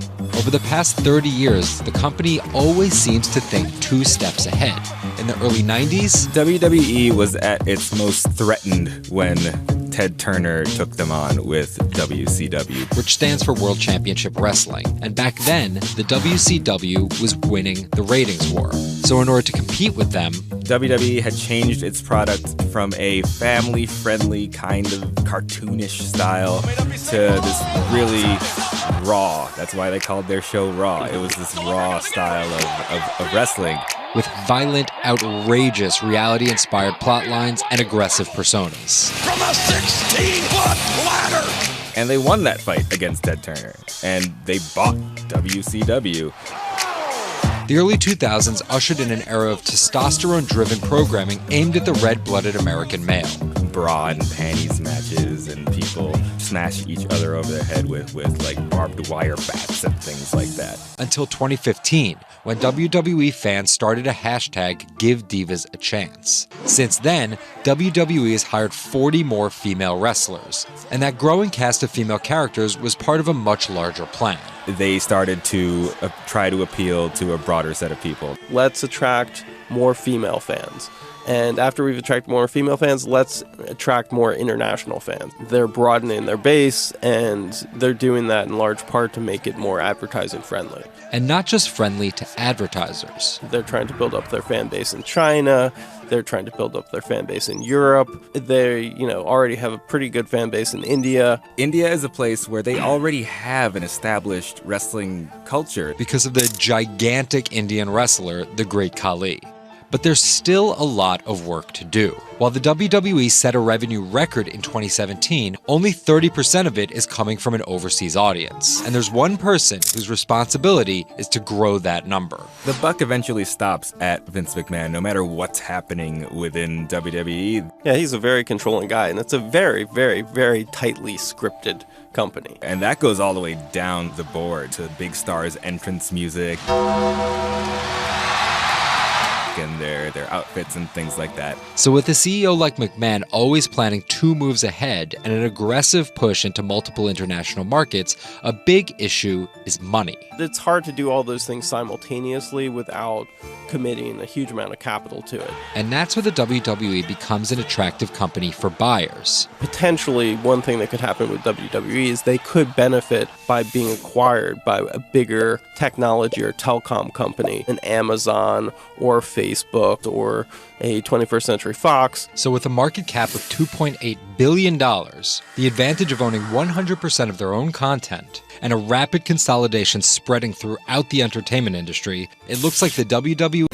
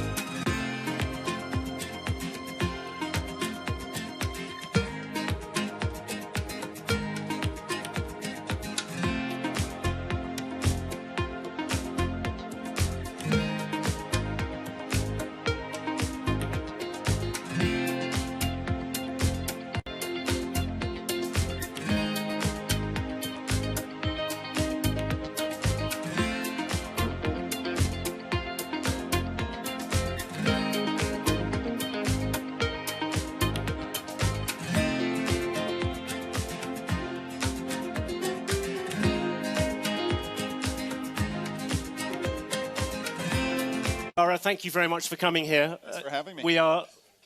I've always been relieved ever since you were appointed, because at least until your appointment, I seem to have the most unpronounceable name. But now we will keep it as Dara and John. This conference is called The Year Ahead, but in your case, you are close to 6 months into the job.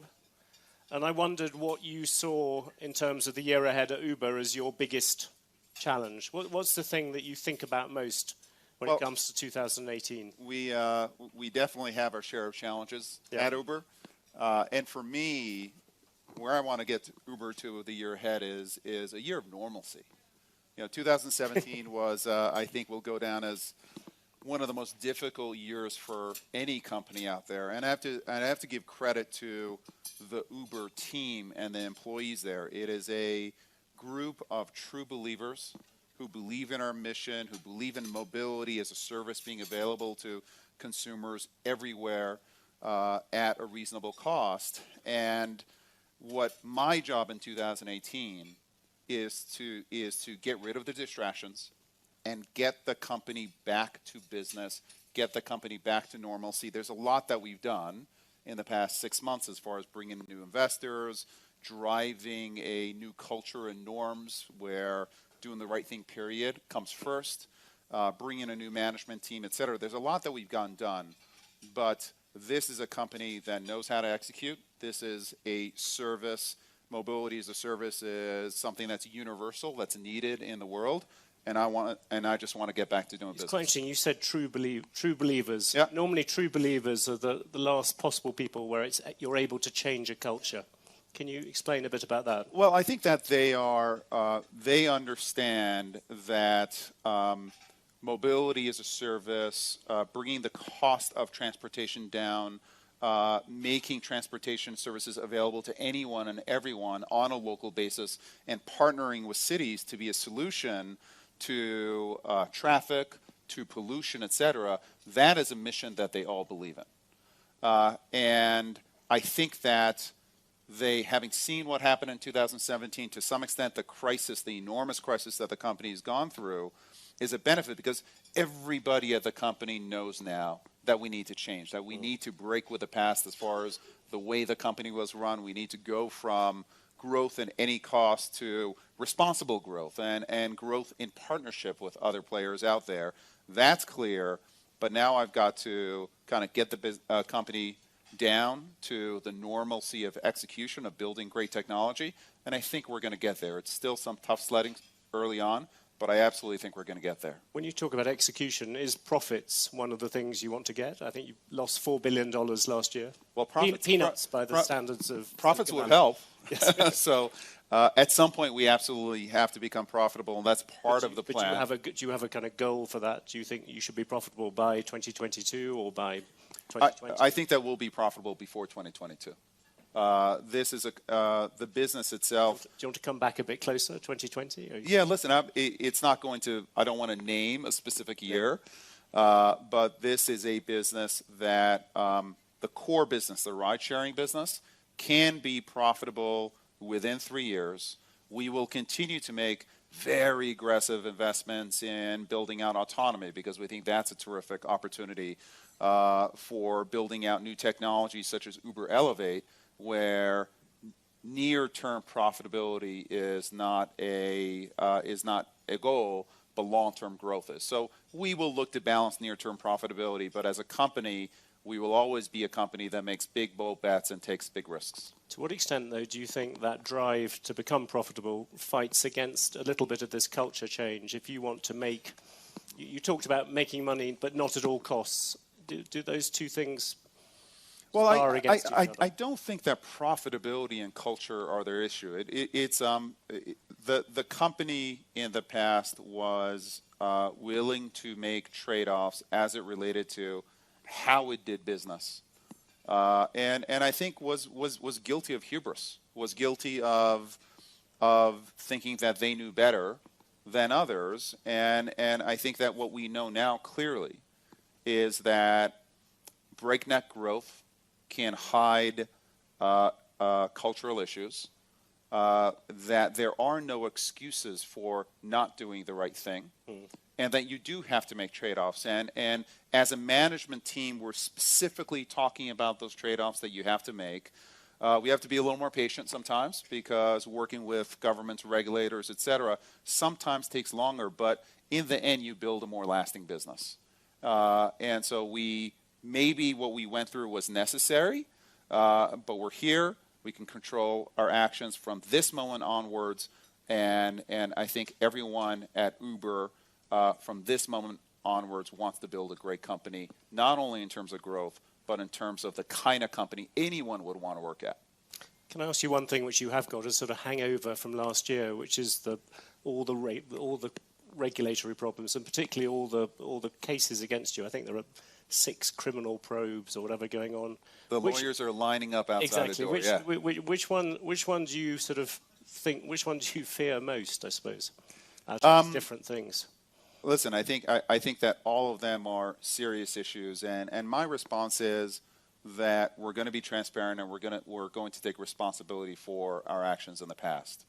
I do think that there are certain circumstances where there was smoke but no fire, and I think as a company we have to defend ourselves and work within kind of the appropriate frameworks. And my goal is just to get beyond this stuff. Some of these things like pricing policies, surely they go right to the heart of what Uber is, or am I wrong about that? Yeah, I think they do, but I think that there's a way of being smart but transparent at the same time, and that's where we've got to take the company. Take me through governments. When you talk to governments privately, do they talk any differently than they do publicly? Governments? Yes, governments. I think that they are honestly a bit relieved with how we are engaging with them, because I think that the engagement is now real. I think they feel like we're out there, we're genuine because we've learned our lessons of the past, and I do think that we can take, for example, the data that we have in terms of traffic and in terms of movement of our drivers and riders, and we can use that data to partner up with cities in order to solve congestion issues, because congestion doesn't help anyone. It wastes enormous amounts of time for consumers. It hurts the environment. And I think that we are aligned with cities, for example, to partner with them in a fundamental way to solve these problems. And I do think that when these are conversations that a number of regulators and cities have wanted to have with us for many years, and I think we are really engaging with them at a depth that I think is going to create a real win-win going forward. Do you think you were too confrontational on this before? Yeah, I do. I think that the company was pushing growth. And listen, any innovator, to some extent, the innovation is about questioning past kind of present practices. It's about breaking things, the Facebook breaking things. We just went a step and a half too far.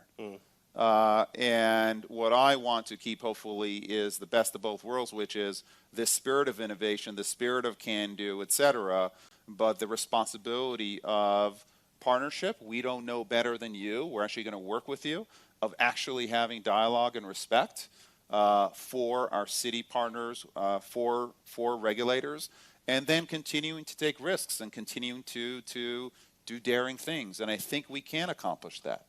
Imagine this audience here is a collection of mayors or a collection of city officials, and you want to depict, this is the Year Ahead conference, depict what the years ahead in this thing are going to be like. How far is driverless cars going to go? You talked just a few days ago about the idea of there being flying cars in 10 years' time.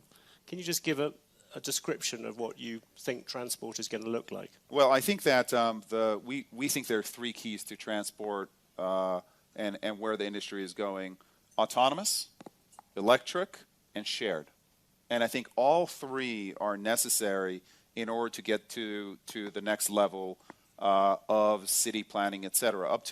There are many cities where up to a fifth of the space taken in these cities is taken by parking and storing these cars. And so I do think that you need autonomous, you need electric, and you need shared. And I do think it's going to take some time. True autonomy for every single use case is some ways away. What we bring to bear is our developing autonomy, and we will have autonomous cars on the road, I believe, within the next 18 months, not as a kind of a test case, but as a real case out there. And over a period of time, we're going to bring autonomous transportation and feather it in with the non-autonomous transportation with drivers. What does feathering in mean? Feathering in means to a layman like me? Crashing. Yeah, feathering in means if you're, for example, in Phoenix, and you make a request to go from A to B, which is what you do with Uber, there will be 95% of cases where we may not have everything mapped perfectly, or the weather may not be the right weather, or there may be an accident on the road, or you may not have 2 or 3 ways of getting from A to B, where you may say, you know what, that's not an autonomous use case. We're going to send a driver to pick that person up. For 5% of cases, everything is going to fall into place. And we will send an autonomous car. The user will be able to pick, do you want, there's an autonomous car, yes or no? And we'll be able to service that A for B. That 5% is going to go to 10 and 15 and 20 as our computers and our algorithms learn more and more about what it takes to drive in a city in a real life situation. And every minute of every day, that driver, that computer, is going to get better and know Phoenix better and better and better. And in 5 years, we'll have the perfect driver in Phoenix. We will have to retrain that driver in every single city. We're going to have to build out 3D maps of these cities. And it will take time, but over a period of time, you essentially have a driver who becomes the perfect driver. It'll take 10 to 15 years, but that's the feathering in that I'm talking about. And will a child born today, will they ever need to learn how to drive? A child born today? No, I don't think so. So within sort of 20 years from now, we will... I don't think so. Listen, I hear some groans. And also, I heard a couple of groans. 1.3 million people die from car crashes every year. 1.3 million people die from car crashes every year. That doesn't count an estimated 20 to 50 million people that are injured. Okay, this is actually a public safety issue. If you look at cars, 96% of cars, 96% of time, cars are sitting there not being used. It is a huge amount of pollution that's caused by these cars being in the road, and a huge amount of wasted time. So the safety is there. Electrification is absolutely key, and sharing these platforms is going to allow us to be much safer and also put our assets where they add value. But it's quite interesting because when you first came in, I remember you sounding somewhat more skeptical about self-driving cars. You've been converted. Is that a? The choir has spoken, and I'm listening. It's pretty exciting technology out there. But again, it will be a hybrid technology for some period of time. What about flying cars? That came as a slight surprise. Yes, that's a great project that we're working on. It's called Uber Elevate. And it is actually about battery technology. It would have helped a lot of people here. I know. I wish that I was available. We'll launch it here if we can. But battery technology is allowing us to have multiple rotors on planes, or helicopters, if you want to call them that. These rotors that are much smaller will be much quieter than helicopters are. Much quieter, much safer. If you add sharing into the equation, you can actually get the economics of going from A to B. We think within 5 to 7 years to a place where normal people would think about taking these flying cars. That'll be the beginning, and then it's about scaling. And we're working with a number of partners right now. Do you think the regulation on flying cars, I've heard some proponents of it argue that it might be easier than it has been on driverless cars, because driverless cars you have to deal with existing roads, existing everything. Flying cars, essentially you're going into unconquered space. I think that mayors that are forward-thinking understand that traffic and pollution are a real issue, and I think flying cars can be a significant solution to traffic issues in cities. And these cars, to start with, they're going to be very specific. They'll be kind of highways in the air. There'll be very specific routes that these flying cars go on. They're not going to be able to take you to your backyard and land in your backyard. There'll be these skyports. So there'll be very specific routes that you go on. And I think if you build a regulatory framework that has that kind of structure around it, I think you get to a better solve. Can I drag you back somewhat reluctantly back to the real world? But you have Rajiv Misra, who came in with you from SoftBank. Yes. He's going to become a director. Last week he said that Uber should focus on repairing its market share in the US and on key European markets rather than going to new ones. Do you agree with that? Is that the way you look at Uber? I think one of the fundamental strengths of Uber is the global scope that we have. This is you a had brand. that motto, everywhere. What's it? Everywhere for everyone. Yeah, everywhere for everyone. Do you want to make it some places for some people? No, we like the everywhere for everyone. It's much sexier than some places for some people. That's telling me. Just not interesting. I do think seriously, though, the global scope that our company brings is important. Our being able to build technology that we can amortize essentially everywhere in the world is hard, but it is part of the fundamental value that we introduce. So I would look at Uber very much as a global brand. That said, we're going to look at all opportunities, but at this point we are leaning forward in 2018 for us is going to be very much a lean forward year for the company.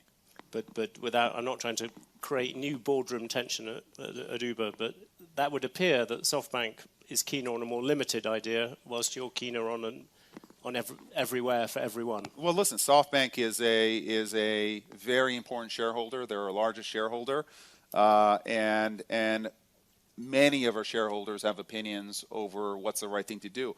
Ultimately, the governance of the company is going to be at the board, and we'll have those discussions at the board, and we'll set our long-term strategy and then execute on it. One of the things which Uber played, perhaps not very fortunately, a role in was the whole sexual harassment questions and everything to do with that. I suppose one very obvious question, do you think that you have solved that part of the culture? But secondly, do you think that this is a real revolution and it's going to stick? I think that what was happening at Uber was serious, and I think that while what Uber went through what was difficult, I think the Susan Fowler blog was probably one of the best things that happened for Uber, and it certainly started a movement that's an incredibly important movement at the company. I'd be reticent to say that it's solved. Yeah. But it's not an endemic issue within the culture of the company, and I think the company has learned, and I think the company took very harsh and appropriate steps to make sure that that kind of behavior is absolutely clear, that kind of behavior is not accepted in any way, shape, or form of the company, regardless of where you are, regardless of if you're a great performer or not.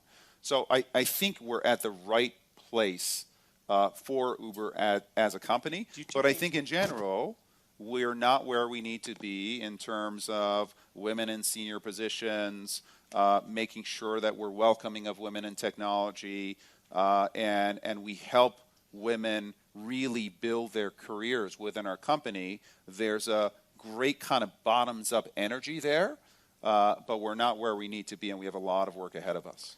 On the issue of, you talked about the top performers, is that looking back, and also I suppose looking forward for many of the people in this room, because there are a lot of people's businesses which have been affected by this. If you had to give lessons to other people who are now looking at this issue, perhaps more seriously than they have done before, is the really bad issue, and I suppose I'm thinking some ways about the media industry in this, is that giving top performers more room for maneuver or whatever than people, or more discretion than people thought? Is that top performers need to be treated the same as everybody else? I think they absolutely need to be held accountable. One of the really valuable lessons that I got early in my life was actually through Jack Welch, and he said, it's very tempting to allow top performers to misbehave in any way, but for me, he was talking about being aligned with the CEO. Sometimes you allow top performers. The tendency is, well, let them get away with some kind of behavior that is not the right behavior because they're so good. And what Jack told me very early on is that it's the top performers who are problematic culturally that are the most dangerous because they have followership within the company because people look up to them. So he's like the dumb person who is bad culturally. He's not the problem because everyone says, well, that's a dumb person, so who cares?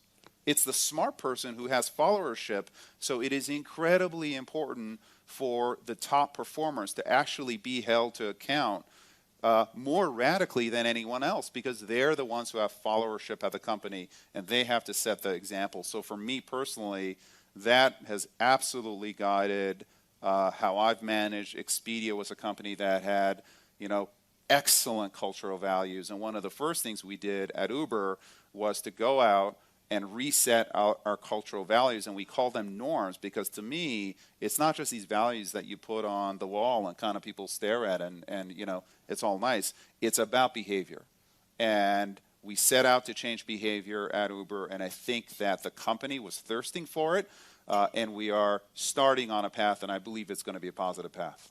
An inevitable question, I hope you won't regard it as a cheap shot, but you talked about smart people who have followers throughout a company. I mean, Travis would seem to be the epitome of that sort of figure. Is that, do you think of him as being in that category of people that Jack Welch was talking about? I think, listen, Travis was the CEO of the company, and he had incredible followership. And he was held to account. right? I mean, he's no longer the CEO of the company, and he's a board member. He's a big investor, and so he's absolutely going to play a part on the board. But we've also been very clear as a company that we do have to make a break with the past, with how we behaved as a company, and to some extent with the new CEO being a very different kind of a CEO. So in the end, you have to be held accountable, and I think that Travis was held accountable, and at this point, he's a board member and a constructive one at that. If you look around the world now, where do you see the next competitors to Uber? You've obviously got Lyft breathing down your neck. Yes. Where else do they come from? Well, I think that as you move into a world of autonomy, the position of the car manufacturers, the position of, for example, Google, who's developing Waymo and Waymo autonomous technology, you're going to get a lot of players interested in this space. And a lot of people think about Uber and ride sharing as a significant enterprise, and it is. But the fact is that we account for less than 1% of miles driven on the road now. When autonomy comes in, that number over the next 10 years is going to be closer, I believe, to 15 to 20%. So because we're not yet a true alternative to car ownership, and I believe that as you bring autonomous and you bring the price of mobility down and make it available to everybody, everywhere, then we become a real alternative to car ownership, and that really opens up the market for us, but it also opens us up to many more competitors. And is Google at the forefront of those competitors at the moment? Google is one of many. I think that they've developed very strong autonomous technology, but what we think, which is exceptional, is having autonomous technology and the network under one roof, which allows us to use autonomous in a very practical way, nearer than you think.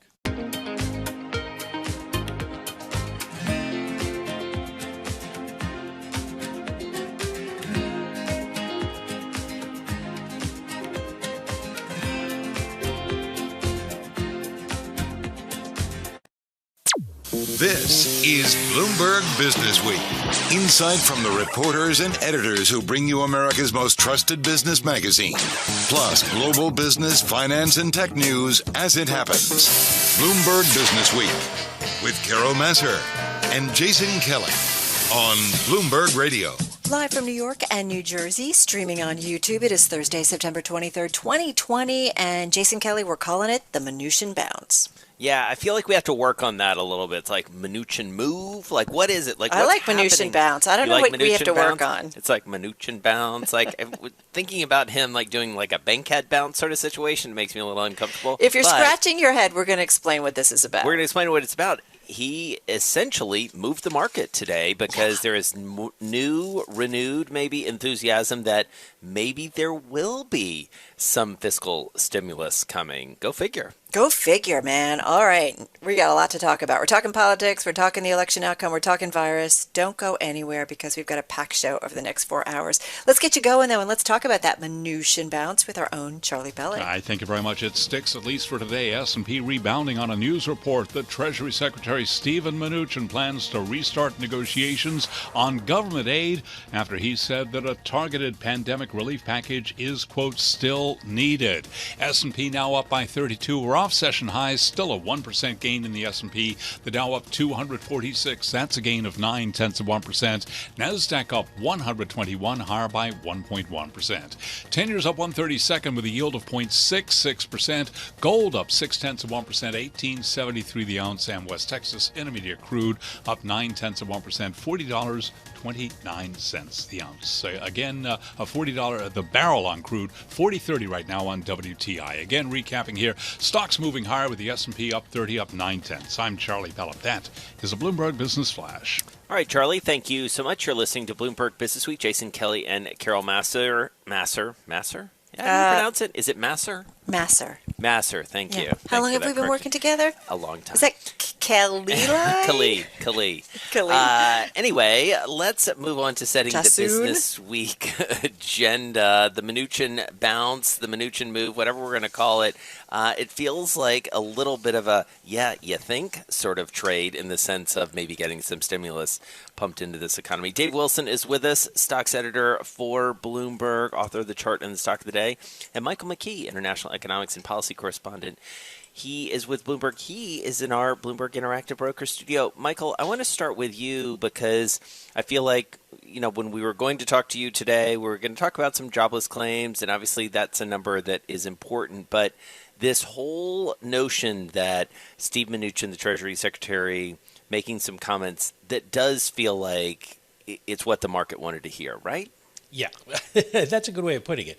It's where what the market wanted to hear. It doesn't necessarily mean it's going to happen. I sat through the whole hearing today, at which he and Jerome Powell, the Fed chairman, were speaking to the Senate Banking Committee, and he was asked, is there any chance you're going to continue? And he said, well, I've spoken to the Speaker of the House, Nancy Pelosi, many times in the past few days over the continuing resolution to fund the government, and we've agreed to talk again about the CARES Act. Well, agreed to talk again doesn't mean we have a date, we have a time, we're actually going to do it. And the one thing the market seems to be overlooking here is that Mr. Mnuchin has had his wings clipped since the last CARES Act was negotiated. And Mark Meadows, the president's chief of staff, who is very anti-spending a lot of money, has been sort of the lead negotiator. So just because the market wishes doesn't mean it's going to really happen. We'll have to keep an eye on it.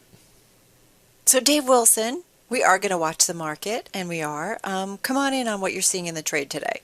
Fairly broad-based advance at the moment.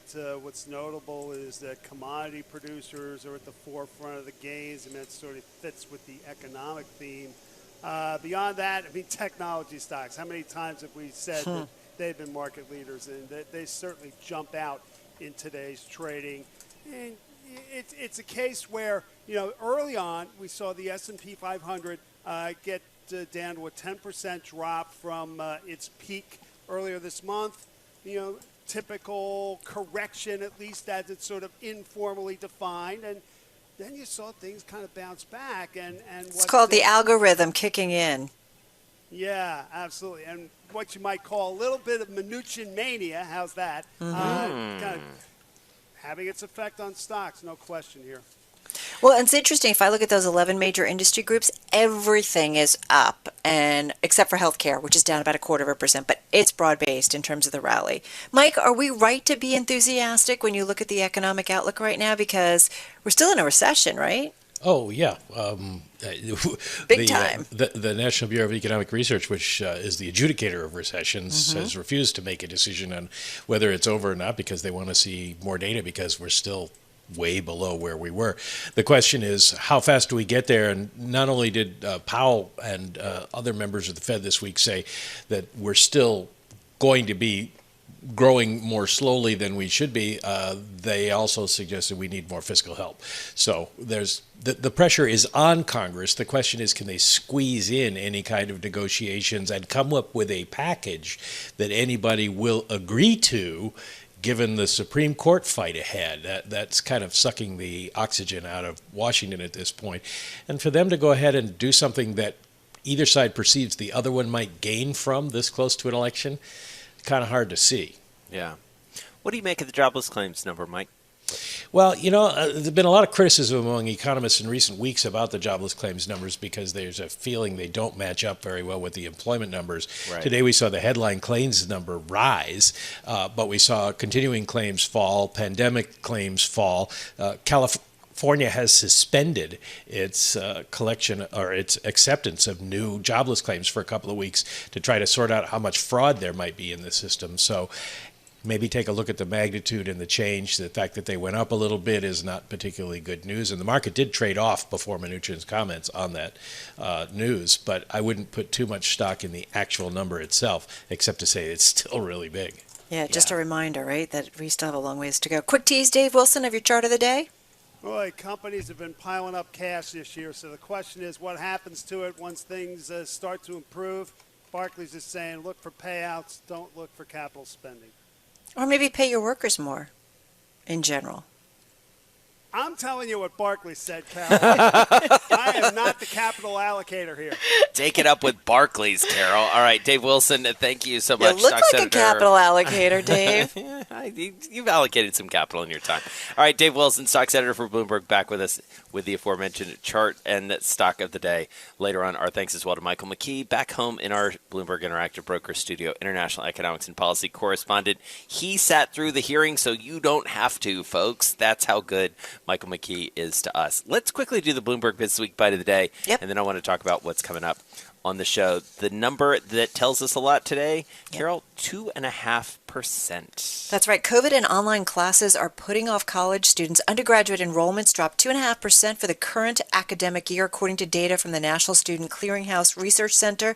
The steepest decline was among international undergrads, down 11.2%. Community colleges were the hardest hit with a decline of 8%. The only gain was at graduate schools. I saw some numbers at Harvard, I think, for the incoming class that was even higher than that. We were talking about this at dinner last night.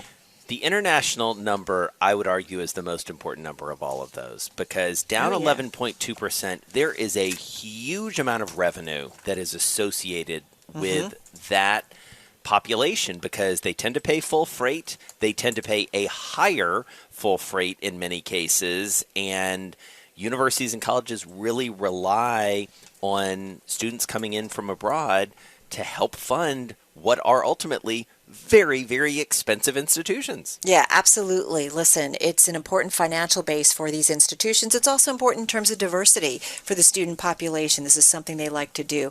And one would argue for the company, for the country, you know, in terms of like bringing skilled labor in. Yeah, absolutely. Hey, coming up, we're going to talk politics with Bloomberg contributor Rick Davis, former Republican strategist, former manager of Senator John McCain's presidential campaign. I want to see what he has to say about John McCain's widow endorsing Joe Biden. So we'll get into that. We're going to talk sustainability with the individual who's in charge of it all over at ABN Bev. We are indeed. And then sports and fitness. First Sports, although it's going to be later in the show, the CEO of Orange Theory, Dave Long, he'll be along to talk to us about what's going to happen as we think about working out outside the home. And Joe Nocera, we're going to talk college sports. I just love talking to that guy. Yeah, I do too. And we've got lots to talk to him about sports and the world at large. All right, speaking of the world at large, let's get a check on world and national news headlines with Nancy Lyons in D.C. Hey, Nance. Hey, Carol. Still no progress to report on a fourth coronavirus stimulus package, even though both Republicans and Democrats say more relief is needed. Today in a Senate hearing, Treasury Secretary Steven Mnuchin said the administration is also on board. I believe a targeted package is still needed, and the administration is ready to reach a bipartisan agreement. Democrats say they're hopeful stimulus negotiations will resume soon. President Trump and First Lady Melania today paid their respects to the late Justice Ruth Bader Ginsburg at the Supreme Court.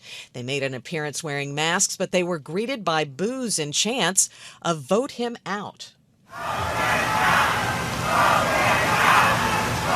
The president plans to announce his nomination for Ginsburg's seat this Saturday.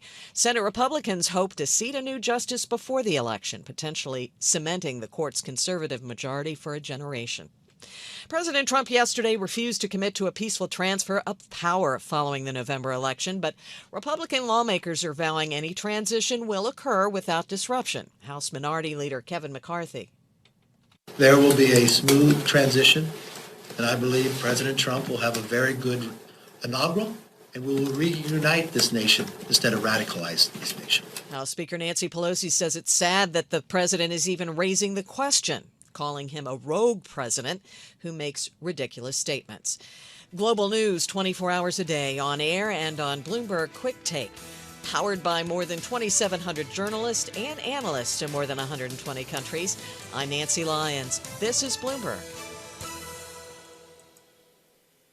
All right, Nance, thanks so much. You are listening to Bloomberg Business Week. Jason Kelly and Carol Massar here with you on a Thursday afternoon. And while we keep a very close watch on the numbers here in the United States, we take it down a level to look at the state numbers, the local city numbers, especially in the big cities around the country. We also are keeping an eye on what's happening in Europe and especially in the UK.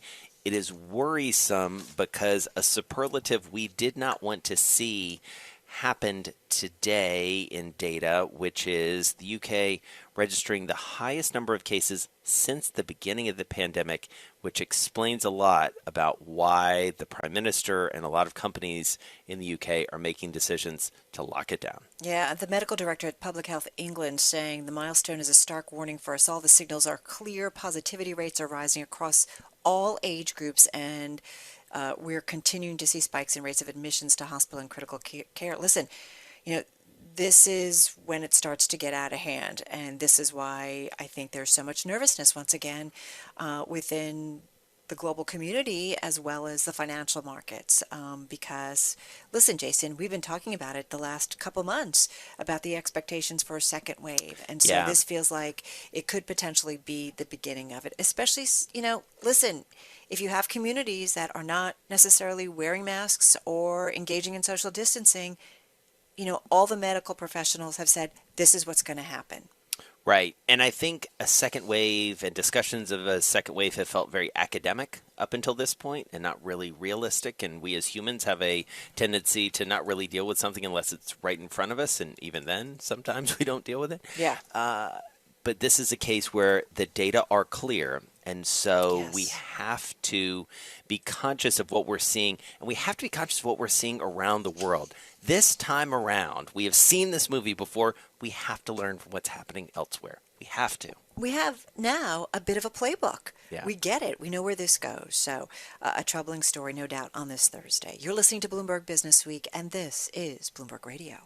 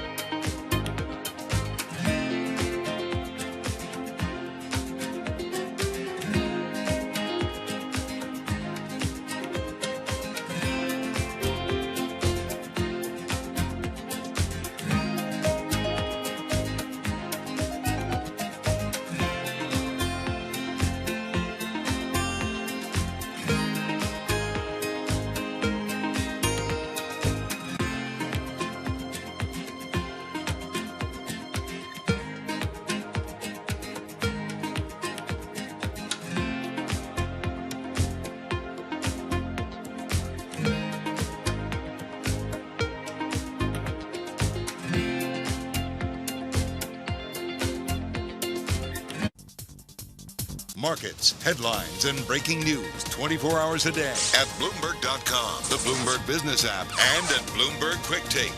This is a Bloomberg Business Flash. From Bloomberg World Headquarters, I'm Charlie Pellet. We begin with a headline from the Bloomberg Professional Service. France's daily coronavirus cases have jumped to a record 16,096. This after the UK reported the most new coronavirus cases since the pandemic started. Stocks are climbing on speculation that talks about a new round of economic stimulus will resume amid growing concern over a resurgence in coronavirus cases around the world.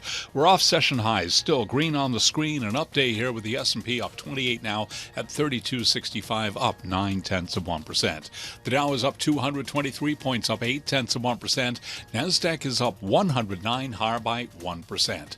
10 years up 132nd with a yield of 0.66%. Gold up 0.4%, 1870 the ounce. And West Texas Intermediate crude up 1%, $40.30 a barrel. Recapping, stocks higher, S&P rebounding on a news report that Treasury Secretary Steven Mnuchin plans to restart negotiations on government aid. I'm Charlie Pellet. That's a Bloomberg Business Flash. All right, Charlie, thank you so much. Well, we've been giving you some updates about the virus. Clearly, it is of concern to investors. It's of concern to the people who run colleges and companies and all of us just as human beings. So let's check in, get the latest with Dr. Shelley Hearn, director of the Johns Hopkins Center for Public Health Advocacy, part of the Johns Hopkins Bloomberg School of Public Health. Of course, the Johns Hopkins Bloomberg School of Public Health is supported by Mike Bloomberg, founder of Bloomberg Philanthropies and founder of Bloomberg LP, the owner of this radio station. She joins us on the phone from Charleston, South Carolina. I love Charleston, South Carolina. It's gorgeous. So I'm going to start there. Dr. Hearn, tell us what life is like down there, because anytime we're talking to somebody outside of our little bubble, as it were, we want to know what's going on. Well, we all have our bubbles all around the world, but Charleston, you can always count on good food and lovely people. So it's not a bad bubble. It's not a bad bubble, but let's talk about it. I have some family down in South Carolina, just outside Charleston, and I know the numbers have been tough in terms of the virus. Well, South Carolina is still struggling. As you are tracking around the country, we are seeing different surges, different improvements in places, and it really kind of boils down to how seriously people are taking public health measures. And unfortunately, just like variations in food from the south to the north, we're also seeing variations in the acceptance of mask wearing, the care with social distancing. And so that's what's going to keep this virus alive and well around the country is if we get complacent and put our guard down, it will return. Well, can I just a follow? I mean, you are so involved in terms of, understanding health in cities and communities. Jason and I kid that there's, one thing, wear a mask. That's one thing we see repeat over and over. But there's also that idea of, taking care of your community. I mean, this is largely what this virus is about. That's why you wear a mask. It is. I mean, we're hoping for vaccines. We're looking for other kinds of therapeutics. But the real important element is even if those come on board, the absolute best thing we can do for our families and for our neighbors and our entire kind of economic thrivability is to really practice these basics in public health. It may not be sexy, but that's actually what's going to make the biggest difference. And if we all did this together and did it, universally, we could probably really dampen this down, get ready for a tough winter, and do much better. I worry so much about our economy that if we focus in on just stemming and suppressing this virus by community measures, it's what's really going to help open up our ability for strong, healthy commerce down the road. So, Dr. Hearn, talk to us about the public health system because, Carol and I have talked on this program a lot about this notion that the virus has served to accelerate so many things for good and bad. It has forced us to deal with some things that maybe we didn't want to deal with, and now we have to. And especially when you pair it with what we've seen in terms of a real reckoning around systemic racism and some of the deep, deep inequality, some of the great chasms that we've seen. And having spent a lot of time in South Carolina, having grown up in the South, I know that a lot of that is so apparent there in your state and even in Charleston. What do we need to do at this moment where we do have something of an opportunity to start to close that gap when it comes to public health? Well, it's a brilliant question. It is the exact one that we need to focus on. So, just like a healthy company needs good roads, it needs good education systems so that the workforce is ready and prepared for the job. We actually need to have that same kind of capacity in our public health system. These are, and the good thing of the pandemic is bringing alive. You need to have epidemiologists. You need to have labs.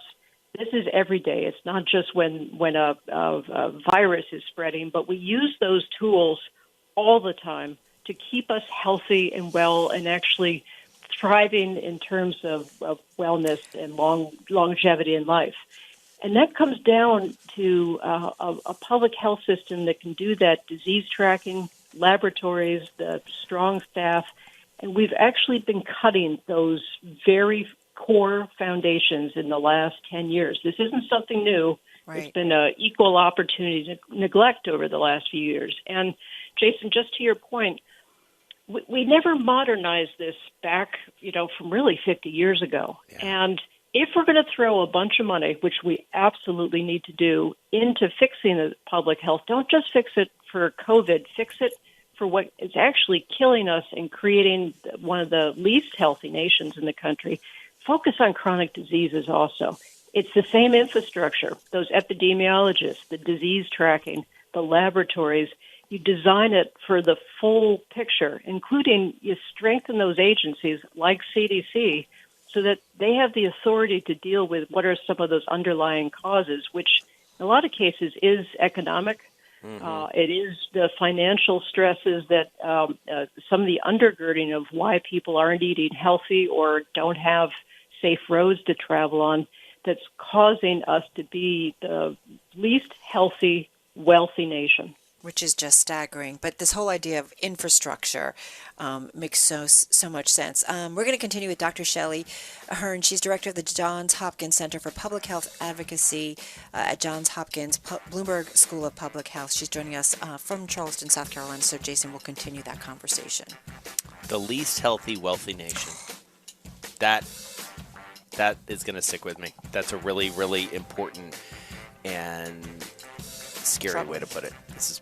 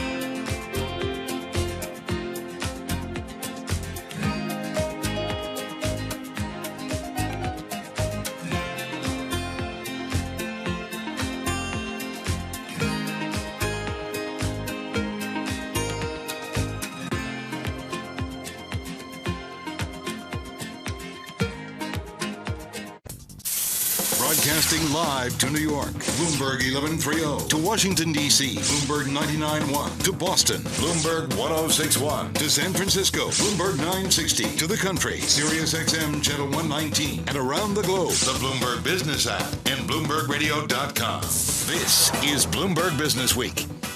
All right, coming up, we are going to continue our conversation with Dr. Shelley Hearn from the Johns Hopkins Center for Public Health Advocacy. A really important conversation because we have this moment where we can make changes, Carol. Yeah, absolutely. Fingers crossed that we actually get it right and learn from this crisis. All right, we'll get back to that in just a moment. Let's get a check on your top business stories, another check on that trading day. Where are we, Charlie? Well, we are well off session highs, green on the screen, but it is an up day on Wall Street. Do want to begin with a couple of headlines. Atlanta Fed President Raphael Bostic says racism, quote, drags us down economically. His remark came while speaking about banking and the economy.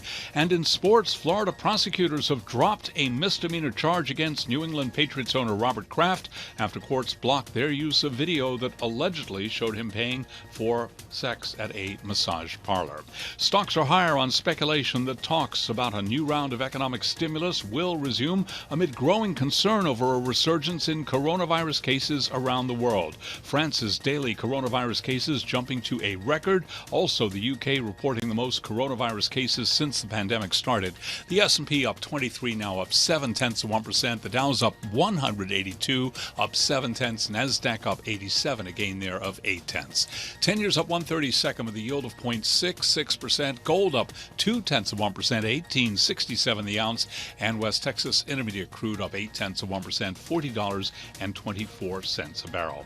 Medical experts say they are making progress in treating coronavirus, and that's helping bring the death rate down, even as researchers continue to work on a vaccine. Dr. Jason Farley is a nursing professor at Johns Hopkins Bloomberg School of Public Health. He was interviewed this morning on Bloomberg Television. So I think there are a lot of great positives we've learned. I certainly, I agree with Fauci saying that we are still at too high rates of new cases, around 40,000, and certainly would like to see those numbers go further down as well as the mortality continue to decline.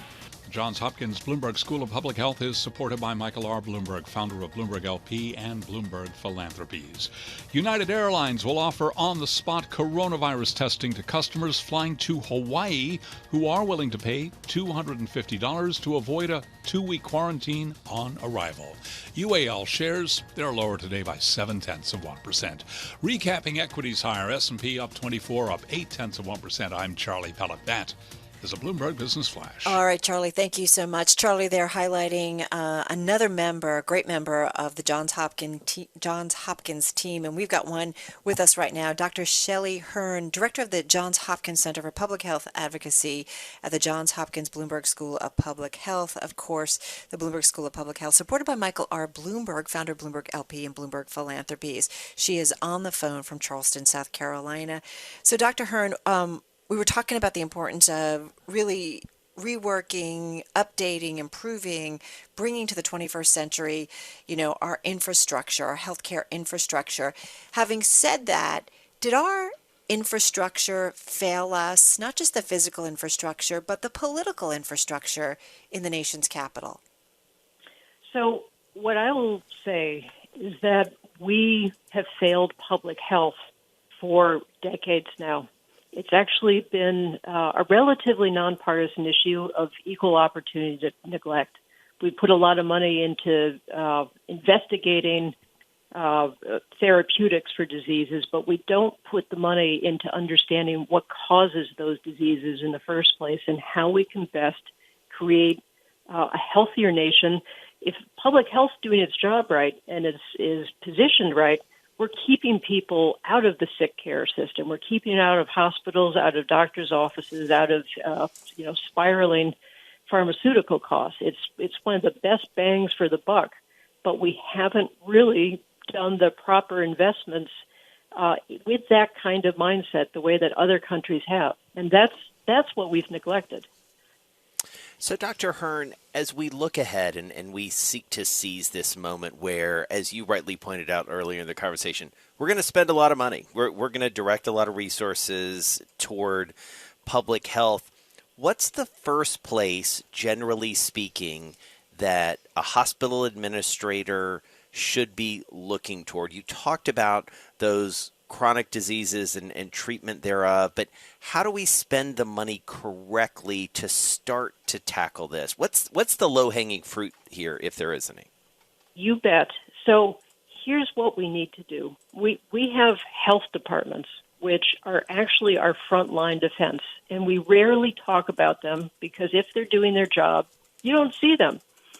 And those health departments need to be invested in not just for COVID response, because we've had these things before. We've had SARS, we've had anthrax, we throw money at it, we do a little tiny fix, and then Mother Nature or terrorism or someone throws us a curveball and we just fix that little, we kind of strapped on a Band-Aid instead of, how about a disease surveillance system that tracks the health of respiratory diseases?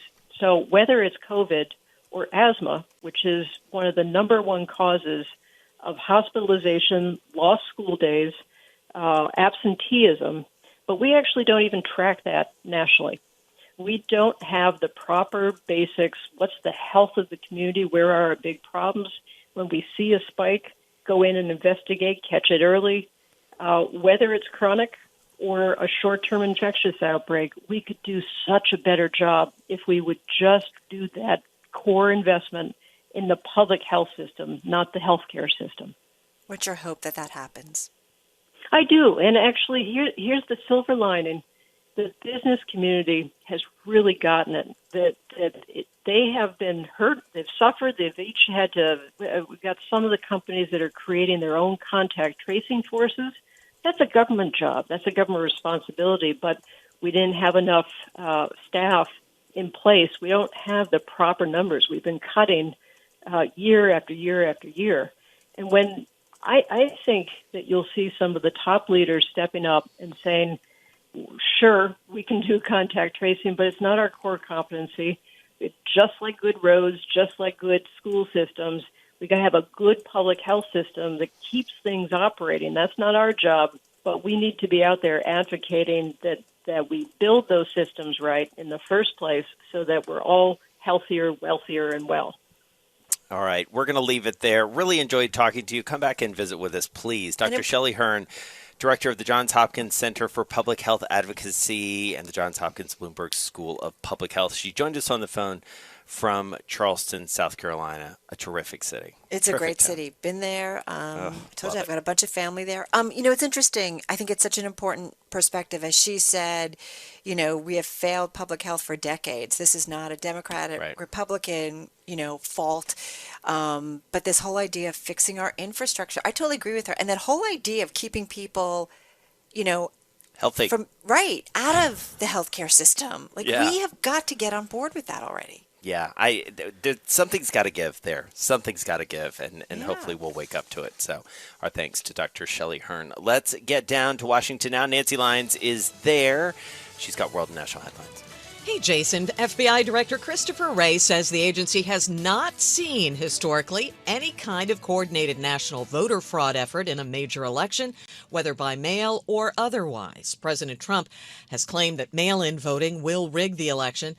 As for election security, Wray told senators today, we're working closely with our federal, state, and local partners, as well as the private sector, to share information, bolster security, and identify and disrupt any threats. He says foreign interference in our elections will not be tolerated. Postmaster General Louis DeJoy is asking a judge to amend an order forcing the return of high-speed mail sorting machines that were taken out of service this summer. In a court filing, DeJoy says the machines cannot be put back in service since they were stripped for parts to improve or repair other machines. More than a dozen states allege that the machines were taken out of service to undermine the election. A suspect has been taken into custody in connection with the shooting of 2 police officers last night in Louisville, Kentucky. The incidents happened during protests over the decision not to directly file charges in the death of Breonna Taylor during a raid at her home. Louisville Mayor Greg Fisher says one officer has been released from the hospital. The other is expected to recover.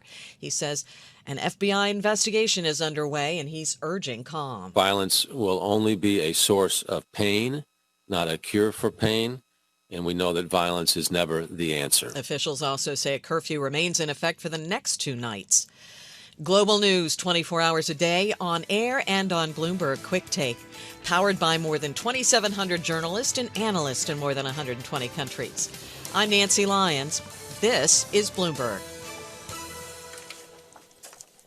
All right, Nancy, thank you so much. You are listening to Bloomberg Business Week. Jason Kelly, Carol Massar here with you on a Thursday afternoon. And, this was something that actually came up in a conversation in the drive to the close we had yesterday with the wealth manager over at UBS. Told you you've been reporting on this. I know. Yeah, you went big on that. But it's important. It's important. Because look at how much we covered the big bank CEOs putting pressure kind of on their employees and everybody get back to work. Well, let's talk about this story. Yeah, here's the reason why. Hannah Levitt doing some great reporting, a story we've been following closely here at Bloomberg News. Just ask Carol Massar. Basically, you have banks who are reliant. Their business is reliant on a robust, shall we say, commercial property market. So that means they need workers who are working in big office towers to get back to the city so that those companies continue to pay rent and they don't flee the city. And that may be the reason, as you play this out, that some of those banks are saying, could you come back to work, please? Yeah, well, check this out. And this specifically gets into, I think, some of the regional banks, but New York Community Bancorp mortgages. So we're talking about, corporate mortgages make up more than 90% of the loan portfolio, about $39 billion of financing as of mid-year, mostly tied to real estate in the New York City area. Signature Bank says more than 60% of its loan book is secured by commercial real estate. Compare that with Wells Fargo. Loans in New York State accounted for just 2%. So, you got to watch which financials we're talking about, but that's big exposure. It's huge exposure. And, if you are a company that says, all right, I'm going to stay in New York City, but I'm only going to need about half my space that I had before because people are going to be working from home or hybrid or whatever it is, you sort of add all that up in a market as big as New York City, and you're talking about a real shift in demand where there is a lot of supply, to say the least. We'll keep following this. This is Bloomberg.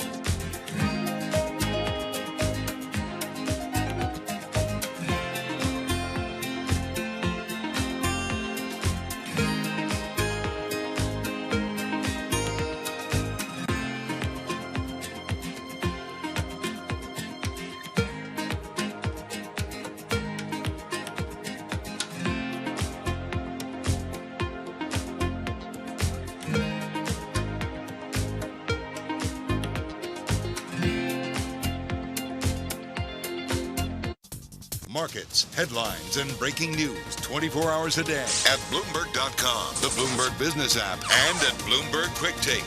This is a Bloomberg Business Flash. From Bloomberg World Headquarters, I'm Charlie Pellet. Viacom CBS, the media giant that owns MTV, Nickelodeon, and the CBS network, has cleared CEO Bob Bakish of wrongdoing following an investigation of alleged sexual harassment. Shares of Viacom CBS, they're up now by 0.3%.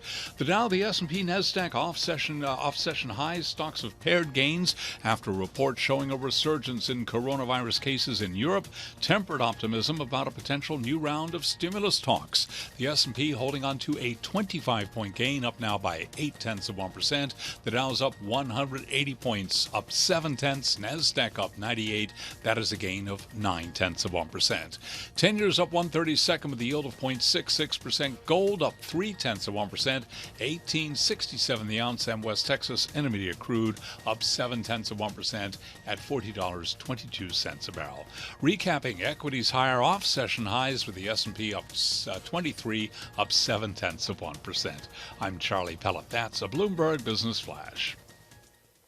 All right, Charlie, thank you so much. You are listening to Bloomberg Business Week. Jason Kelly and Carol Masser here with you on a Thursday afternoon. And I have to say, this is one of these stories that people I barely know are emailing and texting me about, because it is just that good and really speaks to something that may have been missed or uncovered or undercovered in this whole sort of economic carnage. And that's the term that this writer uses in his story. Talking about Ben Steverman, one of our favorites, a go-to guy when it comes to really understanding the personal aspect of economics. He joins us on the phone. We're also joined, of course, by Bloomberg Business Week editor Joel Weber.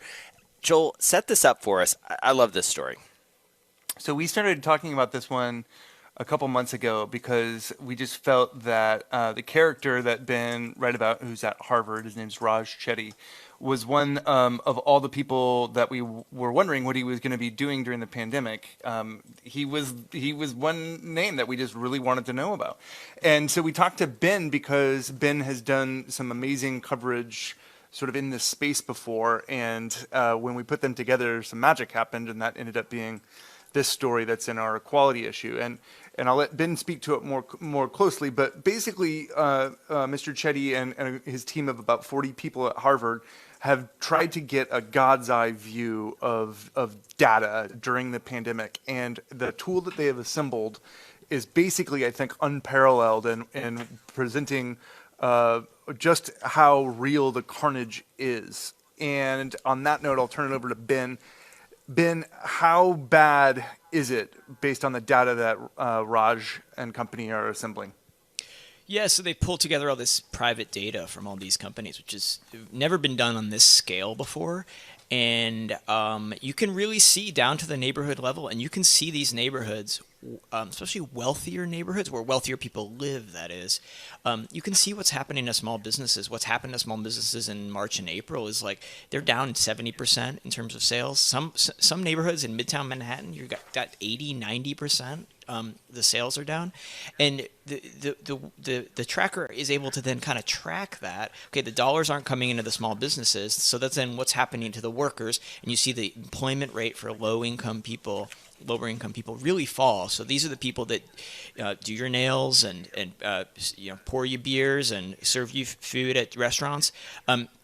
All these people have been at unemployed. But you can also see in this tracker that moment when those stimulus checks arrives. It's a day-by-day, week-by-week, state-by-state, neighborhood-by-neighborhood tracker. So you can really see that, like the precise moment when those checks arrive, and you can see spending by lower-income people really, really increase. But the thing is, a lot of them were spending money online, not in person.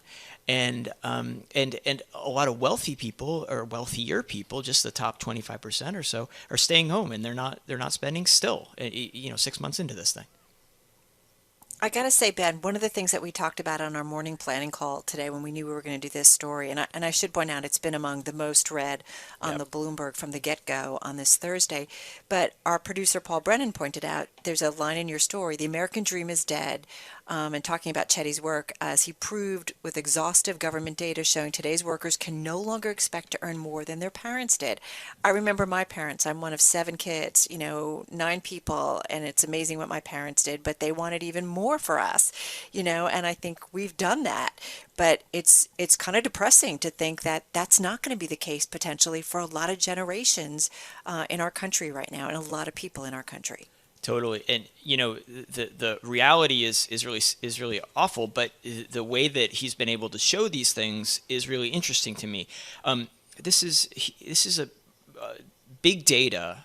He's basically using big data, and that's really revolutionized economics in the last 10 years or so, because he doesn't have to build a theory or a model for what's happening. He can actually dive into these huge data sets of tax data, census data, and see individual people and see what's happening to them over their lives as they grow up and have careers and retire.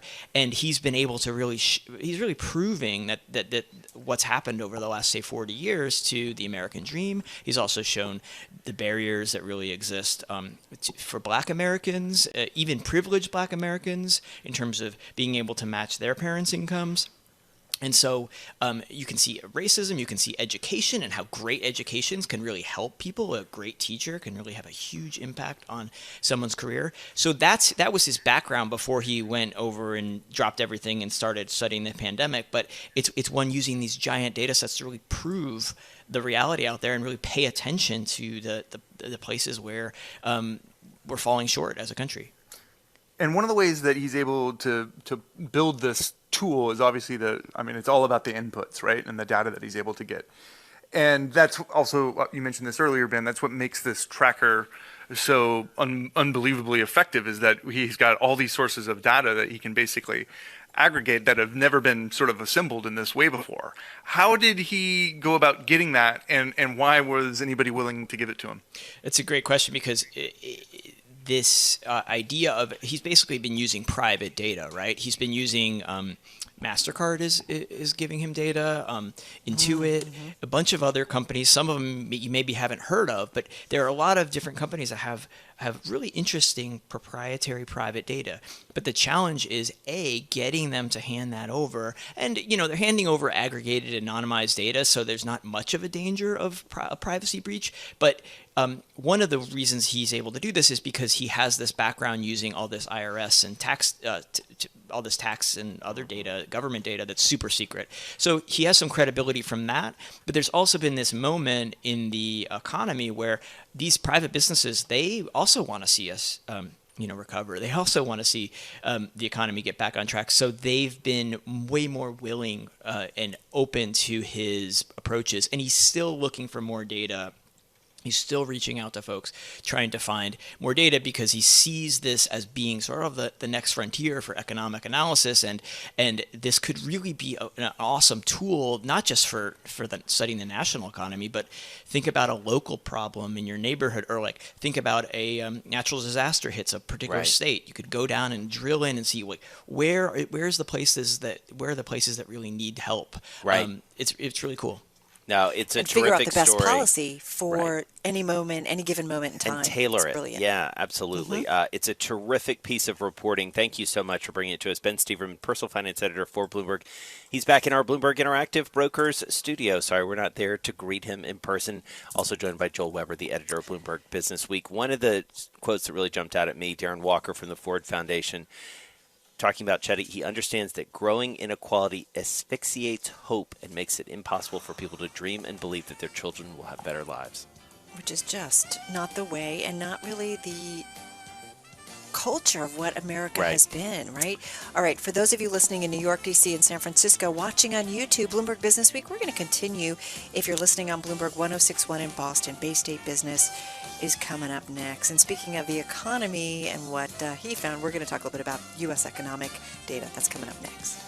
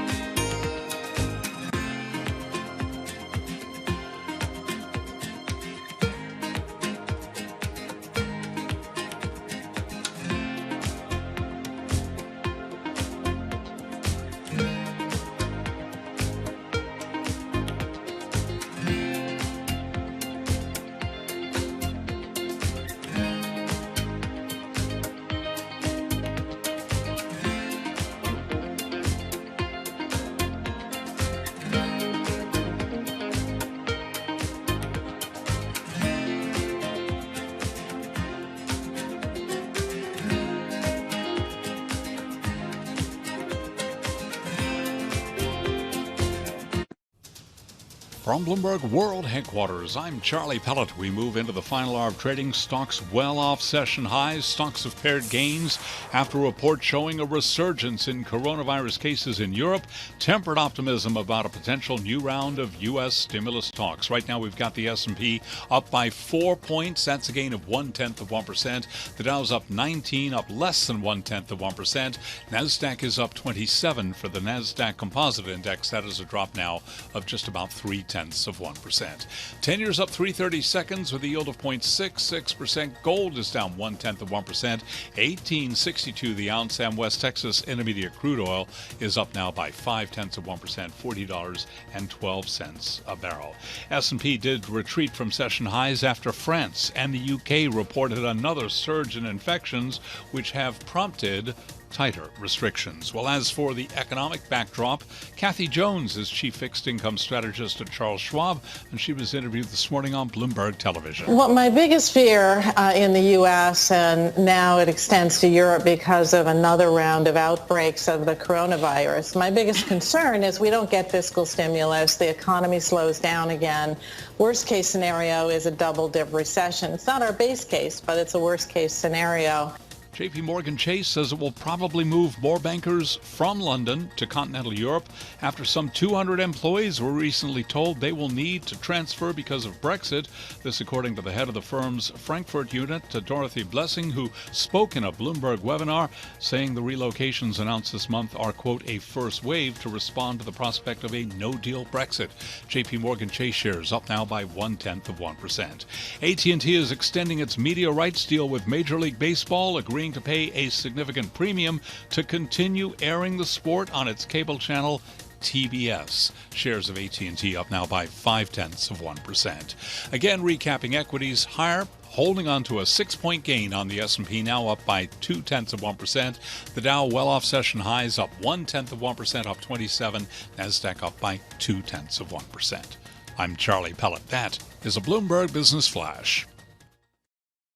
You're listening to Bloomberg Business Week with Carol Masser and Jason Kelly on Bloomberg Radio.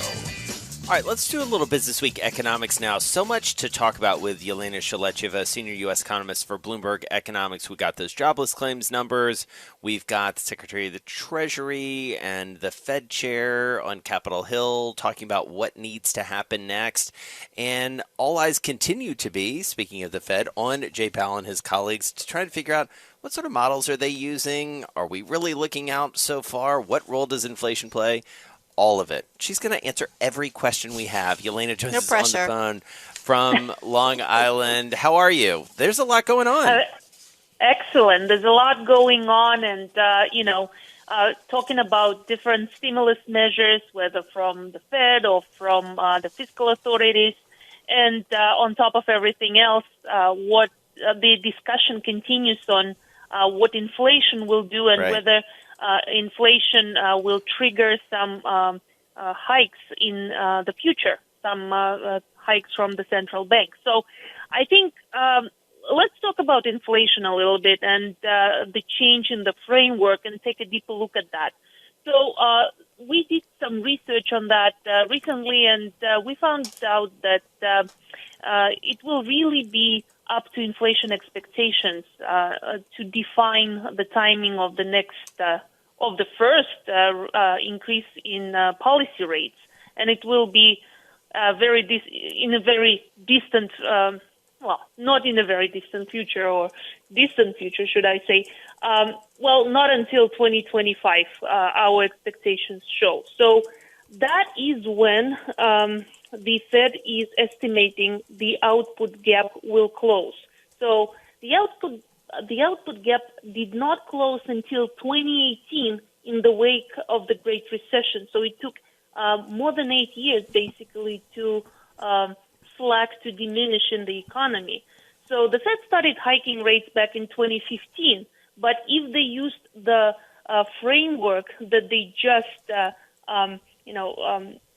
decided to go with, they would not have increased rates until 2018. So our expectations are for the Fed to wait until the slack diminishes, until the output gap closes, and only then to start raising rates. And that is not going to happen until 2025, most likely. God, I cannot even believe 5 years from now. So I don't know. I think about our audience who are listening, who maybe just drove off the road, as a reminder of where Fed policy might sit. But the reminder is too, the Fed can change its mind if something changes in the economy. But what does that mean for investors? What does that mean for the average Joe? What does that mean for the working person? What does that mean for us, Yelena? So low rates and accommodative policy means a lot for interest rate sensitive sectors such as housing and auto sector, and those have been helped quite a lot by the low level of interest rates. Look at what happened this week with existing home sales and new home sales.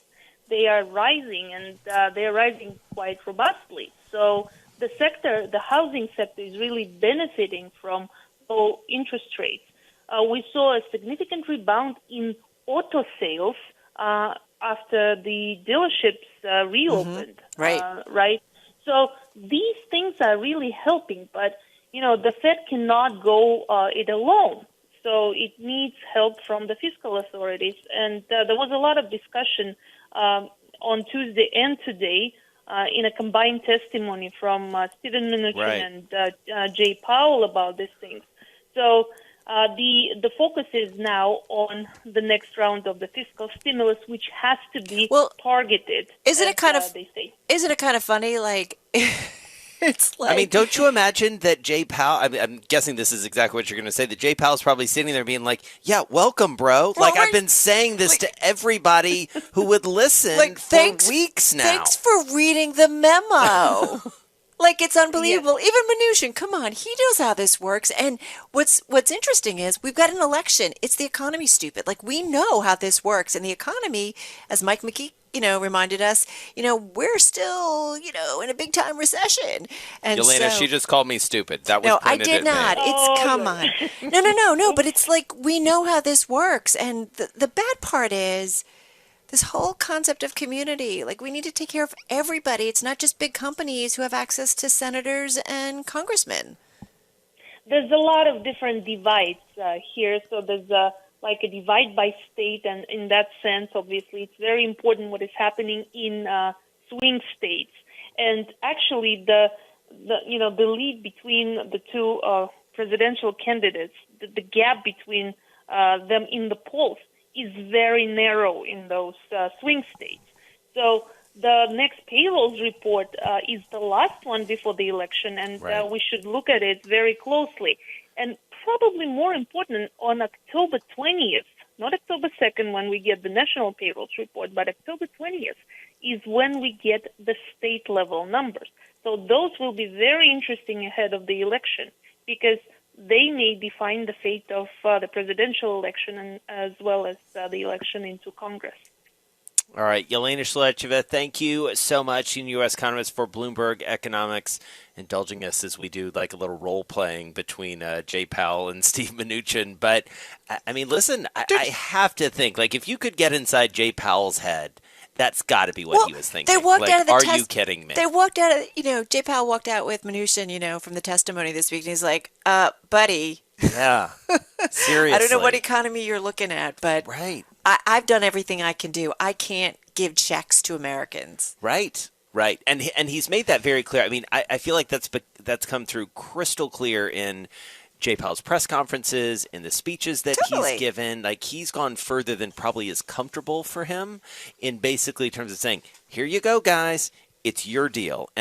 But we also know that Mnuchin and, to a large extent, Chief of Staff Mark Meadows, they are the keys to all of this because you do have, Democrats who at least say they're willing to act and they're willing to act maybe on a bigger scale than the Republicans are. But listen, we saw it. Mnuchin moved the market. So it's the Mnuchin bounce and the Mnuchin memo. I'm just saying. There you go. Mnuchin mania, as Dave Wilson said. Yelena Shlecheva, thank you again so much, senior U.S. economist for Bloomberg Economics. Carol? All right, let's get back to World and National News headlines. Back on over to Nancy Lyons in our D.C. studio. Hi, Nancy. Hey, Carol. Republican lawmakers are promising an orderly presidential transition after President Trump refused to commit to one himself. Bloomberg's Nathan Hager reports. Democrats. After President Trump was asked about it, we're going to have to see what happens. You know that I've been complaining very strongly about the ballots, and the ballots are a disaster. Senate Majority Leader Mitch McConnell tweeted, quote, "There will be an orderly transition, just as there has been every 4 years since 1792. Democratic Senator Joe Manchin is urging his Republican colleagues to go further than making promises. For the sake of our country, for the sake of humanity as we know it, for the sake of our children and future generations, please protect this great republic of ours." In Washington, I'm Nathan Hager, Bloomberg Radio. Donald Trump's niece is following up her best-selling tell-all book by filing a lawsuit alleging the president and two of his siblings cheated her out of millions of dollars over several decades while squeezing her out of the family business.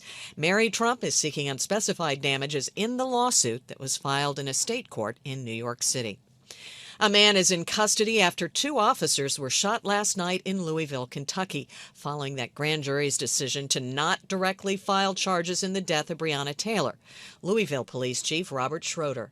Lorenzo Johnson has been charged with 2 counts of assault to first degree and 14 counts of wanton endangerment, all directed against police officers. One officer was treated and released with a leg wound. Another officer was shot in the abdomen and is recovering from surgery and is said to be doing well. Global news 24 hours a day, on air and on Bloomberg Quick Take. Powered by more than 2,700 journalists and analysts in more than 120 countries. I'm Nancy Lyons. This is Bloomberg.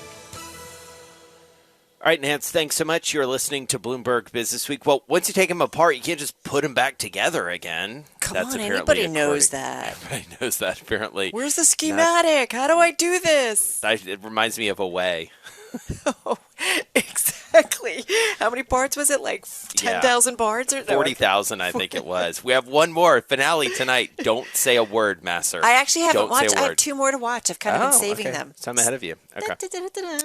Anyway. So let's talk about this. Postmaster General Louis DeJoy telling a judge that the U.S. Postal Service cannot reassemble the hundreds of high-speed mail sorting machines that were taken apart this year. We just heard a little bit about that in our World of News update. It's a project that more than a dozen states allege was intended to undermine the upcoming election. Yeah, this is not great. I mean, look, you've got this. You synthesize it with what Nancy just reported in terms of the president saying that, the ballots, quote unquote, are a mess. There is going to be a lot of more mail-in voting because of the pandemic this year. So, folks have raised some concerns that the USPS would not be able to manage it because of some of the measures that were taken. Why and how they were taken remains up for debate. You also have some assurances, not just from Louis DeJoy, but from others, that all these ballots can be processed. But this is at the core of the election debate. Well, it's at the core. And then let's roll into this, a Washington Post story that says internal U.S. Postal Service documents are linking changes behind mail slowdowns to top executives, which is in contrast with agency accounts that lower tier leaders outside of USPS headquarters were mainly responsible for some of the things that were going on and some controversial protocols. So I got to tell you, I don't know. Sort of reminds me of the phrase, and again, not to be too glib, when they say just because you're paranoid doesn't mean they're not after you. It's so true. Like there is an element here that the reporting just keeps coming out, and we got to keep following it and get to the bottom of it. This is Bloomberg.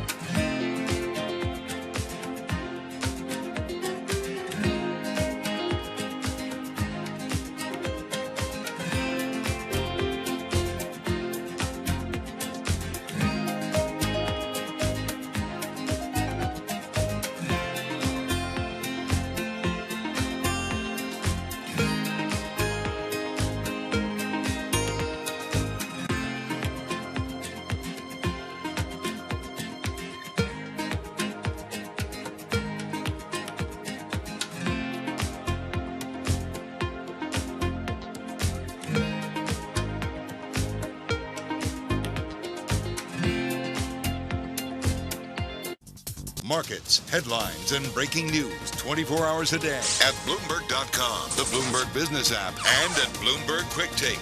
This is a Bloomberg Business Flash. From Bloomberg World Headquarters, I'm Charlie Pellet. A choppy session, but up right now. We've got 43 minutes to go ahead of the closing bell. Let's head right over to the first word breaking news desk for today's afternoon call. Here he is, Bill Maloney. And good afternoon, Charlie. That's right. U.S. stocks in the green, but off their session highs. Dow's up 67 points, was up 332. S&P's gained 10. NASDAQ climbs by 50. The U.S. 10 yield at 0.66%. Gold is little change. Transports gained 38 points. And among the main 11 S&P sectors, leaders were utilities and staples. Only healthcare and energy fell. Leaders to the upside in the Dow, Goldman Sachs, Coca-Cola, and Microsoft, while Boeing and Nike led to the downside.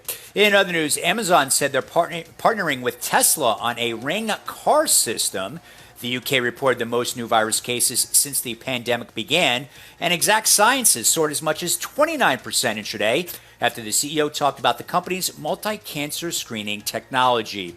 After earnings, Accenture fell 7%, and wrapping things up, Costco reports after the bell.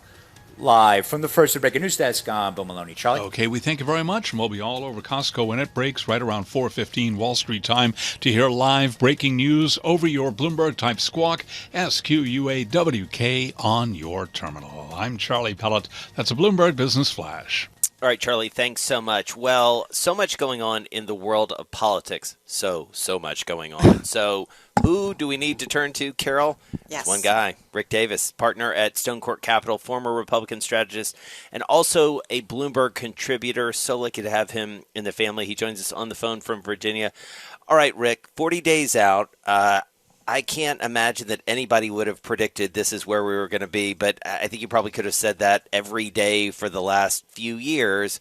What do you make of this moment? And let's start with this notion of a peaceful transfer of power. I can't believe we're talking about this. Yeah, that's the least likely concern we have for this election. We've had success for 200 and more years of transfer of power, and we won't have that problem this time. I think one of the suggestions that was sent by Republican lawmakers on the Hill today was, we're not going to let there be anything other than a peaceful transition of power. So if, like with Nixon, Senate leaders from your own party have to go to the White House and say, it's time to go, bud, the message I got today was they're prepared to do that. So you feel better about what based on what you heard, the response was strong enough from the Republicans to sort of quiet your mind, at least? Sure. It was swift. They got out there, leadership, McConnell and others, within the news cycle that Trump started this debate. And of course, it's not the first time we've ever heard this from Donald Trump, but certainly it was a little more emphatic this time about not counting ballots. So I think that the leadership in the Senate stood up today and said, this will be an orderly transition. We will not go backwards on our democracy. And I would suspect that that if there is a win for Biden in the general election, the Senate uniformly will stand up and say, let's enter into a transition. Well, sure, because they've now got potentially control of the Supreme Court. Well, I think that the Supreme Court decision may be decided long before the election. It may be a de facto confirmation process, right? They're going to speed it up as fast as they can in the committee. And it wouldn't surprise me that they try to have the vote even before the election. Now, almost all of the major legislation that the Senate has is not going to be acted upon until the lame duck. So certainly this could happen too. But they do run the risk in Arizona and Georgia, where those two seats are elections for the Senate are being done to fulfill a vacancy, and those literally could turn over before the end of the month in November. So I don't think they want to run the risk that either one of those flips. But as a Republican strategist, Rick, I mean, that's the power, right? That the Republicans, conservatives, will largely have potentially control of the Supreme Court by their appointees for decades to come. I mean, that's the power, right? Well, arguably they do now, right, yeah. Carol? I mean, right. Fair this enough. was always the intent of the Trump administration, but really the quiet work that McConnell's been doing for a long time. I mean, you know, he will tell people that his legacy will be a conservative federal bench from the Supreme Court on down. And you've seen the incredible pace with which they've filled vacancies on the federal bench. So really, this is going to be the story for the next 25 years.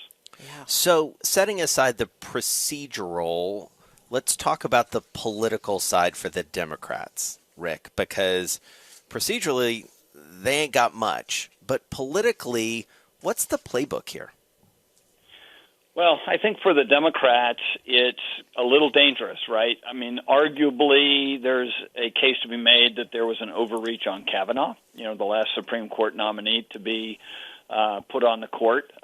If you have a majority in the Senate, as the Republicans do, and it's pretty clear with the vote count now that they've got the votes for whoever Donald Trump appoints, and of course, people matter in this case, so that still yet to be seen. If it's going to happen anyway, you got to gauge what you're going to get out of it politically. Right now, arguably, Biden's making progress on Trump's base in the suburbs. Don't screw that up with a big fight on a fait accompli, essentially, right? Right. And look, a lot of these people who may be considering voting for Biden, who voted for Trump in 2016. Maybe pro-choice or maybe pro-life, and you're threading the eye of the needle, especially if the nominee to the bench is, you know, one of the nominees who has a strong pro-life record. Would you rather have a president in place or make a case in the next month before the hearing? So I think there's very little to gain. I think there's a base element to this where they've got to look like the Democrats have to look like they've maintained some semblance of base politics, but they're not going to pick up any votes at this stage by putting on a show and trying to hold up a nominee. Right. All right, Rick Davis, stick with us. We got a couple more questions for you on the other side of some news. Rick Davis, partner for Stone Court Capital, former Republican strategist and Bloomberg contributor. It almost reminds me of like the sports metaphor of like you sort of you go ahead and let the other guy score because you'll have a little bit more time on the clock if you can control the ball. Yeah, absolutely. That's a really great way of explaining it. And also, Rick, as being the former manager of Senator John McCain, we want to ask him about Cindy McCain's endorsement of Joe Biden, what he makes of that, because she was certainly front and center this past week, talking on all of the major networks about her endorsement of Joe Biden. We're going to continue with Rick Davis. You are listening to Bloomberg Business Week on this Thursday. Had to check what day it was. I knew it all day because, as you say, our Thursdays, it's our whoa killer. up. All right, this is Bloomberg Radio.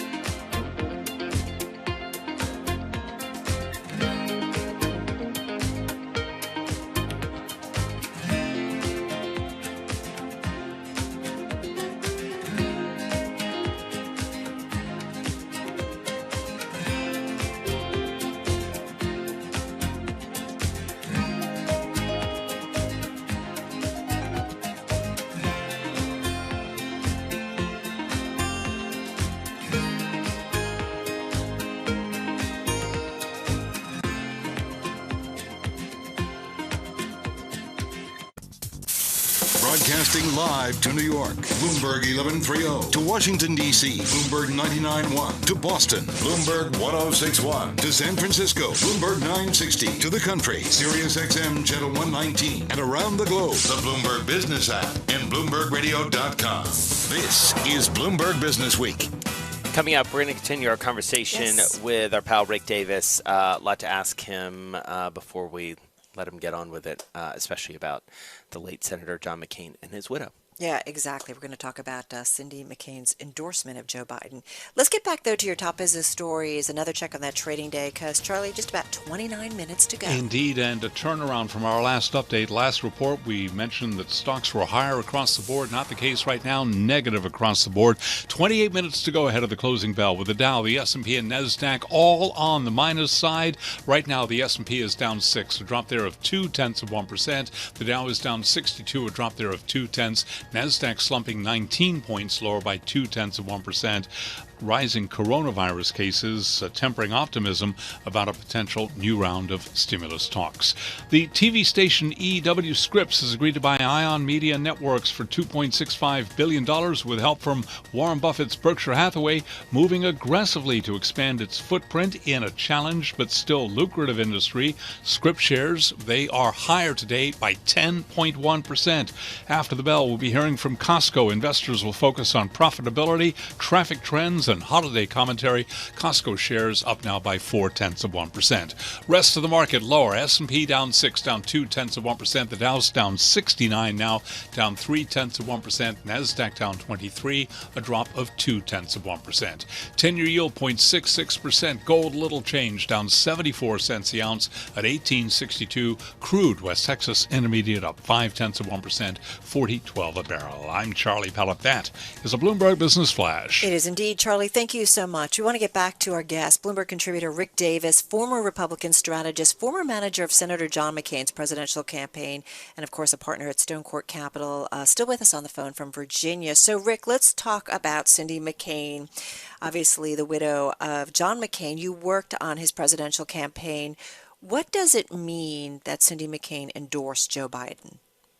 You know, I think it speaks to two big issues. One, obviously, an advantage for Joe Biden to get such a high-profile Republican family to endorse his candidacy. But two, Cindy was out of politics, right? Since Senator McCain passed away, she has really stayed out of politics. Obviously, with Donald Trump in the White House and sort of his irregular outbursts about Senator McCain even after he passed away, she's kept her thoughts to herself and has not engaged in any kind of political endorsements or responses to President Trump. So she comes at this with no baggage toward the president, but a willingness now to sort of break with the Republican ranks and support Joe Biden, who she's known personally for 40 years. Mm-hmm. Rick, before we let you go, just one more quick question for you, which is, and you alluded to this earlier, going slightly down ballot into the Senate. You know, these special elections are in Arizona and Georgia specifically. What else should be, are those the key races to watch? What are the key, like, one or two Senate races that we should be watching, given that so much hangs on the Senate now? Sure. I would say there are probably 7 races right now that would consider toss-ups in the United States Senate.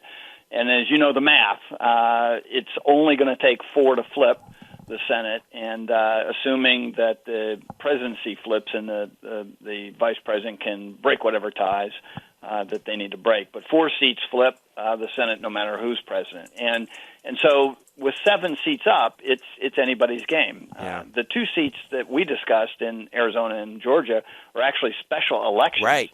And so their new members, whoever it is, take office as early as the middle to late November. So those are really key ones to watch. And, of course, Georgia, a battleground state, and Arizona, a battleground state, are going to are right now very close, and the presidential campaign could weigh heavy on those races. Absolutely. All right. Well, we're going to be keeping in close touch with you. 40 days to go. Rick Davis, thank you so much for your time. Partner, Stone Court Capital, former Republican strategist, and, of course, a Bloomberg contributor. Carol. And just want to mention, crossing the Bloomberg, Democratic presidential nominee Joe Biden's search for Treasury Secretary, widely seen as focusing on Lyle Brainerd of the Federal Reserve. It's a choice that would keep both Wall Street and progressives in line. The more provocative choice of Senator Elizabeth Warren, not ruled out, but far less likely. This is a Bloomberg News scoop. We'll continue to give you more on that story. This is Bloomberg. Honey, don't get everything it's true, but what it don't get, I can use one money. All right. Some money, some Beatles. We talked a little bit about the Beatles yesterday in that big top albums list. Dave Wilson, your chart of the day. Talk to us. All about money, specifically the cash that U.S. companies have been piling up as they deal with the effects of the coronavirus pandemic. Barclays referred to it in a report yesterday as a substantial war chest of precautionary cash. They also looked at the possibilities in terms of what may happen as things kind of settle out, companies' businesses rebound, and all that cash becomes excess, shall we say. What they suggested is that it's more likely to be used for payouts. We're talking about dividend increases, buybacks of shares, buybacks of debt, and not for capital spending, because companies have been relatively conservative when it comes to CapEx, as it's called, and so that's not likely to change anytime soon. Now, it may take a while to get to the point where companies are comfortable enough that they decide they really don't need the extra cash, but Barclays is sort of laying the groundwork for what may happen down the line as companies go back and try and figure out what's best in terms of their financial situation, in terms of taking care of their shareholders and their business. And if you want to know more, folks, send me an email. I'll get you the chart, the explanation that goes with it, and everything I do going forward. The email address is dwilson@bloomberg.net. That's dwilson@bloomberg.net. All right, Dave Wilson. Important part of the marketplace to kind of watch. Yeah, think about for absolutely. When you consider the amount of cash held by the S&P 500, and that's what the chart focuses on, up 35% this year on a per-share basis. And you know the amount of money that the average American has on hand right now? Couple hundred? Probably not even. I mean, it's just if you think about. Remember the story we did that if they had an auto bill that was a couple of $100 or $300 or $400, that most Americans wouldn't be able to pay for that. So, what a contrast, Dave Wilson. So, thank you for bringing that to us. Really appreciate it. But it's all right, stark. we'll catch you on the other side of the close. And man, those U.S. markets, they are gyrating, to say the least. They've been up and down and up and down. Barely, they're all flat at this very second, but I would imagine we may end up negative, just given how it's been trending. Yeah, and I think there's a lot of, computer trading going on right now. Vince Signorella and I have been kind of messaging back and forth. Like, you can really see how things kind of kick in when I think there was an official correction and then, bouncing off of that. So something to keep an eye on with just about 20 minutes to go, actually, in today's trading day. Let's get back to World and National News headlines. Back on over to Nancy Lyons. Hey, Nance. Hey, Carol. Treasury Secretary Steven Mnuchin and Federal Reserve Chairman Jay Powell returned to Capitol Hill today to provide the Senate Banking Committee with an update on the economy. Bloomberg's Irv Chapman has more from Washington. Powell said the trillions of federal dollars Congress pumped into the economy gave it a stronger boost than even he expected, but it requires still more to avert a downturn. People now are spending even though they're unemployed. They may have saved part of the checks that they got. The risk is that they'll go through that money and have to cut back on spending and maybe lose their home. That is the downside risk of no further action. We don't see much of that yet, but it could well be out there in the not too distant future. Powell, of necessity, avoided the contention of the composition of the next spending bill, while Mnuchin argued for quick passage of what the White House will agree to. In Washington, Irv Chapman, Bloomberg Radio. President Trump says he may not transition out of office if he loses the election. He made the comment during a news briefing yesterday. House Speaker Nancy Pelosi has a message for the president.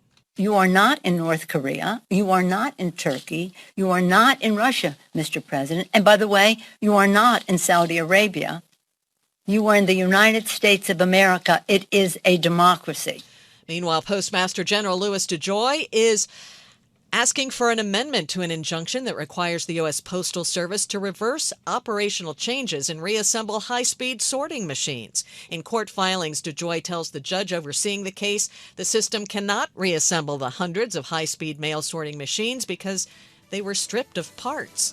Global news 24 hours a day on air and on Bloomberg Quick Take, powered by more than 2,700 journalists and analysts in more than 120 countries.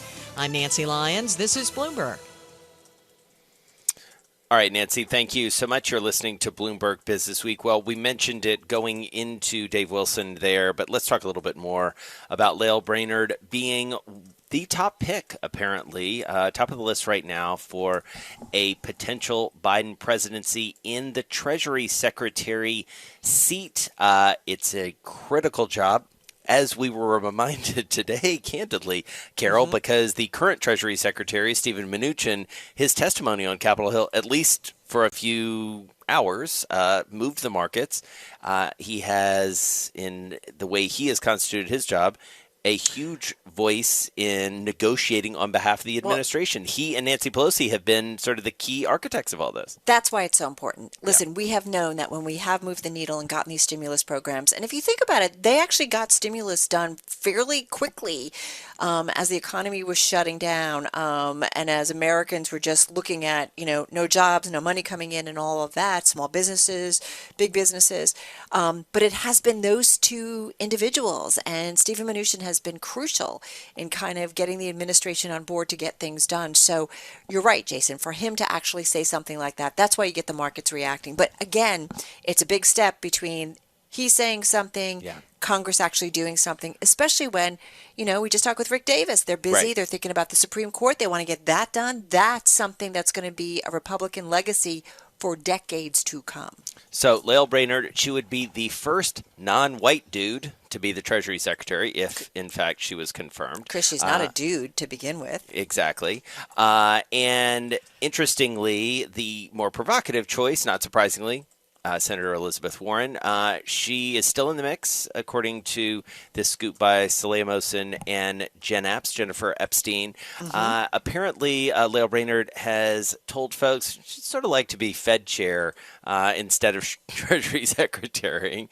But Jay Powell is actually in that job until 2022. He can be reappointed by the president, or he could give way.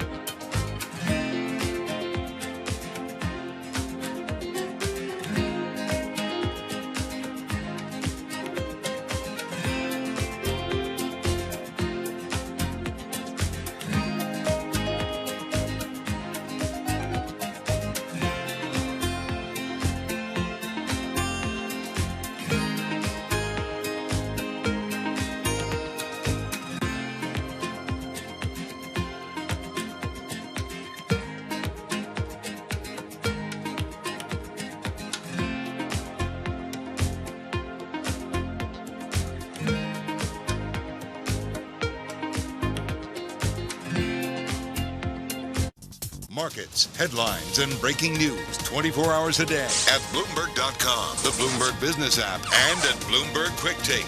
This is a Bloomberg Business Flash. From Bloomberg World Headquarters, I'm Charlie Pellet. Straight line up right now for the S&P 500 index. 13 minutes to go ahead of the closing bell. A move higher here. It has been a volatile day. Stocks have been fluctuating, but right now we're looking at a 15-point gain in the S&P 500 index, up by about 0.5%. The Dow's up 95 points now, up 0.4. NASDAQ up 66 for the NASDAQ Composite Index, a gain of 0.6%. NASDAQ 100 Index up by 0.8%. Dow Transport's up by 0.4%. 10-year up 2/32 with a yield of 0.66%. We've got gold up 0.2%, $18.67 the ounce, and West Texas Intermediate crude up 0.8%, $40.23 a barrel on WTI. So again, recapping here, equities higher, holding on to gains. A volatile day right now. NASDAQ is up 0.6, the S&P up 0.4, the Dow up 0.3%. I'm Charlie Pellet. That is a Bloomberg Business Flash. I'm driving in my car. I turn on the radio. How about you let me drive? Oh, no. Who's gonna drive you home? Honey, please, I'll do the driving. Drive on. Excuse me, I want to drive. Just drive, baby. It's the question that drives us.